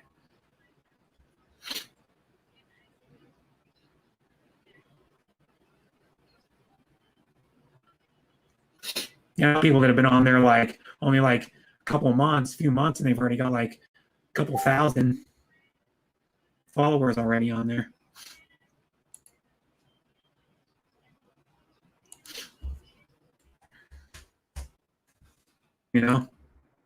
Like not.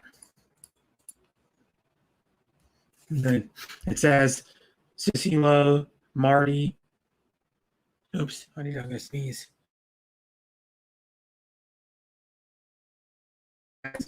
Sissy loves Lady Marty's Love You from Song for Anna.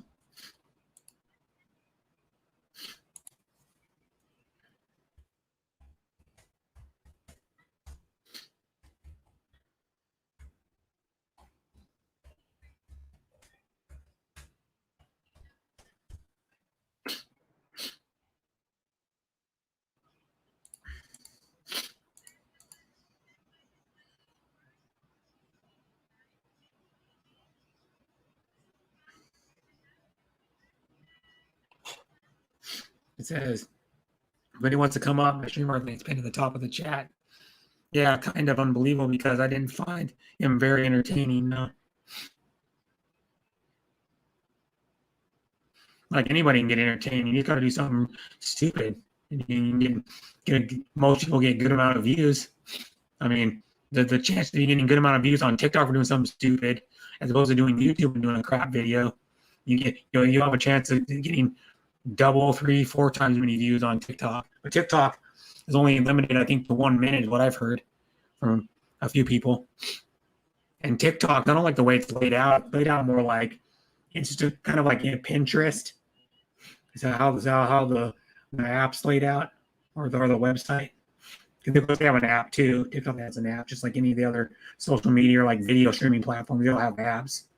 I don't usually like them as well. Like a lot of apps suck. Like the app for TikTok, YouTube isn't as good as, of course, the full website. I'm not ever gonna get TikTok. It goes, TikTok is so fun. I'm like, doesn't look that fun to me. Only a lot of people think it's fun because they're getting more views. Of course, that's why they go over there. A lot of those people. That's why POD goes over there. Cooking on Demand. That's why like a lot of the people are over there because it's easier to get views. You're gonna tell me that you're not over there because it's, they try to tell me, oh, it's so much fun. I go, yeah, it's fun when you see how many views you get. It'll make it more fun, of course. You can't do like the streaming like you can do on here, and then there's not a big a variety of content. There's not as much as you can do. You know what I mean? There's more variety on YouTube because you can only upload short videos. You can't do long videos and have like cool video about a car review or cool video about like whatever, like about you can't watch a full concert on TikTok. That's one thing I'm into. I'm into food, music, RC cars, video games, and sports. So I'm into other stuff. I'm into like sometimes I watch like funny videos or like people that do like eating challenges or like stuff like that and make the eating challenges like really entertaining. I like watching a guy that reviews MREs and tries them. It's like what's Steve1989 at MREinfo.com, I think is his channel name, where he reviews like MREs and adventure meals and all that shit, and he tries them. And then he does a really good one where he uses like a metal tray like you use in a mess hall like in the army, and then he gets all the like type of silverware you would use like in a mess hall or like in the army, and then he lays them all out. He does a really good job of like editing and like explaining what it all is and giving a good like description of what it tastes like and stuff. I like those too because it's interesting to see. Shit, they put they put cigarettes in MREs for the United States military. I know they at least put them in up until through Vietnam. If they put them in World War II, they put like a small pack of cigarettes in there with a pack of like those waterproof matches. Because they wanted our troops to smoke back in those days. Smoke on their time when they weren't out like actually in the field out doing combat, when they're just back at their army base.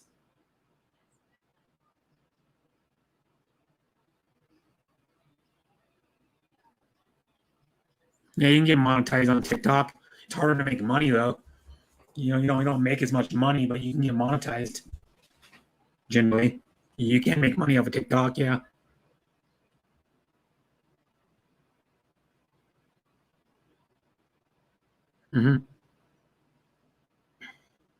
I went on TikTok and like looked at it for a little bit, and I'm like, I don't really want to do it. I like YouTube the best out of all the video uploading or stream platforms. I like YouTube the best myself. Not really into Twitch because Twitch is mostly video gamers, but I don't like the way the chat's laid out and how you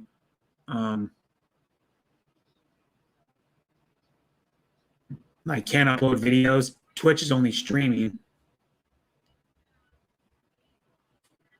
There's what's the other one? There's D Live, which I haven't heard really anything about anybody I know really doing it.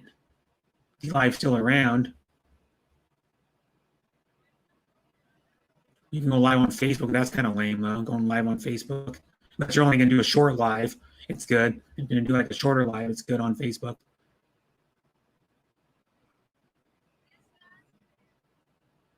Hi, ads.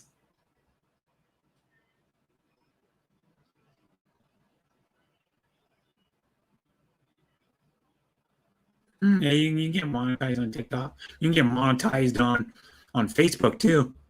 If you get enough, if you have like a oh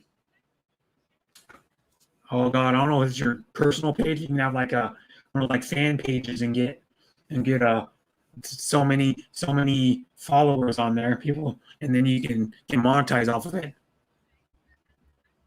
There's people that game stream and like stuff like that on YouTube. One of my cousins, he's not trying to get monetized or anything. He does it for fun. He does podcasts with his other.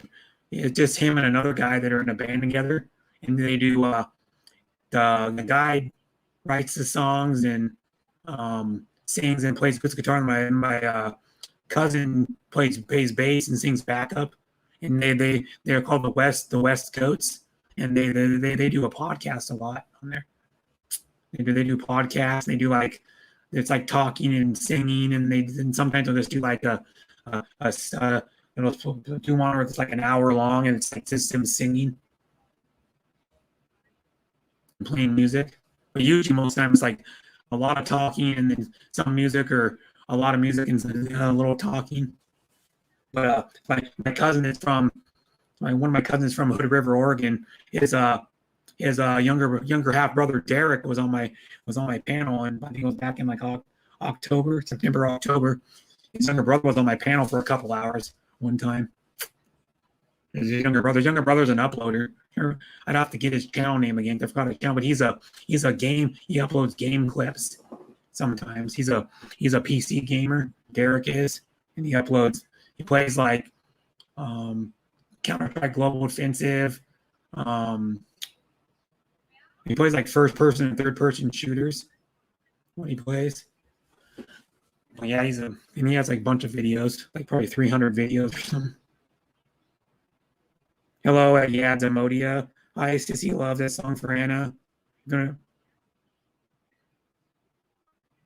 everybody wants to come up on panel, you can. The streamer link's been at the top of the chat. I'll be live for another hour and 53 minutes. Anybody wants to come up and talk? It's only bottom. What is it? Only bottom of the third inning? No.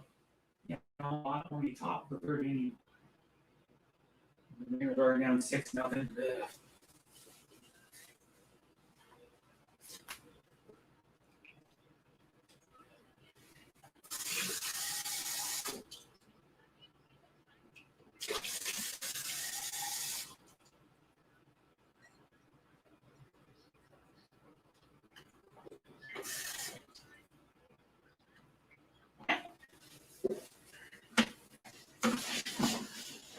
They're playing Sean Williams' team, the Yankees. We're at home. They finally made the stadium 100% capacity, though. But the thing, though, is their Mariners rarely ever get 100% full stadium. They usually get about maybe a third to half at the most. They're only allowing, like, I think, 8,000 fans in there. So they got more than normal that they were getting before, but they only get like a third to half the stadium filled the most. Usually, the Mariners are better. Of course, they get a lot more fans. The Mariners haven't made the playoffs since 2001. They're not a large market team. It's a problem. They can't really get big free agents. They can't afford to pay them. Hello, brother Lefty. Hello, Sissy song for hello, Sissy, and I love you more from my love Deborah. Hello, pretty sis at Deborah. I love you from Yads Emodia. Watching from work. Okay, Yads. All the men from Pearl Harbor in World War II are almost gone. Yeah. Well, my grandfathers were in the military. One was in the Naval Reserves. The other one was in the Army. Fought in World War II. He died like 5 years ago. My dad's dad died when my dad was 20. He was only my dad's dad was only 50, so I never got to meet him, but he had like medical conditions that caused his death early. My grandfather had cancer. My mom's dad had cancer. He probably would have lived longer for sure, but he had cancer. Yeah, he had bone cancer. And it killed him. I knew him pretty well, though. You know, I used to go fishing with him when I was younger. When we go visit in Oregon, I used to go fishing with him sometimes. That grandfather managed a campground when he retired from Napa. He worked like 30 years for Napa. He retired from Napa, and then he was managed Rock Reservoir in Oregon. It's up in the Mount Hood National Forest. It's a little reservoir where you can put you could have rafts. You could have like rafts and small like fiberglass or aluminum boats. And then if they were paddle, you could paddle them like canoes. You could paddle them if they were row them, or you could have like little electric motors on them. And then he managed that campground for like 10 years. And I went there one summer and stayed with I went there one time. We just camped up there for like a few days, and I went there one summer with him. I stayed up there for like 2 weeks, and we went fishing a lot, trout fishing. And then there was decent amount of bike trails up there. It was a nice campground. You could tent camp or RV camp. They had like RV hookups or tent sites. And he managed the campground. He stayed in like a 30 foot or 35-foot motorhome when he was up there. Remember that? That was fun. And then he was, of course, he was married at the time to my mom's. It was my mom's stepmom. So I remember going up there and like going up in their trailer, and she would cook like eggs and bacon, or sometimes pancakes. I mean, it's fun. And I'm actually my middle name's named after that grandfather. His first name was John Sullivan was his full name. And there are some side of the family still have Sullivan name, like my mom's younger brother and his wife, and then their kids are now all Sullivans.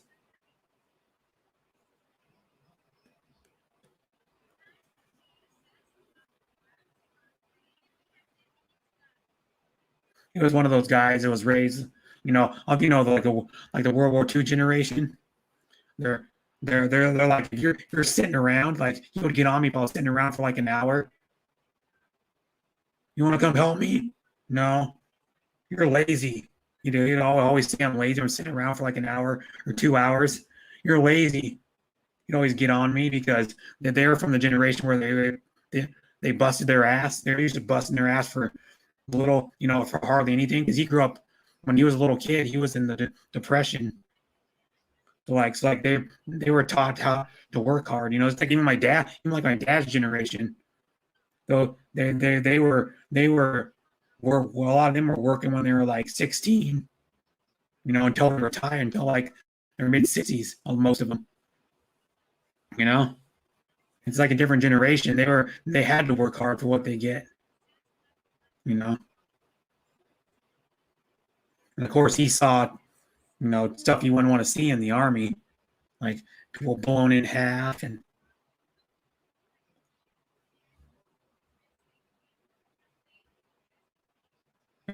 talking in them. Yeah. I've been watching videos so I can get better at making videos and talking in them. Yeah. Oh, it says, yeah, Mylan Rock, I miss you. Mylan Rock, I miss you too, Deb. Yep.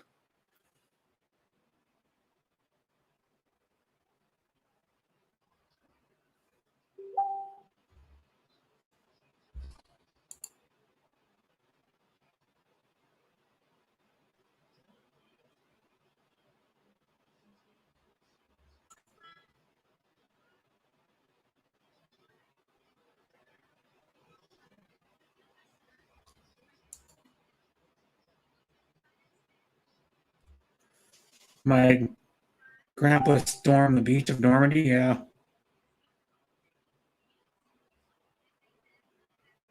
Mm-hmm. That was when I came off on those boats that they flipped the ramps down and they came like running off them things.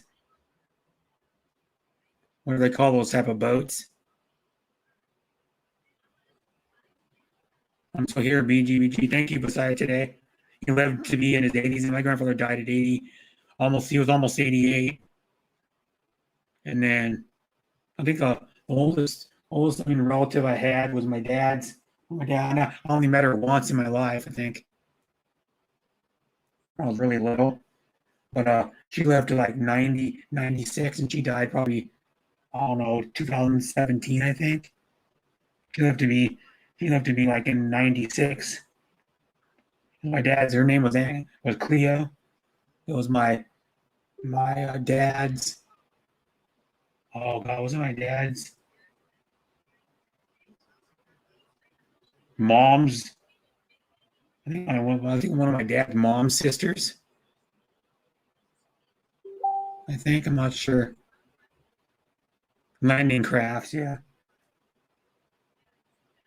I know people are in Vietnam too. Like I have some uncles that were in Vietnam.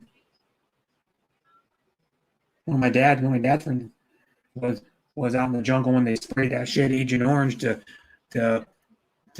kill the bushes and all the brush down so they could see the soldiers. And that stuff's toxic as crap. It actually has caused people to get cancer and diseases and like shit. Oh, that's cool. I have one. A lot of my dad's. That's my dad's friend. I don't know if my dad's best friend was the one that. I have an uncle that was in Vietnam, and he got a Purple Heart. I don't know. I've never seen what the medals look like in person. Probably look cool.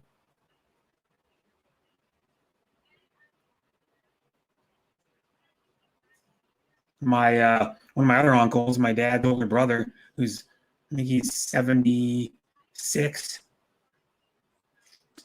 He might be 77 now. He got went to the Naval Academy, got his doctorate in military history. He's like, oh man, he knows more about mostly history and a lot of history in general, but he really knows his military history. He loves that stuff. He loves talking about it too. If you want to know about it, he'll tell you about it, all that stuff, and he'll correct you on facts too. He'll be like, nope, no, this is what really happened on this exact day at this time. And he knows all that shit.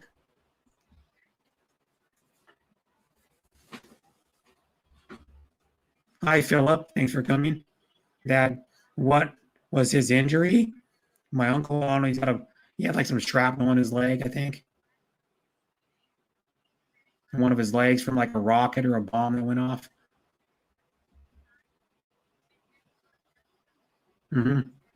Yeah, he's the one I've told people about. It's the famous like Oregon rancher. He's a cowboy, and he like has raised cattle and like wheat, and he broke bronc horses, and he used to run them to rodeos at one time. I don't know if he sold them or not. He might have sold them too. I don't really know, but he ran a rodeo for a while. He has one of his he has a granddaughter that's a barrel racer right now. That aunt and uncle. The name is Mike. He has Mike Philbin and Kitty Philbin, which is Catherine. Back in the day, he used to call the older generation. They used to call people Kitty that have the name Catherine, and they have a granddaughter that's a barrel racer.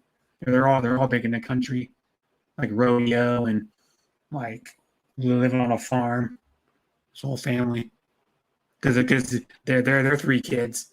My uncle Mike and Kitty, their three kids grew up on a farm, of course, and then we all know how to ride horses really well. Their son was actually rode bronc horse and mostly, but he rode a bull a little bit.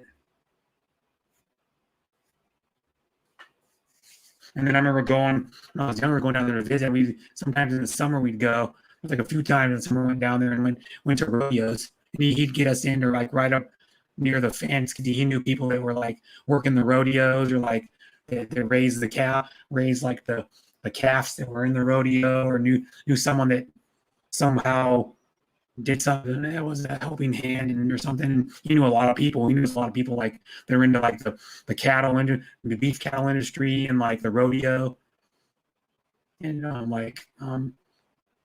so he knew a lot of people. So we would get like right up on the rail, and we would see like it was cool. I was like a little kid. I was like 11 years old, or 10 or 11 years old, and we would see the bulls after they threw the guy off, or the guy jumped off or doing a pole. We'd see the bull like the bull would be like still bucking and smash into the railing. It was cool. They're if you see a bull up close, man, when they're pissed, oof, they're I don't know, man. They are a little scary. I don't know, what are they, like 2,000-pound animals or something? Of the war he was fighting against the Italians. He said it was like shooting ducks out of the sky.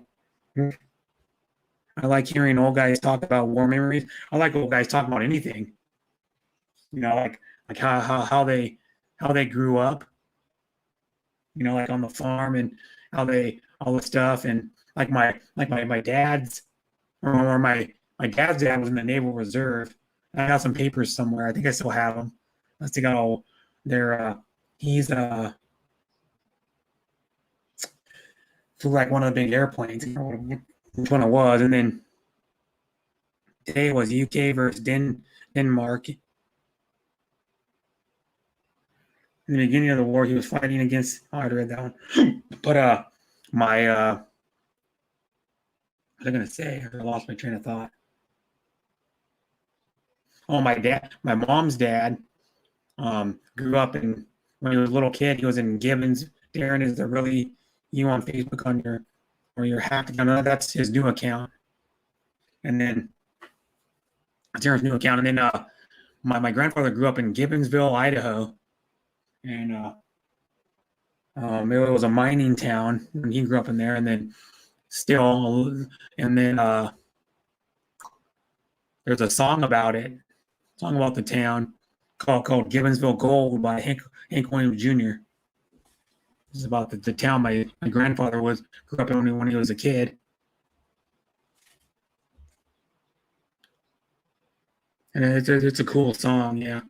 You should listen to it. There's a cool video someone made of slides it's like a slideshow, like pictures about like people, actually footage of like people mining back then, doing the mine shoots, and then like people that grew up in there, that town, and went up there to actually, that's what the sole purpose was.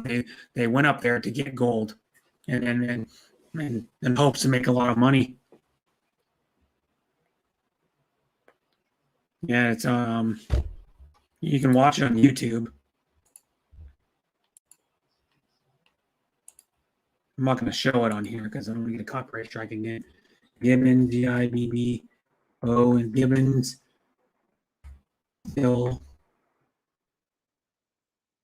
Gibbonsville Gold. Cool video. It's this one, the one that's by Christian Soldier, 1944. My name is Bill Harlan. I'm a God-fearing man from the Lost Rebel Army, a Tennessee Cavalry man from Siloa to Nashville. Says like its story. Oh, that's part of the lyrics. Actually, the lyrics of the song, but I don't want to play it. But I'll share it to some people who want to.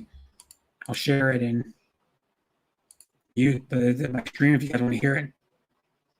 No, do you see my password video? No, I didn't. Philip,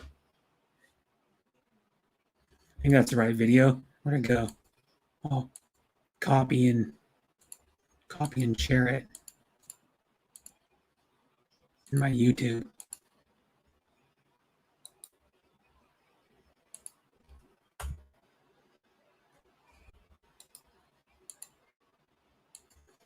If you guys want to go listen to it, there it is. It's Gibbonsville Gold by Hank Williams Jr. Now that's a town my grandfather was raised in, so it's pretty cool.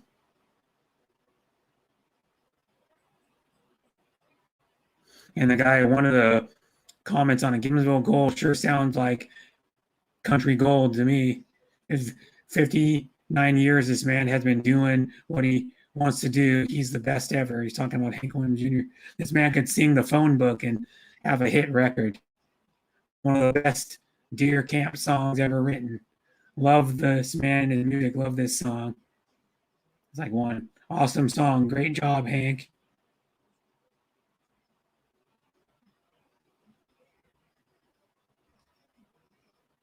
So you guys can listen to it. It's a touching song when they show like the footage of like the actual people that were gold mining. So it's like the gold miners and stuff. Pictures of them, pictures of their family and their friends. You get your passport, Philip. Have a new song. COVID made me lose smell. Lost salad tossing going on. A lot of said tossing going on. Jamie from Mylan Rocca. get your passport. You get your passport. I don't know if you did or not. Yeah, he has a passport. You have your passport, Philip?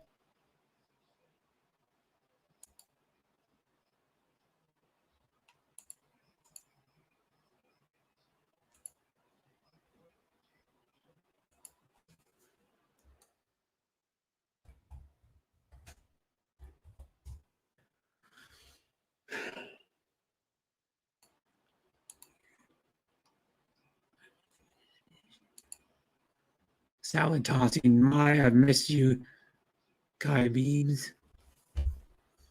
Mylan Rocca.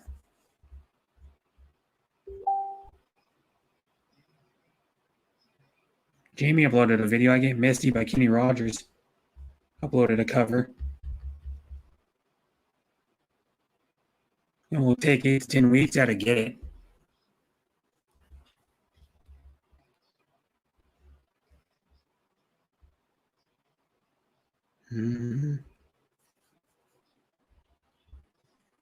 I hope sooner, but oh well. Yeah, you can't. You just gotta wait. You gotta be patient and wait.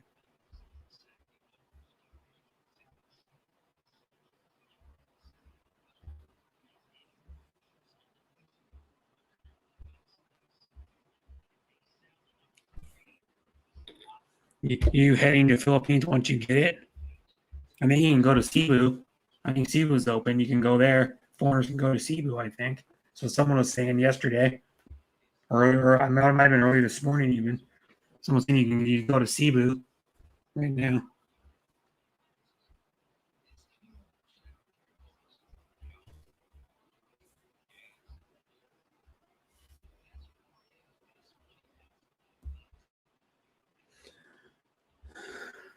Always nice to hear you sing, Anna. Hear you sing, Anna. Man, from Luke. If you want to, Anna, you can come up and sing if you want.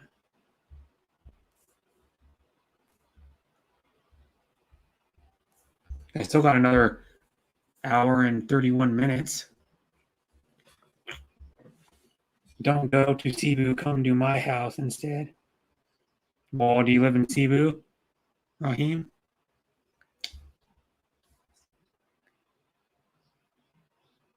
Oh, that's why I'm going to Mexico.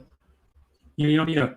Well, yeah, if you're flying to Mexico, you have to. If you're land traveling or going by boat, you could just use an enhanced driver's license. But it's too far to go from where you live to drive to Mexico. That'd be a long ass trip. If I was going to go to Canada, if I wanted to go to Canada, like Vancouver, I could just have an enhanced driver's license and drive up there. It's only like 3 hours. I know where you live. Yeah, I was just messing with you, Raheem.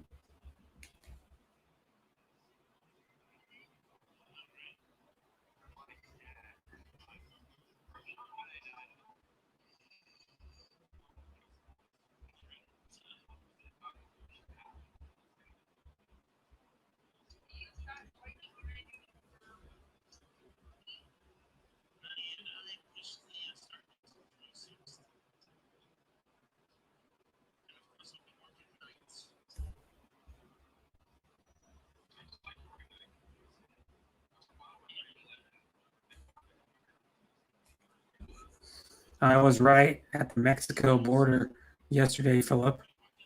Yeah, you could have just got if you got an enhanced driver's license, you could have went into Mexico if you wanted. Just drive right in.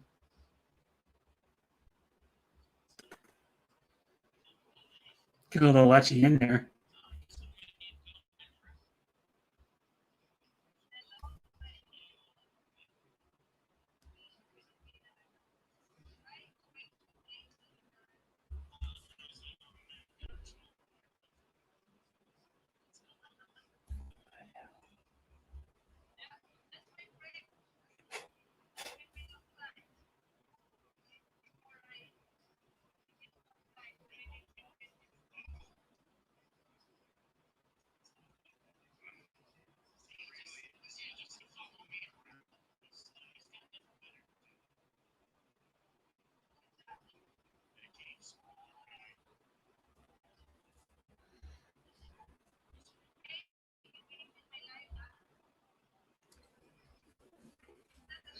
Raheem, yes, hi.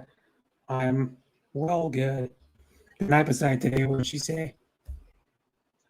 I'm going to New York Dance Club in TJ. Oh, Tijuana? That means. Good night, all. Bye. Bye, sis beside today. Thanks for coming to my stream and sleep well.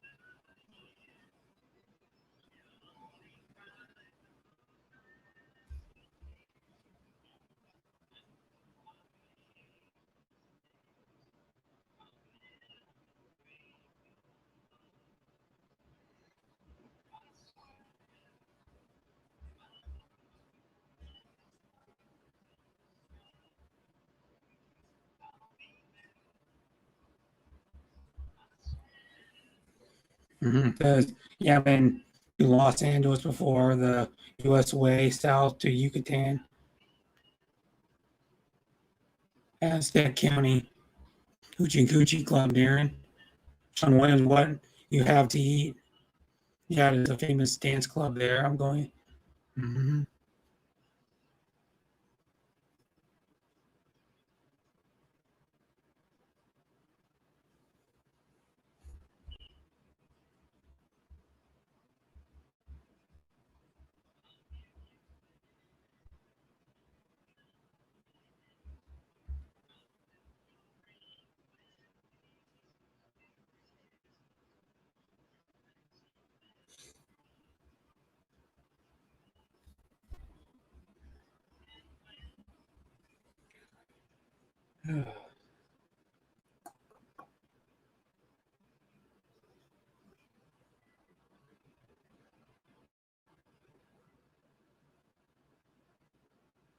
Wonder who's winning now. I haven't looked at the score recently, but pretty sure the Yankees are still winning. I looked at the score for a while this game, so I don't know. Like maybe an inning and a half or something. It's a strip club / dance club. I've been to the largest strip club years ago. Sapphire.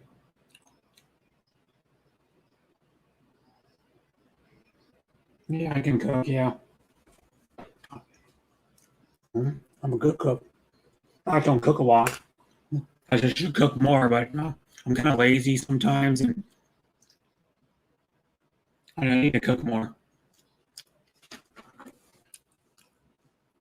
I might go buy something to cook tomorrow. And then I'll buy something tomorrow and cook it. I don't have an oven here, so I kind of eliminate some of the cooking you can do. But there is a fry pan here in the hotel. It's a skillet. I could whip up something.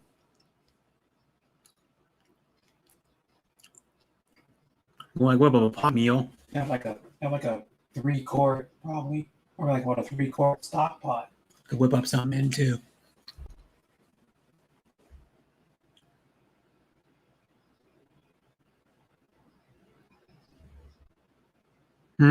He's known me since February of 2020. The person I know the longest in here probably is Darren, maybe, or Raheem. It's close. But the one I've known the longest in here is Sean Williams. Is still here. My stream, Sean Williams. up to September of 2019. Almost, it'll be 2 years in like a couple months. I met him on that Coordinator and Daily stream, which I still go to her stream too. I was at her stream yesterday. Or no, this morning, I think. I think it was this morning I was at her stream. Or a tiny bit. And I was at her stream last night too. For a while, probably like an hour and a half or something. Dez's Hangout. Haven just went live.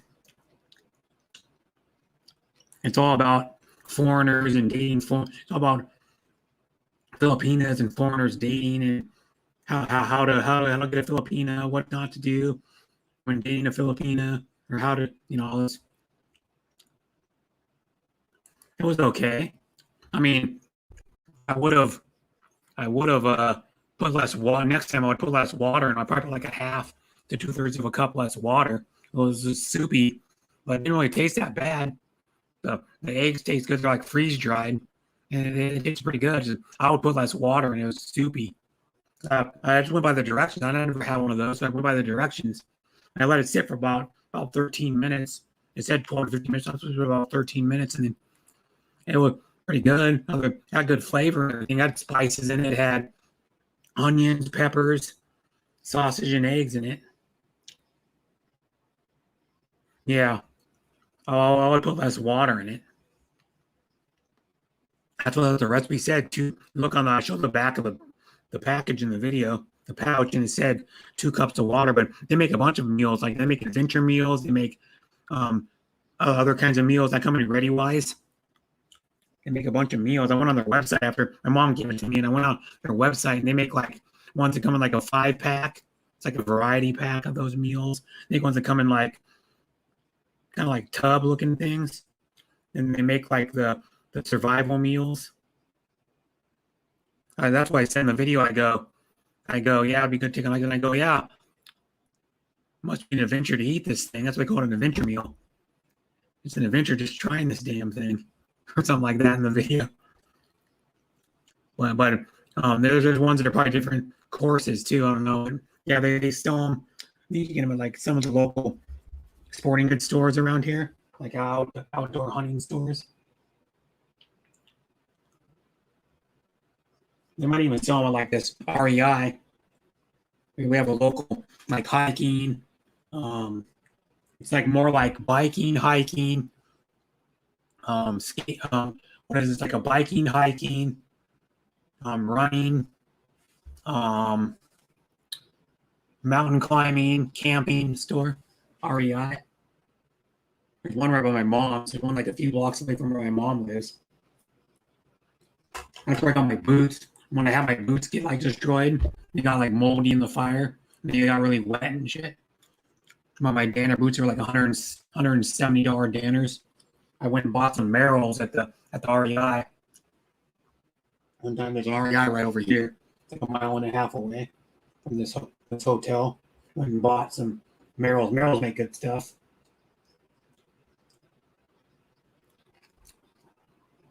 Yeah, they have other meals too. Yeah, I'll show you. ReadyWise, they have all kinds of different meals. Ready?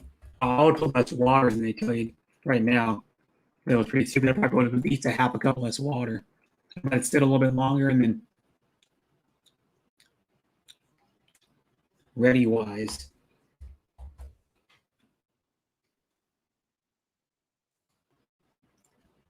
The company out of Salt Lake City, Utah. They make big tubs that have a bunch of boxes. I'm going to show you.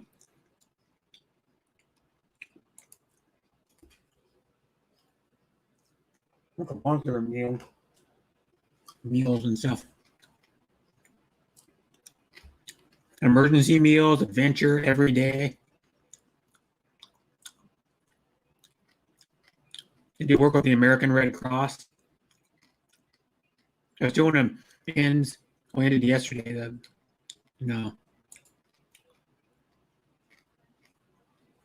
I'll share my screen and show you. They have tons of different meals. This place does. Like emergency ones and adventure ones. Emergency ones, starter items, like all kinds of stuff. Emergency food supply, ready, grab bag. bunch of stuff. Pepper pack bucket. Make one of like big servings if you had to. If you're going to stock up for a long time. Emergency food and drink supply. All kinds of shit. Like what's in some of these. This is a emergency food supply ready grab bag. This has 3 pouches of brown sugar and maple multigrain cereal.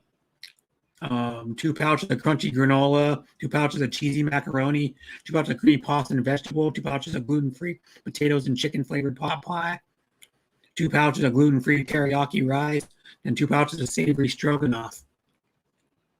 And you add all water to them. Yeah. And Mylar pouches, yeah. 25 years shelf life. That's one of them.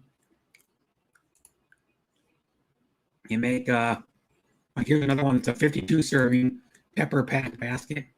It has a pasta vegetable rotini, savory stroganoff, potato and basil soup with pasta, southwest beans and rice, brown sugar and maple multigrain, apple cinnamon cereal, orange delight drink mix, and whey milk alternative. And it has 4 servings, 16 servings, 12, tells you the servings on them. They're all in pouches. They're all in little pouches like that. Just add water. Made in the USA. 25 year shelf life. Here's like the adventure ones, like the ones I had. Mine was an adventure meal. They have like different breakfasts, and just that one too. They have like a few different breakfasts. They have strawberry sunrise granola crunch, Appalachian apple cinnamon cereal, and daybreak coconut blueberry multigrain. And then the one I had with the breakfast skillet right there is $9. And then you go like this. You go out to the adventure meals. You can get these ones emergency. You can get all kinds of ones: milk and egg, backpack and survival bags, ultra filtration, make water filtration in stores. If you had to like go to a stagnant water source and get your water, you can filter it out on one of these. There's a bigger one. There's like filtration systems you can hook yourself up with. And they make kinds of stuff at this place. It's like an emergency. I'll show you here. Here's the adventure ones, like entrees. Like the adventure ones, they make tree line teriyaki chicken and rice, Salt Lake lasagna with sausage, trailhead noodles and beef. Look at all these ones. Fried chili, mac with beef, old country pasta, Alfredo with chicken, golden fields mac and cheese. They make tons of these things, man. Some of them, they're actually, I was surprised it's better than I thought it was going to be. It was a little soupy, so that was weird, but, you know.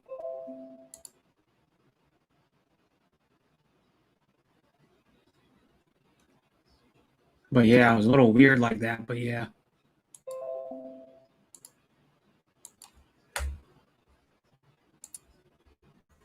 But yeah, it's make all kinds of these things. And they go like here, you can do like snacks, make little snack pouches that are cheaper. Tree mango sticky rice.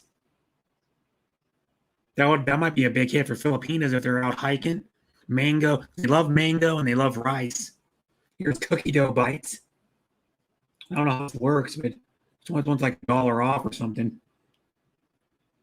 One's like $1 or 49 cents off. What do you do? Oh, they're just snacks in a bag.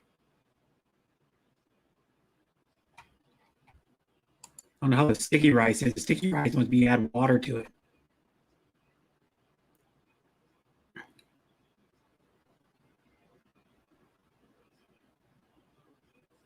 Just add water and you can directly eat from the pouch. Yeah, it's a little serving of sticky rice. 2.5 ounce serving of sticky rice with little pieces of mango in it, like diced up pieces of mango in it.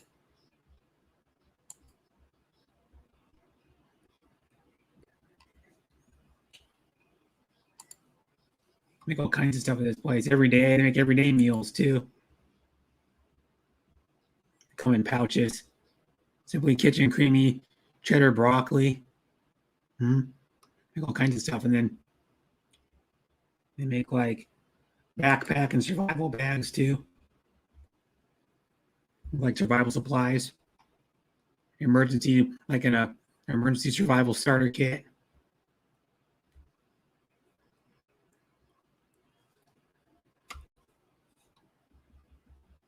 Dog survival kit. What's in this one? Dog survival kit. Come on, is it gonna let me? There we go.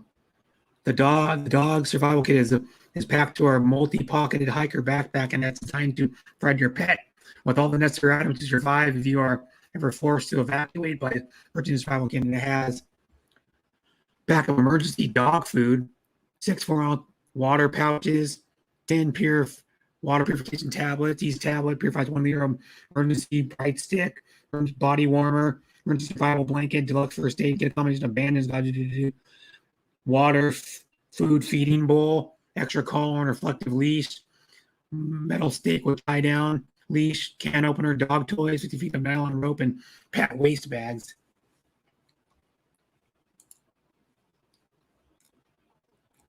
Like these human ones come with, there's like different bags, there's like different colors, and one's camo, digital camo. These ones come with 33 servings. This is the whole thing. They come with 32 total servings: apple cinnamon cereal, brown sugar cereal, creamy pasta, Southwest beans and rice, hearty tortilla soup, and whey milk. And then it includes a 37-piece first aid kit in it. Dust mask, pocket tissues, wet naps, waste bag. Yep. Playing cards if you get bored. Tissues. Hand wipes. Come with a little stainless steel mug. What's that? Be like a cutter or something. Oh, portable stove. That's a portable stove right there. With fuel tablets, stainless steel cup, squeeze, flash, 5-in-1 survival whistle, waterproof matches, mylar blanket, emergency poncho, and playing cards. If you get bored, you give you playing cards, I guess. That's cool too. The survival app, and it comes with meals too. There's a bunch of meals to survive if you get stuck out in the woods or stuck out in the mountains or something. That's cool. Hi, Shardy. Hey man, what's going on? Not much. Sorry, I didn't come up earlier. I've been busy. Hey man, I'm watching. Raquel is live right now, man. She is getting bombarded by trolls, dude. Yeah. I'm watching her on my tab, man. It's crazy. Yeah, she got bombarded by trolls yesterday too, I heard. Oh my lord, they're going rampant over there. Yeah. Man, nothing to do, huh? They ain't got nothing to do. Nothing better to do now. What's going on? Augie and Adrian, and I think she had Robbie up there. Yeah, They're singing and chatting. Yeah, they're doing a little singing. Yeah. Oh man. Yeah. How long you gonna be on? For another hour and 10 minutes. That's cool. Now is everybody doing their regular live streams today? Like Deborah, Belle, Jean? Well, in the morning, yeah. Yeah, that's right, dude. I keep forgetting. Yeah, it's gonna be in the morning for you're 11, so yeah, it's gonna be in the morning. It's gonna be like Deborah's only doing like 5 hours from now. Yeah, I've lost such track of time, dude. 5 hours. I was thinking it was really, really late, like 3 or 4 in the morning. Mm-hmm. Jesus. I'm gonna go back to Rock Hill stream. I was in there a little bit. Yeah, that was cool, man. You talking earlier about the shrimp, bro. Mm-hmm. You know, whenever we used to go down to the Gulf Coast and go deep sea fishing, they'd give us those little prawns and squid. Ugh. Yeah. You can catch squid here. One of my brothers, my brother knows the guy that does it. Really? I think you catch them in the dark. I don't remember how exactly how to do it, but you go out in the dark, I believe. Mm-hmm. And my brother told me one time, like months ago, and I'm like, and I forgot how they do it. But yeah, it's crazy. Hey, tell me something. How close are you to the Canada border? Like 3-hour drive. That's not too bad. And then, like if you just go figure scenario, you had to go to Alaska. What kind of trip would that be? How long? Let me look. Alaska. Let me go. Let's go ANCOR, Anchorage, Alaska. You'd have to do boat or plane, wouldn't you? Let me see. I could go like where I am now. I'll go put the hotel address in, and then I'll find. Let me see. That's cool. Yeah, see how long it would take to get to. Let me see. By the way, I don't know how many's in chat, but hello, chat. Hello, everybody. Hope everybody's doing good. Hey, one. Let's see the address one.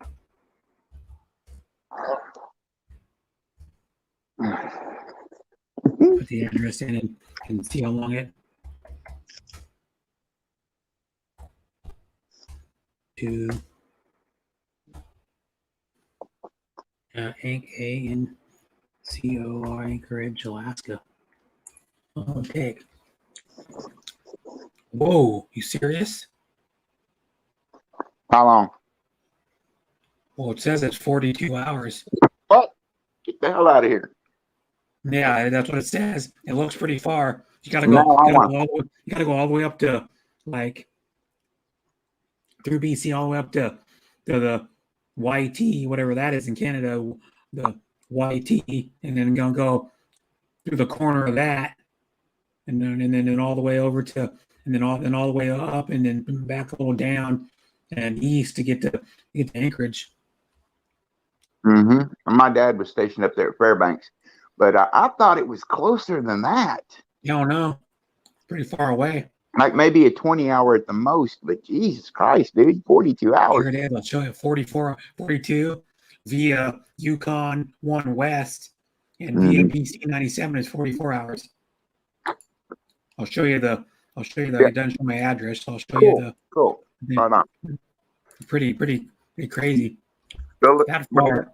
Where I am right now, all the way to Anchorage. Oh, okay. 42 hours. Well, dude, you're right on the coast. Yeah. I didn't know that. You're real close. I'm like 2 hours away from the actual Washington coast. Awesome, dude. I could be at the. There's a part of the ocean. If you look at, I'll go back and go show you Washington. I'm gonna get back out so I don't show the address, but I'll show you Washington. Oh, Google Maps, and show you. Going into Google Maps, and I'll go.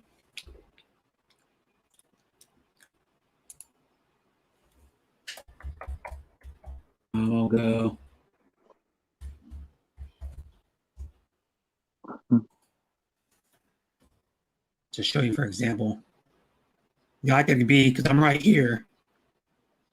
I'm not gonna, but I could be in the ocean in probably like maybe 5 minutes, because this right here is all ocean. Right. This right here in Seattle is all ocean because it goes in from the Strait of Juan de Fuca, which this is called, goes in here, and that's where like Whidbey Island is. Seattle's right here, so I'm south of Seattle, probably like 12 miles or something. I'd have to put it in 12, but and then there's the Space Needle. But yeah, that's the base of the Space Needle. Looking up, like right by it. Dude, I never have had a desire to go much to the Northwest, like North Dakota and all that stuff. But I have always wanted to hit Seattle, man, because of the open fish markets and all that stuff, and what do they call that, the wharfs and everything. The Pike Place Market, yeah. Yeah, man, it looks so cool. And then like right here, I could actually be to a lake sooner than that, but the ocean just like directly right across, and that would be like all for Renton. But if you go to Seattle, you can go to like West Seattle, which is like Alki Beach, which is one of the more popular beaches in Seattle. And then there's one where what is it called? Pool. There's a pool in Lincoln? No. There's a famous pool. It's saltwater. It's right on the beach too. It's a saltwater pool. It's in part of Seattle. It's pretty cool. It's been there since like the 60s. The pool has. Cool, man. One of my neighbors said when I was living in my apartment, he still lived there because 3 or 4 of the apartments are still livable. But the crazy thing is he used to go to that park and go to that pool when he was a kid, like back in the 70s. Which is cool. And I'll show you like want to see what like I'll show you where I can zoom. Whoops, I don't want to. If I can go over here more and show you some shit. Zoom in. See, like if I'm in Renton, I just go up here and you're in Seattle. My mom lives up over here. Shut up. Let me turn off my notifications, man. Yeah, and then I think Melody Marlendorf, she's coming here like in 5.5 weeks. And she's gonna be going to, I think it's farther north. I think it's she did a video from that place like a couple years ago on her channel. Mm-hmm. I think it's is it Gig Harbor? I think it might be. I can type in Gig Harbor. I think it's Gig Harbor. Maybe Gig Harbor. One of the harbors. It's like an hour and a half from. If I can zoom out, it's like an hour and a half from where I live, wherever she is. And then so, she's coming out for a week. So we're gonna try to get together. Yeah, Her husband's family. I don't really know her. Isn't she married? Yeah. Yeah, I've gone to her live stream a couple of times. Just haven't gotten to know her real well. She seems really cool though. Yeah, she is really cool. Her husband has family live out here. Is why they're coming out here. Brett, there's just so many now, isn't there, man? Back when y'all all started doing your panels and stuff like that, it was just a real small little crowd, wasn't it? And now it's just so massive. Mm-hmm. But like, I'll show you the one that I'll show you where I can find it. All right. How long is she gonna come out for? Well, she's coming out for a week, so we should be able to get together at least for like we're trying to get together for like dinner or lunch. Sweet. Hey, you need to vlog that, brother, or let her. Yeah. I'm trying to I'll find that. Anytime you meet somebody in person, that people can get an idea that are they kind of like that on YouTube too, or are they totally different in person? It's kind of cool to see that. Yeah. There's where Lefty lives. If you're looking at where I live down here, that's where Lefty lives. Let me see. Vancouver Island. Lefty all around. So it's about you have to go from oh god, he told me where it was, like down here over to here somewhere. It'll go down here and over to here, which is probably about that's like a 90-minute. I think it's like a 90-minute ride. And then you'd have to go all the way down here, which would be another like 3 hours. So it'd be like 4.5 hours. So that's not bad at all. No. And then by the way, hi Winnie's in the chat. Philip, Darren, and my idol Anna come up. Shoot. But he said he's going to Whistler for like vacation. He said, and it's like 90 minutes on the ferry. He said to go over to here somewhere, and then Whistler is north of Vancouver, like 2 hours. That'd be fun on the ferry though. Yeah, well, Whistler's cool too. Whistler's like the if you want to go skiing, it's like the ski resort to go to supposedly. It's like the nicest one in the world. I guess. I'll go WHISTL, Whistler, Canada. Right there, Whistler, Blackcomb. You can see where it is if I zoom out. Where Vancouver Island is. It's like a couple miles north of Vancouver. They have awesome pictures of it. It has cool little town, supposedly. Like they have a little resort town. Right. Go do stuff. That's pretty nice. It's like and then here's a picture of like a big waterfall in the summer. Right it's on. Nice up there. That's what a lot of Washington looks like too. Vancouver looked really similar to Washington.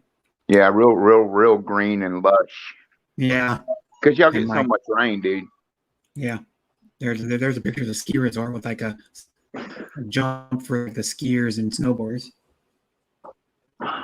Nice. Right? Mm-hmm. And there's a little creek Just show some other pictures. There's a Native American thing. Hey man, Another picture of the waterfall. There's a lake out there. Pretty cool. yeah, that is nice. Very nice. Yeah, stream. Yeah, there's like a Native American or like history museum, and then more Native American stuff. I think I have been muted, dude, but I was telling hi everybody in the chat. Did you hear that? Huh? Did you hear that? I said hi to everybody in the chat because I was muted and I didn't realize it. No. Okay, well, hey, my idol Anna, Darren, what's up, Philip? Yeah, you can come up, Anna, if you want, or anybody else can come up. Yeah, I was saying Anna, come up, and I'm muted. Hey, I noticed, Brett. It seems like it's kind of getting back to normal, isn't it? Because I went down to the boardwalk this weekend on the Red River and the casinos and stuff, and it was jamming, dude. Mm-hmm. Everybody having a good time, man. I hope it's getting back that way, you know. Yeah. I'll show you where I'm going on vacation. That is like Sweet. less than 2 weeks, 11 days. Are you really? Yeah. It's just a badass. Well, I've been there a lot because my best friend, mom and dad, and I'm close to him and I'm close to his brother. So I go. I haven't been down there for 4 years though, but I used to go there every year practically since I was born. I've been going back because we've mostly lived in Washington. They've always lived in Oregon. But they've lived down there probably since off the McKenzie River probably since I was like 20. Probably since I was like 23 or 24. So I don't. But You going with family or? No, it's my best friend's mom and dad. Right on. His brother, his girlfriend, my best friend's oldest kid, his youngest kid, and then his girlfriend's daughter all live like they live in the same house, and then his mom and dad live next door. It's not really next door because it's they live on like a lot of property, so there's probably about 50 yards in between. Not kidding, because it's big property. It's like his mom and dad live on 1 acre, and then they bought the house like 5 or 6 years ago, and that's on 1.5 acres next door. So yeah, they live on the river. The river property is not cheap either. No. Weeburg, Oregon. It's nice out there too, man. So that's one picture of it. I'll go back and go Lieberg. I got another Lieberg. Man, if you like stuff like that, brother, if you like stuff like that, I wish to God you could get over to Arkansas and Missouri, man. You'd have a blast. Yeah, look at this. Beautiful. There's some trout. Yeah. Yeah. That's just nice, and that's what it looks like, dude. Like I love fishing for trout, man. I love fishing for trout. You can watch them in packs. They go in packs everywhere. Yeah, and then like you can sit out in my best friend's mom and dad's backyard during the summer. If you sit even if you're sitting on their deck, you can see it a little bit. But if you sit out there, they have like a like bench set up like near the water, and you can just sit out there and watch fish jump, ducks swim by. You can see geese sometimes. And then you can see like other types of birds, and you just listen to the nature sounds. Yeah. Like what people used to do before they had TV. They just listen to nature. And watch nature go by. I'm about 12, 13 years older than you. Man, we didn't have nothing then, and we were fine. We did just great. Didn't have no cell phones, the old curly cord phone where you had to sit down on the couch just to use it because it's of a 2-foot cord, and yeah. the TV, and that's it. Yeah. I remember I was really little. I was probably like kindergarten or something. I remember people still had the rotary dial phones. The rotary with the coiled cord. That's what I'm talking about. Yeah, and then the rotary dial went. And we did fine, Brett. We were, you couldn't contact your friend across the across town. You just made plans and then went. It was a phone, and then you went. Yeah. Your finger or the finger slot, and you had to spin the dial for every number, and then make like a weird like noise. It's like, oh, I can't explain the noise. You can watch people use them on YouTube because some people get them for like vintage, like to have one. You can still use them, but like that's one thing about like if you have a landline phone, you can use any of the phones from like when they ever invented the first one landline phone. You could plug into like your your phone outlet in your wall. Any of those will work. Yeah. So you get one all the way back from like the 30s or 40s, it'll still work. Let me Yeah, tell you landline. something, man. I'm old enough to remember the day I was 13 years old when my mom and dad come in from the store and had bought a microwave oven. That was a god to everybody. They just were selling out everywhere. Man, I'm old. I'm old as hell. You know what? I remember my dad. I wish I still had the cookbook with the receipt he bought from some appliance place in like Eugene, Oregon. He bought the first Sharp carousel microwave. The Sharp was the one that invented the carousel, little turntable that's spinning around and it rotates around. They were the first one that invented that. My dad bought the original one, had an analog dial on it. Damn, you got a good memory. Like 70, it was like 76 or something. It was like the hot item of that year, dude. Like when the carousel microwave, I need one of these. Oh man, let me tell you, cook your food faster and more even. My mom read about it in a magazine or something, and she was like first at the store. You know how they do like it on Thanksgiving, Black Thursday or whatever. Black Friday. Man, they were just. She was like, "Raul, you got to take me," Mm-hmm. And she used the hell out of it. It was huge, man. Now now they're compact and real easy to. It's just crazy. I love talking about old stuff like that. Yeah, and they're cool, man. I'd like to have one of those old. Oh yeah, dude. If someone repair like the motor in it and the lamp in it, fucking be the shit. And then you just have to cook stuff on like 25% power, 50% power, 75%. It didn't have like 1, 2, 3, 4, 5, like up to 10 power like microwaves have now. Where you can press a button and change the power. It had like 50% power, 100%, and it had like weird power things. Right. And then would cook it on 50% power for 45 seconds, or like cook on 50% power for 10 minutes. You're cooking like some big entree inside of the thing. I think the only other option is defrost. Yeah. Hey, dude, you know what? Talking about nostalgia, what I'd love to collect and get a hold of, and I'm talking about originals, not retros, is the old game systems that started coming out like the 70s, coming up, and like and a really nice in television with all the games. Oh my God, I'd go crazy. Yeah. All those, they have. Coleco,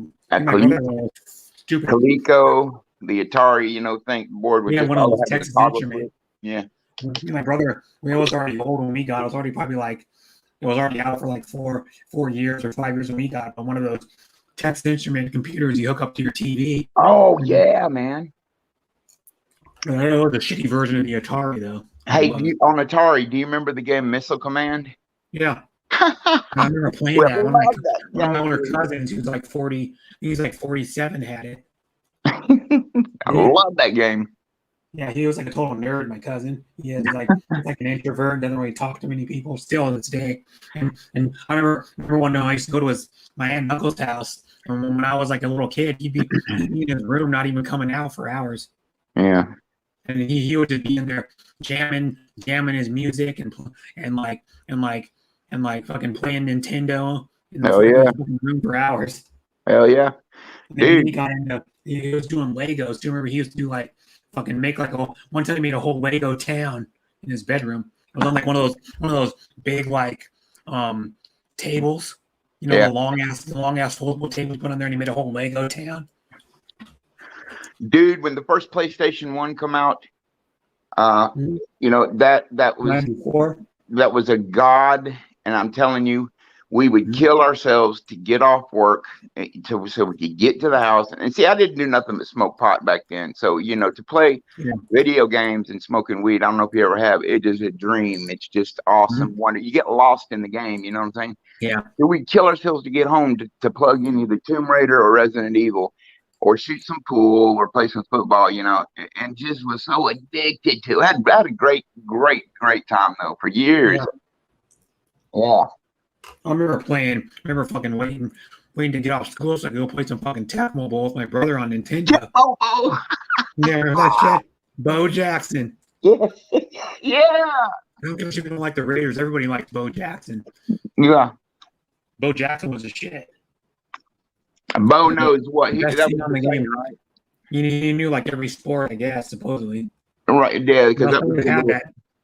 I know someone who had that poster is one of my brother's friends when he was like a little kid. He was in like third grade or some shit. He had the Bo Nose poster, and it was like it looked like the wallpaper board he put up on where your top of your wall and your ceiling meet. It looked yes. like the border one. It was probably something about a foot down, and it went across one wall, and it was all like little pictures of like sports, Bo Nose tennis, Bo Nose golf, Bo Nose fucking volleyball or whatever. I don't know what sports they were. Bono's baseball court, Bono's football, Bono's this one, and this one. And that was the time when Nike was doing his campaign. He was the second biggest shit going besides Jordan for like endorsements when he was going. Dude, I just don't remember him being around very long. Or maybe I was just doing something else. No, he was in baseball for like 5 years or 6 years. And then he was only played football from like 87 and 92. Hey, you know what I want? You know what I want to know, Brett? What the hell happened to Michael Jordan? You don't see him nowhere. Well, he doesn't need to do anything anymore. Fuck. I know, but Right I'm just in the saying it'd be nice to, see, well, what's he doing now in his retirement? But you don't hear nothing. He does a Hanes commercial every once in a while. Does he really? Yeah, he still endorses Hanes. Fuck yeah, Jordan. Right on. I think Nike even still makes the shoe, don't they? Yeah, they say still sell his signature shoe, even though he never went. They say it's a signature shoe, even though he never probably doesn't even wear the damn thing anymore. Right. Just fixing to say, yeah, he's not interested in that at all. Just getting the residuals and the royalties, Yeah, he has his own clothing line. The Nike shirt with his logo on it. That's his own clothing line, and Nike made for him. Oh, I thought that was just a split off from Starter or something. He helped design it. Yeah, but it's still called Jumpman. What it's called, it's an offshoot of Nike. Yeah, I've seen that. Yeah, and like some sport team, there's some sports league that uses that shit. I know some college football teams use Jumpman gear as their uniforms. Jumpman, yeah, I like that name. Man, it's cool. He's making millions off that shit still. Sure, dude. That's a forever thing. And he makes tons of Jordans every year because some are the Jumpman brand, not actually. They're the Jumpman brand, not actually the Nike Jordan. They're the Jumpman Jordans, which are not really the same thing, but they are the same thing. It's kind of hard to explain. Like the Jumpman is an option of Nike, even though they're made by Nike. It's a division of Nike. The actual signature Jordans are made by Nike themselves. Which are Nike Jordans. The other ones are Jumpman Jordans. Well, I sure didn't know. They're Jumpman shoes, but they're not actually. They're still called Jordans, but they're Jumpman Jordans, not Nike Jordans. Yeah, I did not know that he was a clothing entrepreneur. That's pretty cool. Yeah, and he still has it. I mean, that's tight, man. Yeah, that's do anything. He endorses Hanes still. He endorses freaking. He has his own clothing line. What else he got to do? Really? Nothing. He is collecting royalties. He's probably hanging out with his family.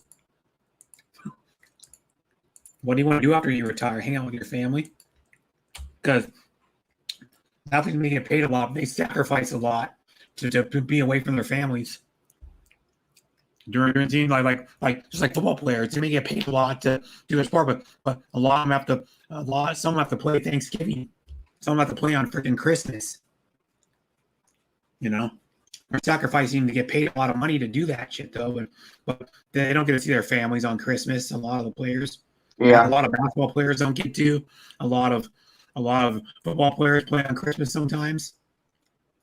I got to tell you something about him, man. When they were real hot with Rodman and Pippen, and the coach, yeah, when they were hot and. I absolutely detested them because I was a huge Pacers fan and a Boston fan. And so I got to give credit where credit is due, though. Jordan, to me, is probably the best basketball player ever. Now, a lot of people would say LeBron or Kobe, but not me. You ask people that played with him, They play with him and go. They ain't never seen anybody have what they say is like the killer instinct when the game was online. You could see something in his eyes. Yeah, man. He was ready to go, and when he was on, you could tell when Jordan on, he'd stick his tongue out. When he's running on the court, he'd like do a move and stick his tongue out in midair, and he was on then. It was like get out of his way. He's like. What I admire about him so much is his just jump shot from anywhere on the half court. He's going to make it like almost 75% of the time. That is huge numbers, man. Mm-hmm. But here's one thing about Michael Jordan is, you know how Phil Jackson ran the triangle. Nobody ran the triangle. Nobody ran the triangle better than the Bulls. Yeah. The Lakers ran it good, but not near as good as the Bulls did. And did you ever notice or figure out? I'm sure you did, man. Everybody probably did. Is Rodman was in the game. He was a number 5 man. He was in the game for one reason. That's to stir shit and rebound. That is it. Yeah, he was. He was magnificent at it. Yeah, and he would purposely do his little antics and shit to get in the players' heads. Dude, he couldn't shoot a shot to save his life. Not a layup, not nothing. But he could do rebounding and start shit though. Hell yeah. Yeah, and then he was good at D'ing up too, like man-to-man defense underneath, like underneath the basket. Oh, unbelievable! Yeah, he'd bump him all he could. Whatever he could get away with on the line. He would bump him up a little bit, but he came from the era where like he was young when he was skinnier and had the flat top when he was on the Pistons. Yes. And he was like Rick Mahorn and what was the other dude, the white dude, Bill Lambier, would literally push people under the basket, and like give him a forearm in the back and like give him a hard foul and say, "I'm hard fouling because you ain't coming near that weak shit again." And Bill Lambier and Mahorn weren't the best offensive players, but they were in there to like how they say in hockey, like enforcers. They were in there to like give a little harder foul than other people, and they were in there to get into people's heads. They were in there to like dive for the loose balls and get the rebound over somebody when they needed a rebound. You saw them flying on the court trying to get a loose ball about to go out of bounds, and they fly into the stands, or they trip over somebody and go flying and land on a fan in the front row. And then like Rodman do the same. That's probably where he got his antics from, because like nobody liked the Pistons. Fuck, nobody liked Isaiah. But people hated Isaiah back in those days, man. He averaged like 21 points a game for his freaking career. Nobody liked him. Yeah, nobody liked him. But what was so sweet, man, is teams stayed together so tight back then before the free agency and stuff. They really at least have most of their career together. Oh, right. It was like a family. Now another shit starting team was the New York Knicks with Ewing and you got a good memory. What the little short guy? He was there. John Starks. Oh, that motherfucker pissed me off, man. Oh man, I'm telling you, dude. Ooh. And then he would get into fights with like other players because he would like start shit talking them and do some weak ass move, and then he took that stuff personal though, Brett. That's the difference with him and Rodman. Yeah, you could tell. You ever see one? It was one time when Gary Payton and fucking Shaquille O'Neal got into it. Oh, the glove. Looked like Gary Payton was gonna whoop Shaquille O'Neal's ass. I didn't know that, man. Really? Yeah. Wow. Gary Payton was one of the biggest shit talkers in the NBA history. Yeah, the glove. Oh yeah, the glove, man. But he could back it up. He's like, most players, other than maybe most some stuff. There was like a couple players you couldn't really stop because they're like nobody could stop Iverson. Hey, dude, my favorite West Coast teams, and I consider Utah a West Coast team because it's past the Mid America line. Is Utah Jazz and the Seattle Supersonics. Oh well, I'll add one more, the Blazers, because I liked Drexler, and they were a real cool team. But those are the three I would pick. Drexler, that's one of my cousin's favorite players is Drexler. Mm-hmm. My cousin Dan, one of my mom's brother's oldest kid. He's like 42. We turned 43 in like August, but he loves fucking Clyde the Glide. I remember he had one of those fucking shirts, one of those cartoon shirts that had Clyde the Glide on it. Yeah. When he was like 11 or 12, he had the cool shirts, like those ones when they made those really cool back in the late 80s or 90s, like the animated ones. They were like a cartoon drawing of the character, and it was like Clyde the Glide. You're doing like a action move on the T-shirt. Things were the shit. I wish you could find one of those. Oh yeah, I'm telling you, dude. You know, I mentioned Utah because I liked them in the era when they had Stockton and Karl Malone. Karl Malone was Karl Malone was a cheap motherfucker though. Did you see when he would shoot? He literally kick his feet out. Yeah, like he played the drama queen. Yeah. But I wanted to tell you, he only lives about 10 miles from me up north. He has his own car business up there and all that. Yeah. Mm-hmm. He's from here. Yeah. I love Stockton though, dude. John Stockton. Stockton's the shit. Stockton had oh my God, I love little fucking like schoolboy haircut. I wish shitty bag. And he wore the tight shorts, and he'd just go on the court and he'd be like fucking passing the ball, fucking dishing it to the shitty players that they had. Some of those players sucked on Utah, like Mark. Yeah, they did.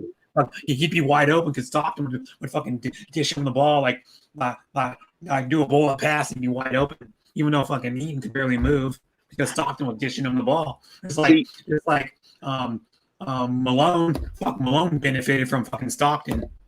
Malone would have been good.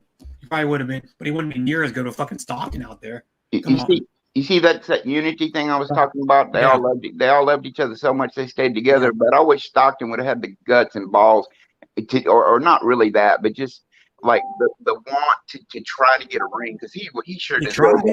But he was in the playoffs every damn year. That's what I'm saying. He couldn't get with a finishing team, you know. Yeah, it wasn't his fault. No, it wasn't his fault. That's what I'm saying. I wish if he had the chance to sign a contract somewhere else and get a ring. You know what their thing was? Fucking Jordan was in the league. No, they just got beat by Jordan. I mean, if they were playing anybody with Jordan, I bet you Utah would have got one title with Stockton and Malone. Yeah. Because the same thing with the Sonics. The Sonics had a killer fucking team that year. They won like 62 games. The franchise record wins. They're tearing it up. They're shutting people down on defense. Fucking Jordan just is Jordan. He just tore him up. Yeah. Nothing you can do about it. Jordan comes in there and they go, fuck, the Sonics look like shit. I'll tell you what, man, the era the whole year. The era I hate the most is the Texas teams, man, because I hate Texas with a passion, you know. San Antonio ran it for years, the Mavericks, Houston was in there. Oh my God. Mm-hmm. That's really probably kind of when I stopped watching basketball because I don't like Florida teams either. And shit, you got LeBron down there, you got Shaquille down there, you got Anthony Hardaway. Yeah. They were killing it, dude, going every year, man. And so I quit watching because it's like I don't like these people. I don't like these teams that are in the playoffs. There's nobody I like, you know. Yeah. I can find my friend's mom and dad's house. I don't ever talk sports much, man, but it's cool to look back. Yeah, I like the 90s, man, in basketball. Fuck. What decade you come up in? The 90s? Mostly, yeah, the 90s. Okay, I remember watching every single Bulls championship freaking run, dude. All right. I remember watching when they played the Blazers. The Blazers thought they would just come in and fucking they got tore up too. Yeah. They did the best they could. I think they won like 2 games. I think one. They did the best they could. They played the best they could. Man, they still got whooped. Mm-hmm. Because Jordan and Pippen and that was the early team that had like Horace Grant and Bill Paxton. God. Craig Hodges. God. Remember? I forgot. And that fucker Bill Cartwright that shot the longest. He had like the longest shooting motion. He shot it over his head and it took him like 3 seconds to get rid of the freaking ball.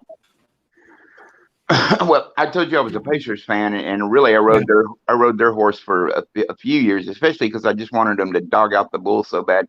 But my favorite player was Rick Smits, the Duncan Dutchman, man. I fucking loved him to death. He was like 7'4". He was such a good kid, but you know what? He had real bad. He had bad foot trouble, dude. He had to have major surgery on his arches because it was so huge. Yeah, he's had that before.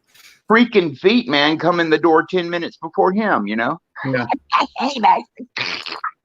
He could water ski on them motherfuckers. Dude, he looks like he's wearing clown shoes out there. Yeah. I mean, and then Shaquille O'Neal comes out and he's got size 22s. He's worth his feet by like a few sizes. How about you seen when I went to some sports place downtown Seattle, like athletic place, and I remember they had a replica of like fucking Shaquille O'Neal shoes, like a signature Reeboks. Well, those things were huge. They're like a good 6-8 inches longer than my fucking feet. Yeah, but you see the thing about Shaquille O'Neal though, he fits him because he's so freaking huge. Yeah. You know, it would look funny on somebody like Smith because Smith was just a skinny tall fuck, and then he's got these pounds. Yeah, he was crazy, like man. 4 inches taller than Shaquille. Yeah, he was like I 7. was sorry for him, dude. And didn't he have red hair? Yeah, man, he was a real cool, nice cat. Really, he was a nice guy. He had like 1 year where he was pretty good. Like 1 year he averaged like 18, 19 points a game. Well, they had the brothers with them. And I can't think of their houses. What was the name? Oh, I thought you said it. They all congealed real good together, but they just didn't have anybody on the outside. If I can find it. Smith did all he could, man, but he was always having surgeries, you know? Yeah. Where is it? So I can find it. Their house. So you're going in on your vacation? You said 2 weeks? Yeah, I think it's right here. You still going to be doing YouTube and coming on and stuff? Probably not. Not that much. Gonna try to do stuff on vacation. There you go. That's the right. I might go on YouTube a little bit, just to, like say hi and like just share our streams and say hi a little bit. Yeah. You don't want to be a ghost, but I mean, it's good. It's good to lay this down, man. And I'm just talking about myself too, so don't take it personal. See if I can find it. Is that it? No, that might be it. Let me see. No, is that it? I gotta check something. That might be it. No, is that it? I'm trying to find their house. You go up the McKenzie River here. You go up, then you turn this way. I think it is. Where's the Lieberg sign, though? I wish it'll get clear. It gets blurry when you go so fucking close. 3D? I think it's 3D going. Oh, wow. Look at that. Kind of 3D going.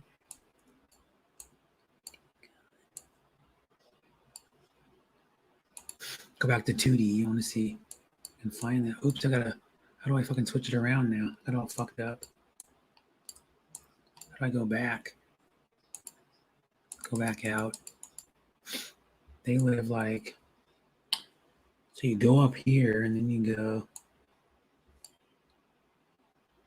you see, you go up the highway, you go here, and you turn in here, then you go, is it down there? I think it is. I think it's right there.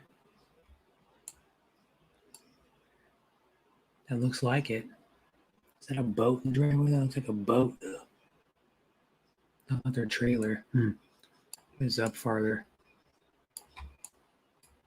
No. Not their trailer right there. No, it's in there. See if it's up here farther. No. Trying to find it.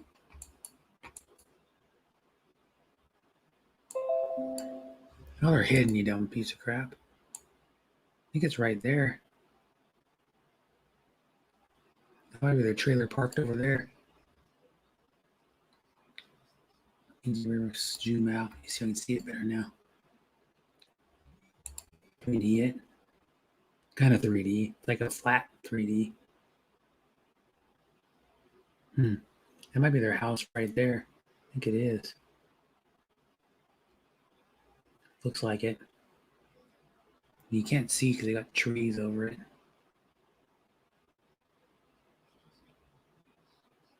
It looks like it's right there. Yeah, you go off here and then zigzag and then it goes.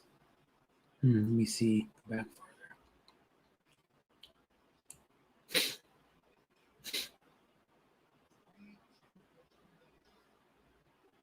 That's Leeward right there. You see. Where's the dam up here? Let me go see if I can find the dam up here. The fish dam. Kinsey River goes way up here, dude. Where's the dam that's up here? Pretty badass, this place. This is the aerial view of it. It looks cooler when you go. Where's the dam?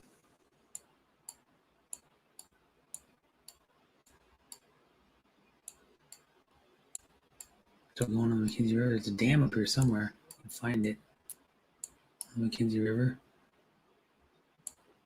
There it is.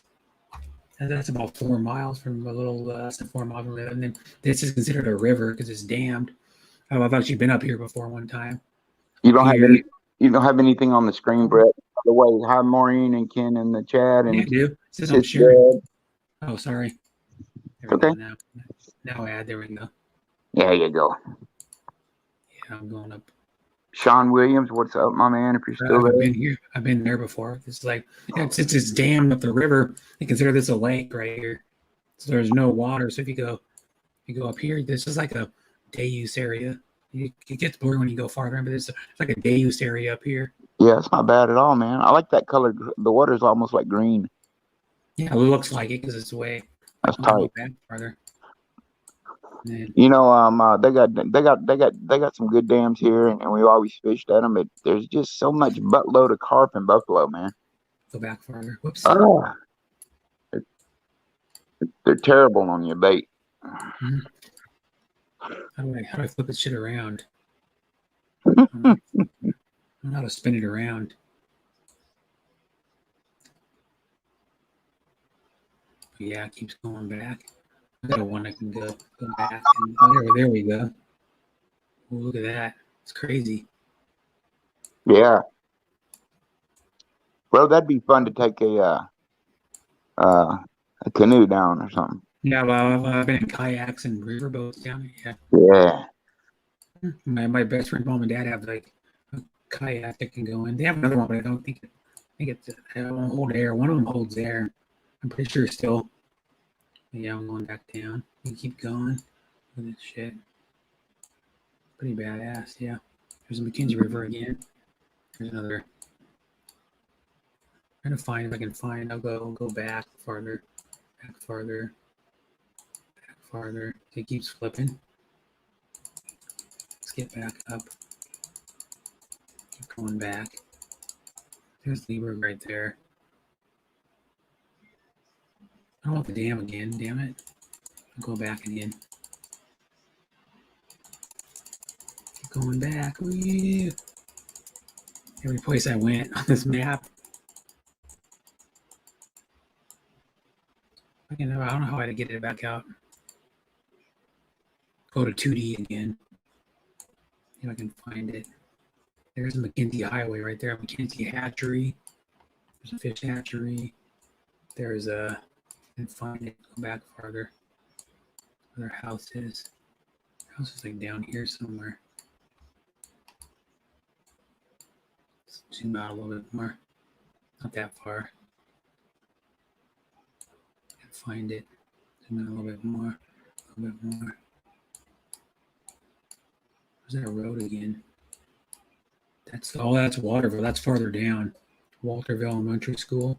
That's where my best friend's oldest kid. And then his girlfriend's kid went, and then in like a couple years his youngest kid's gonna go there to that school, Walterville Elementary School.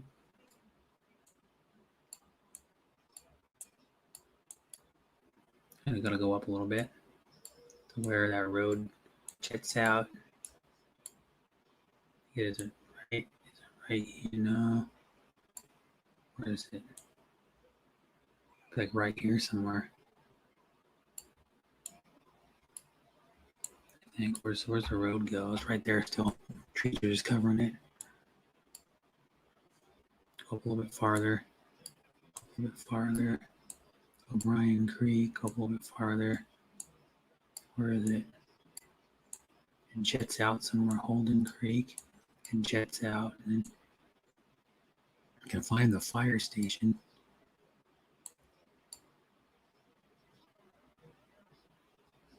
Where's the fire station in here? That's the McKenzie Highway right here. That's a different road. This is the road right here. Find the fire station.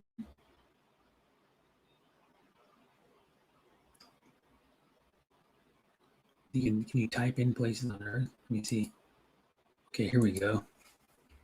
Leeburg. I'll find out where I really live. Leeburg. Leab. Leeburg. Firehouse.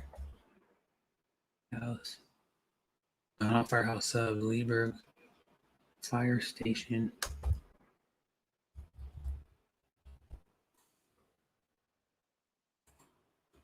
Where is it? There it is.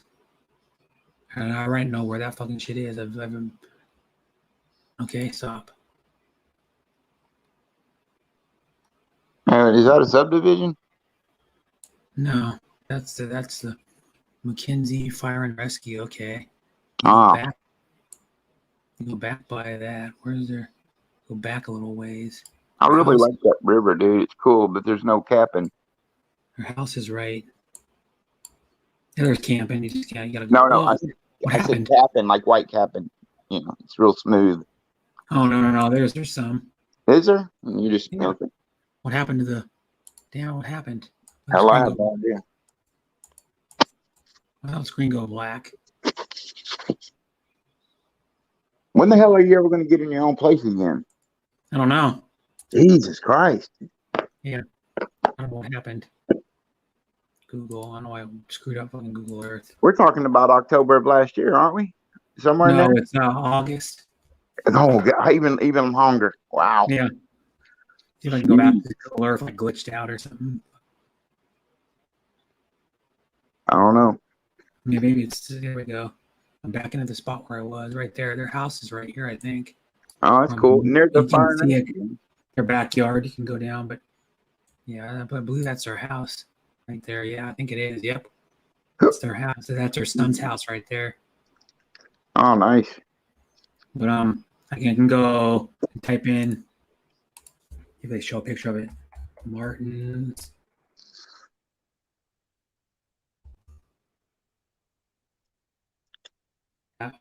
I spell rap. R-A Rapid. Martin's Rapid. That's what it's called. I don't know.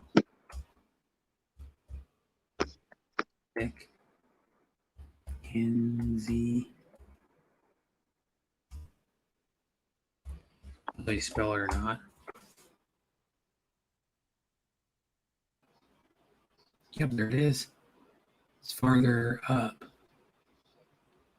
I can get good pictures of it.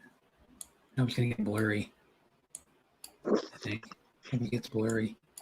Yeah, close. I can get pictures of it on Google Maps. Let's go back. Just exit out of this.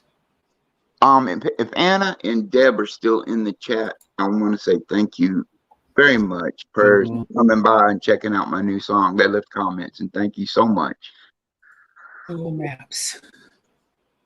And I'll go M-A-R-T-I Martin.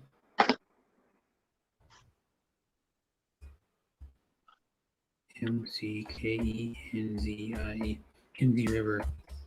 Shit, my tablet is charged. Oh, what the fuck? No, not that one. Martin's Rapids.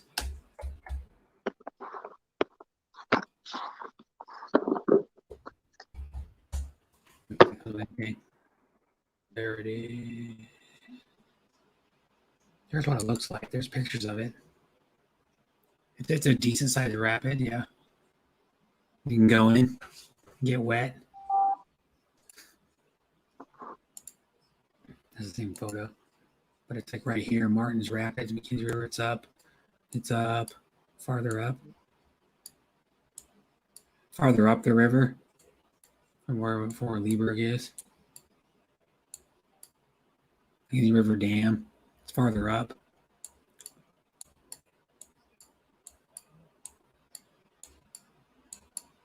It was cool up there, yeah. It's very I'll nice. show you another place that's badass I've actually hiked. It's blue Tam. I don't know how you said. Let's go Blue Pool. Also known by Blue Pool, Oregon. There's a Blue Pool. There's a Blue Pool campground too. Whoops. Blue Pool. There's a Blue Pool campground too. Blue. I've been to Blue River Reservoir too. A few times. Blue River.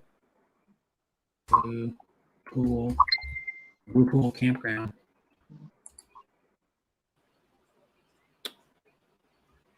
Camping on it. You can camp. There's a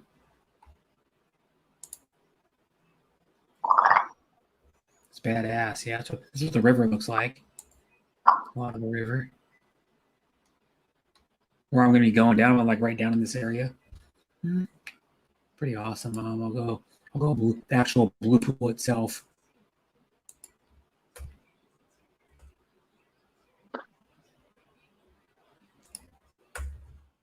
Blue Pool.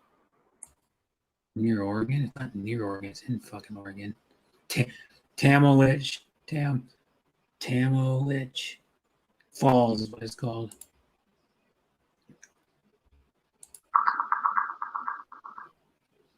There's some pictures of it. You can hike up across a little bridge. It's like a 2-mile hike, but it's pretty awesome. And then there's what the Blue Pool looks like. There's another picture of it. You walk up and you're like probably 30 feet above it, 30, 40 feet above it. I've hiked it. It's a hiking Tamalach. It's called Tamalach Falls Trail. Tamalach.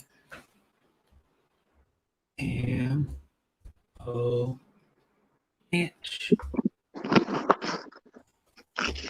E-A-M. Tamalach. Oh, let me see. I'll go here. I'll go Tamalach Falls. Tamalach Trail.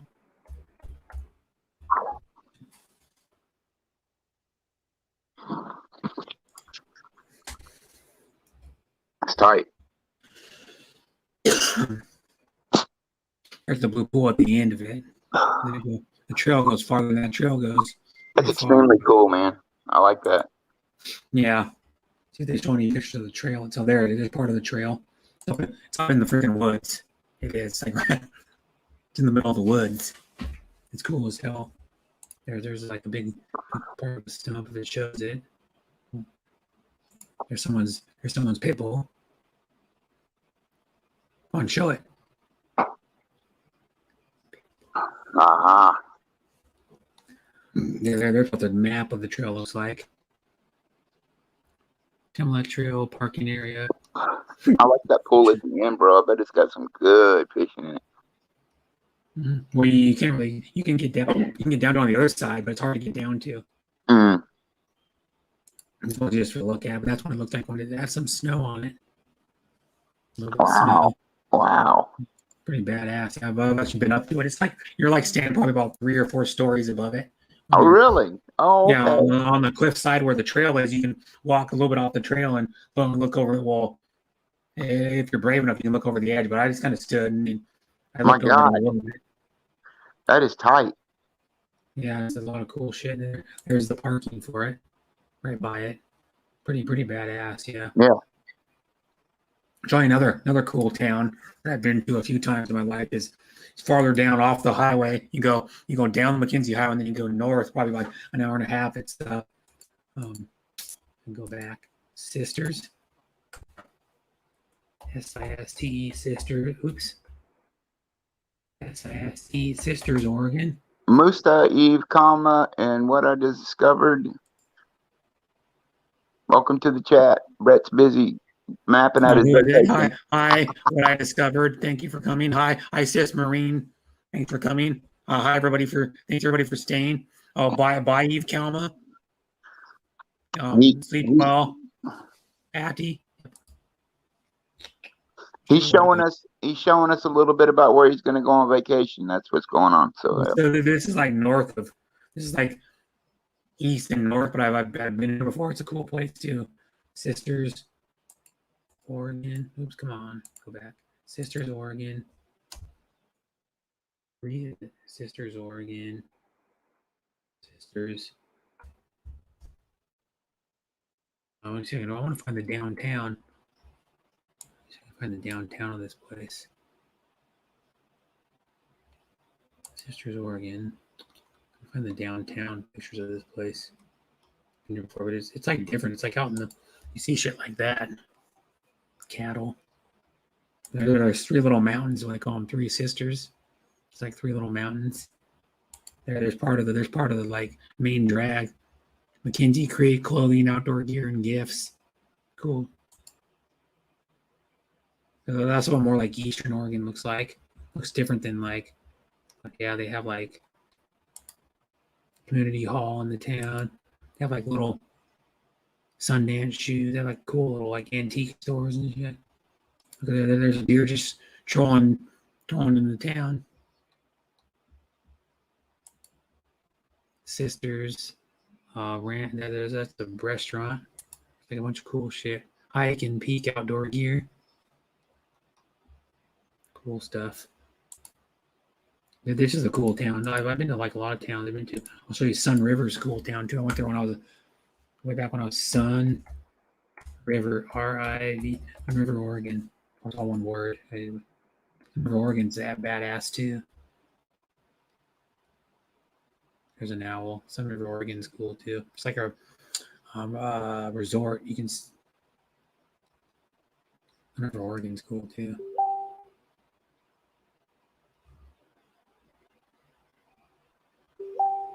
Kind of good.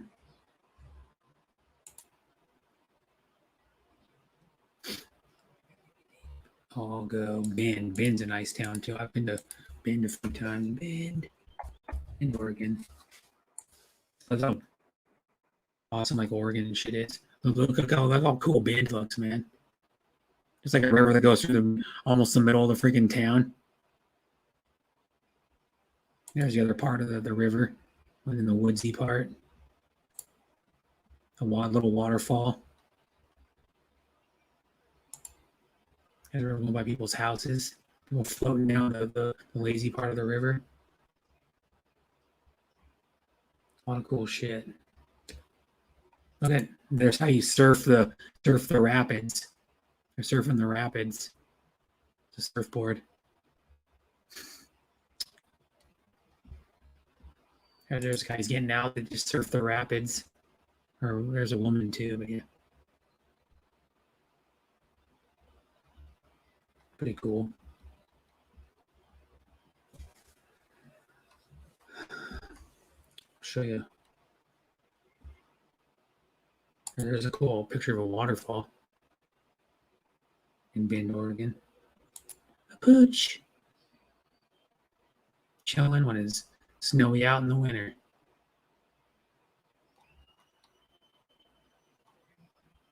We're taking nature photos. Look at how cool that looks.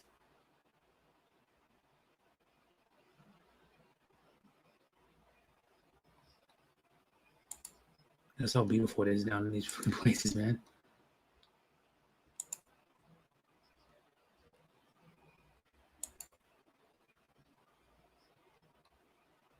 Enough of sharing that. I'm done sharing.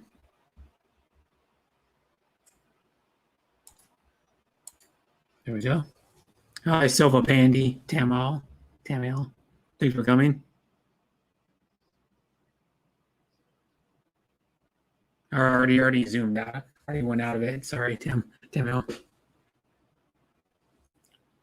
Good night.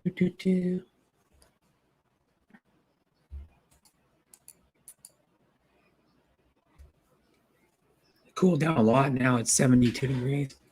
When I started my stream, it was 80. It was 82. Now it's 72. It's 10 p.m. now. I'll be live for like another 9 minutes. I want to thank you, Brett, for showing that, man, showing us that. That's really cool, brother. Yeah, it's cool. It's cool down there too, man. Very nice. I think you're going to have a great time. And you're familiar with always the fun place. down there. Yeah.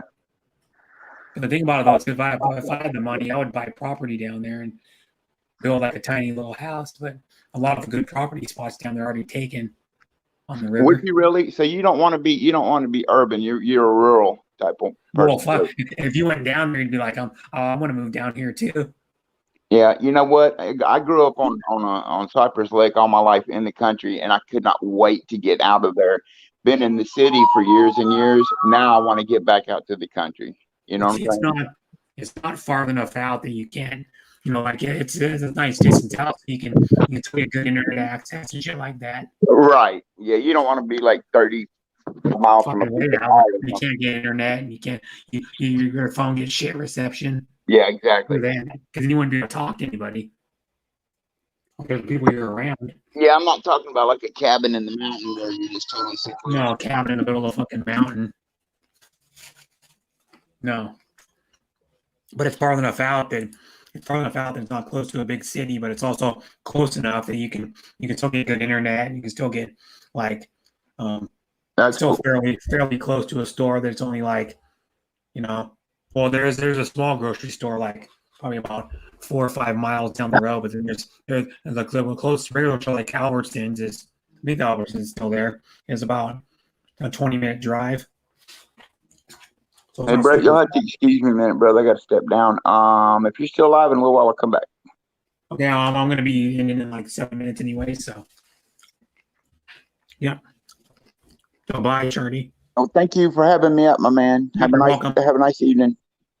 You too. I'll see you around somewhere probably. Freaking be up for a little while. See you at another stream.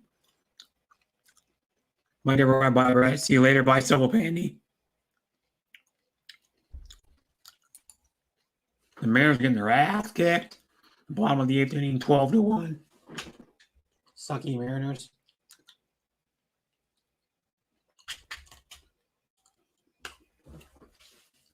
Most of the fans already left. I can maybe a couple thousand fans left out of all the fans that were there.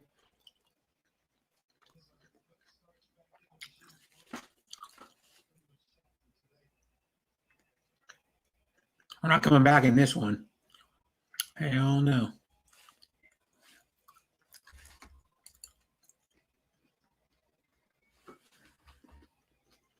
Go to the bathroom when we get back.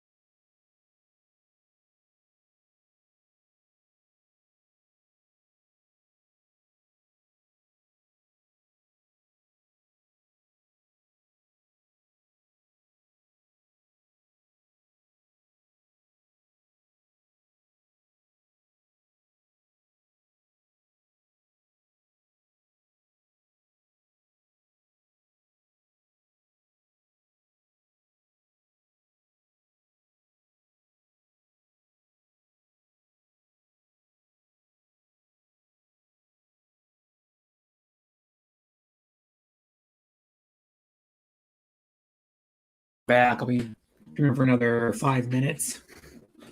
Yeah.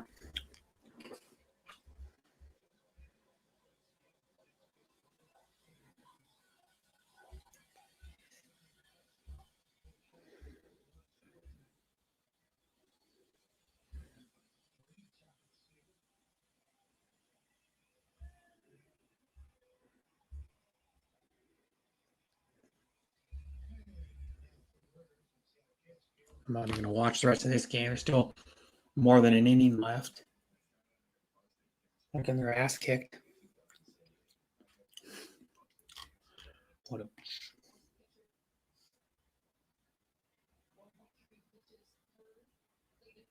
don't know. What is this?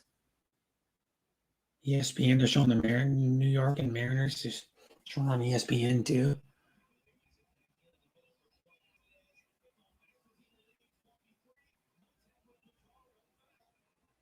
They're replaying this game again. They're replaying the Argentina Colombia game from that ended like a couple hours ago or something, or an hour and a half ago.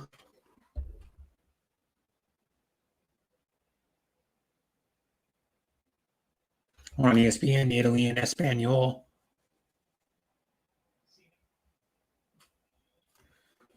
I don't think this one's live either. This one can't be live. Actually, it might be live. No, I don't think it's not live. It'd be like 6 in the morning. Or 7 in the morning.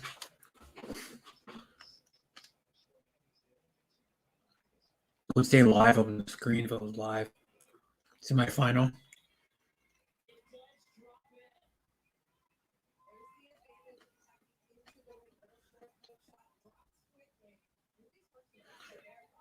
College women's volleyball, beach volleyball.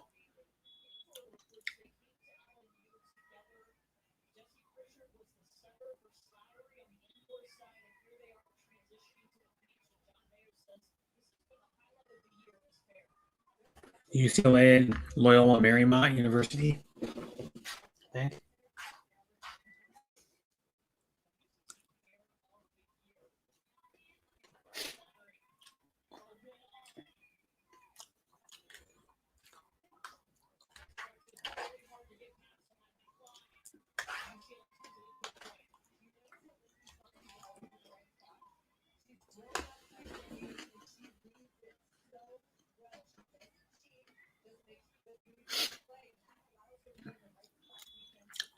Bye, Silva. Take care. From my love, Deborah. A couple more minutes left.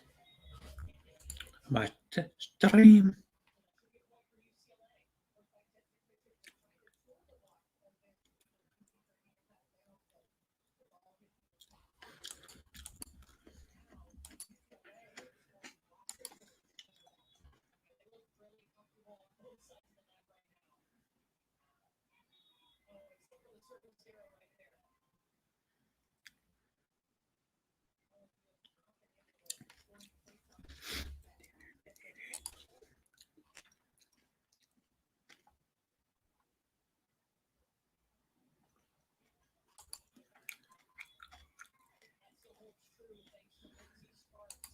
Mm-hmm.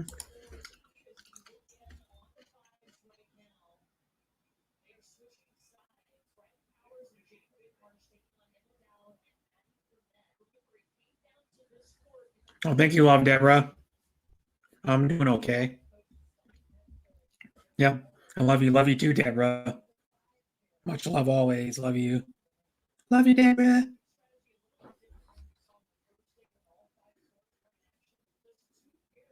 Thanks for staying, Winnies. Start saying bye in a little bit.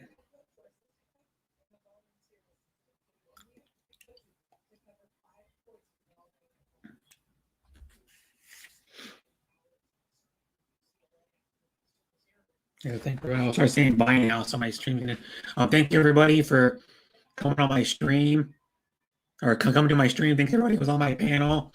Thanks everybody that stayed, most or all of it, or people are at here at the end. Thanks Deborah for donating. Much appreciated. Thanks everybody for support always. Much appreciated. Love you guys. And my stream is gonna be over. Bye everybody.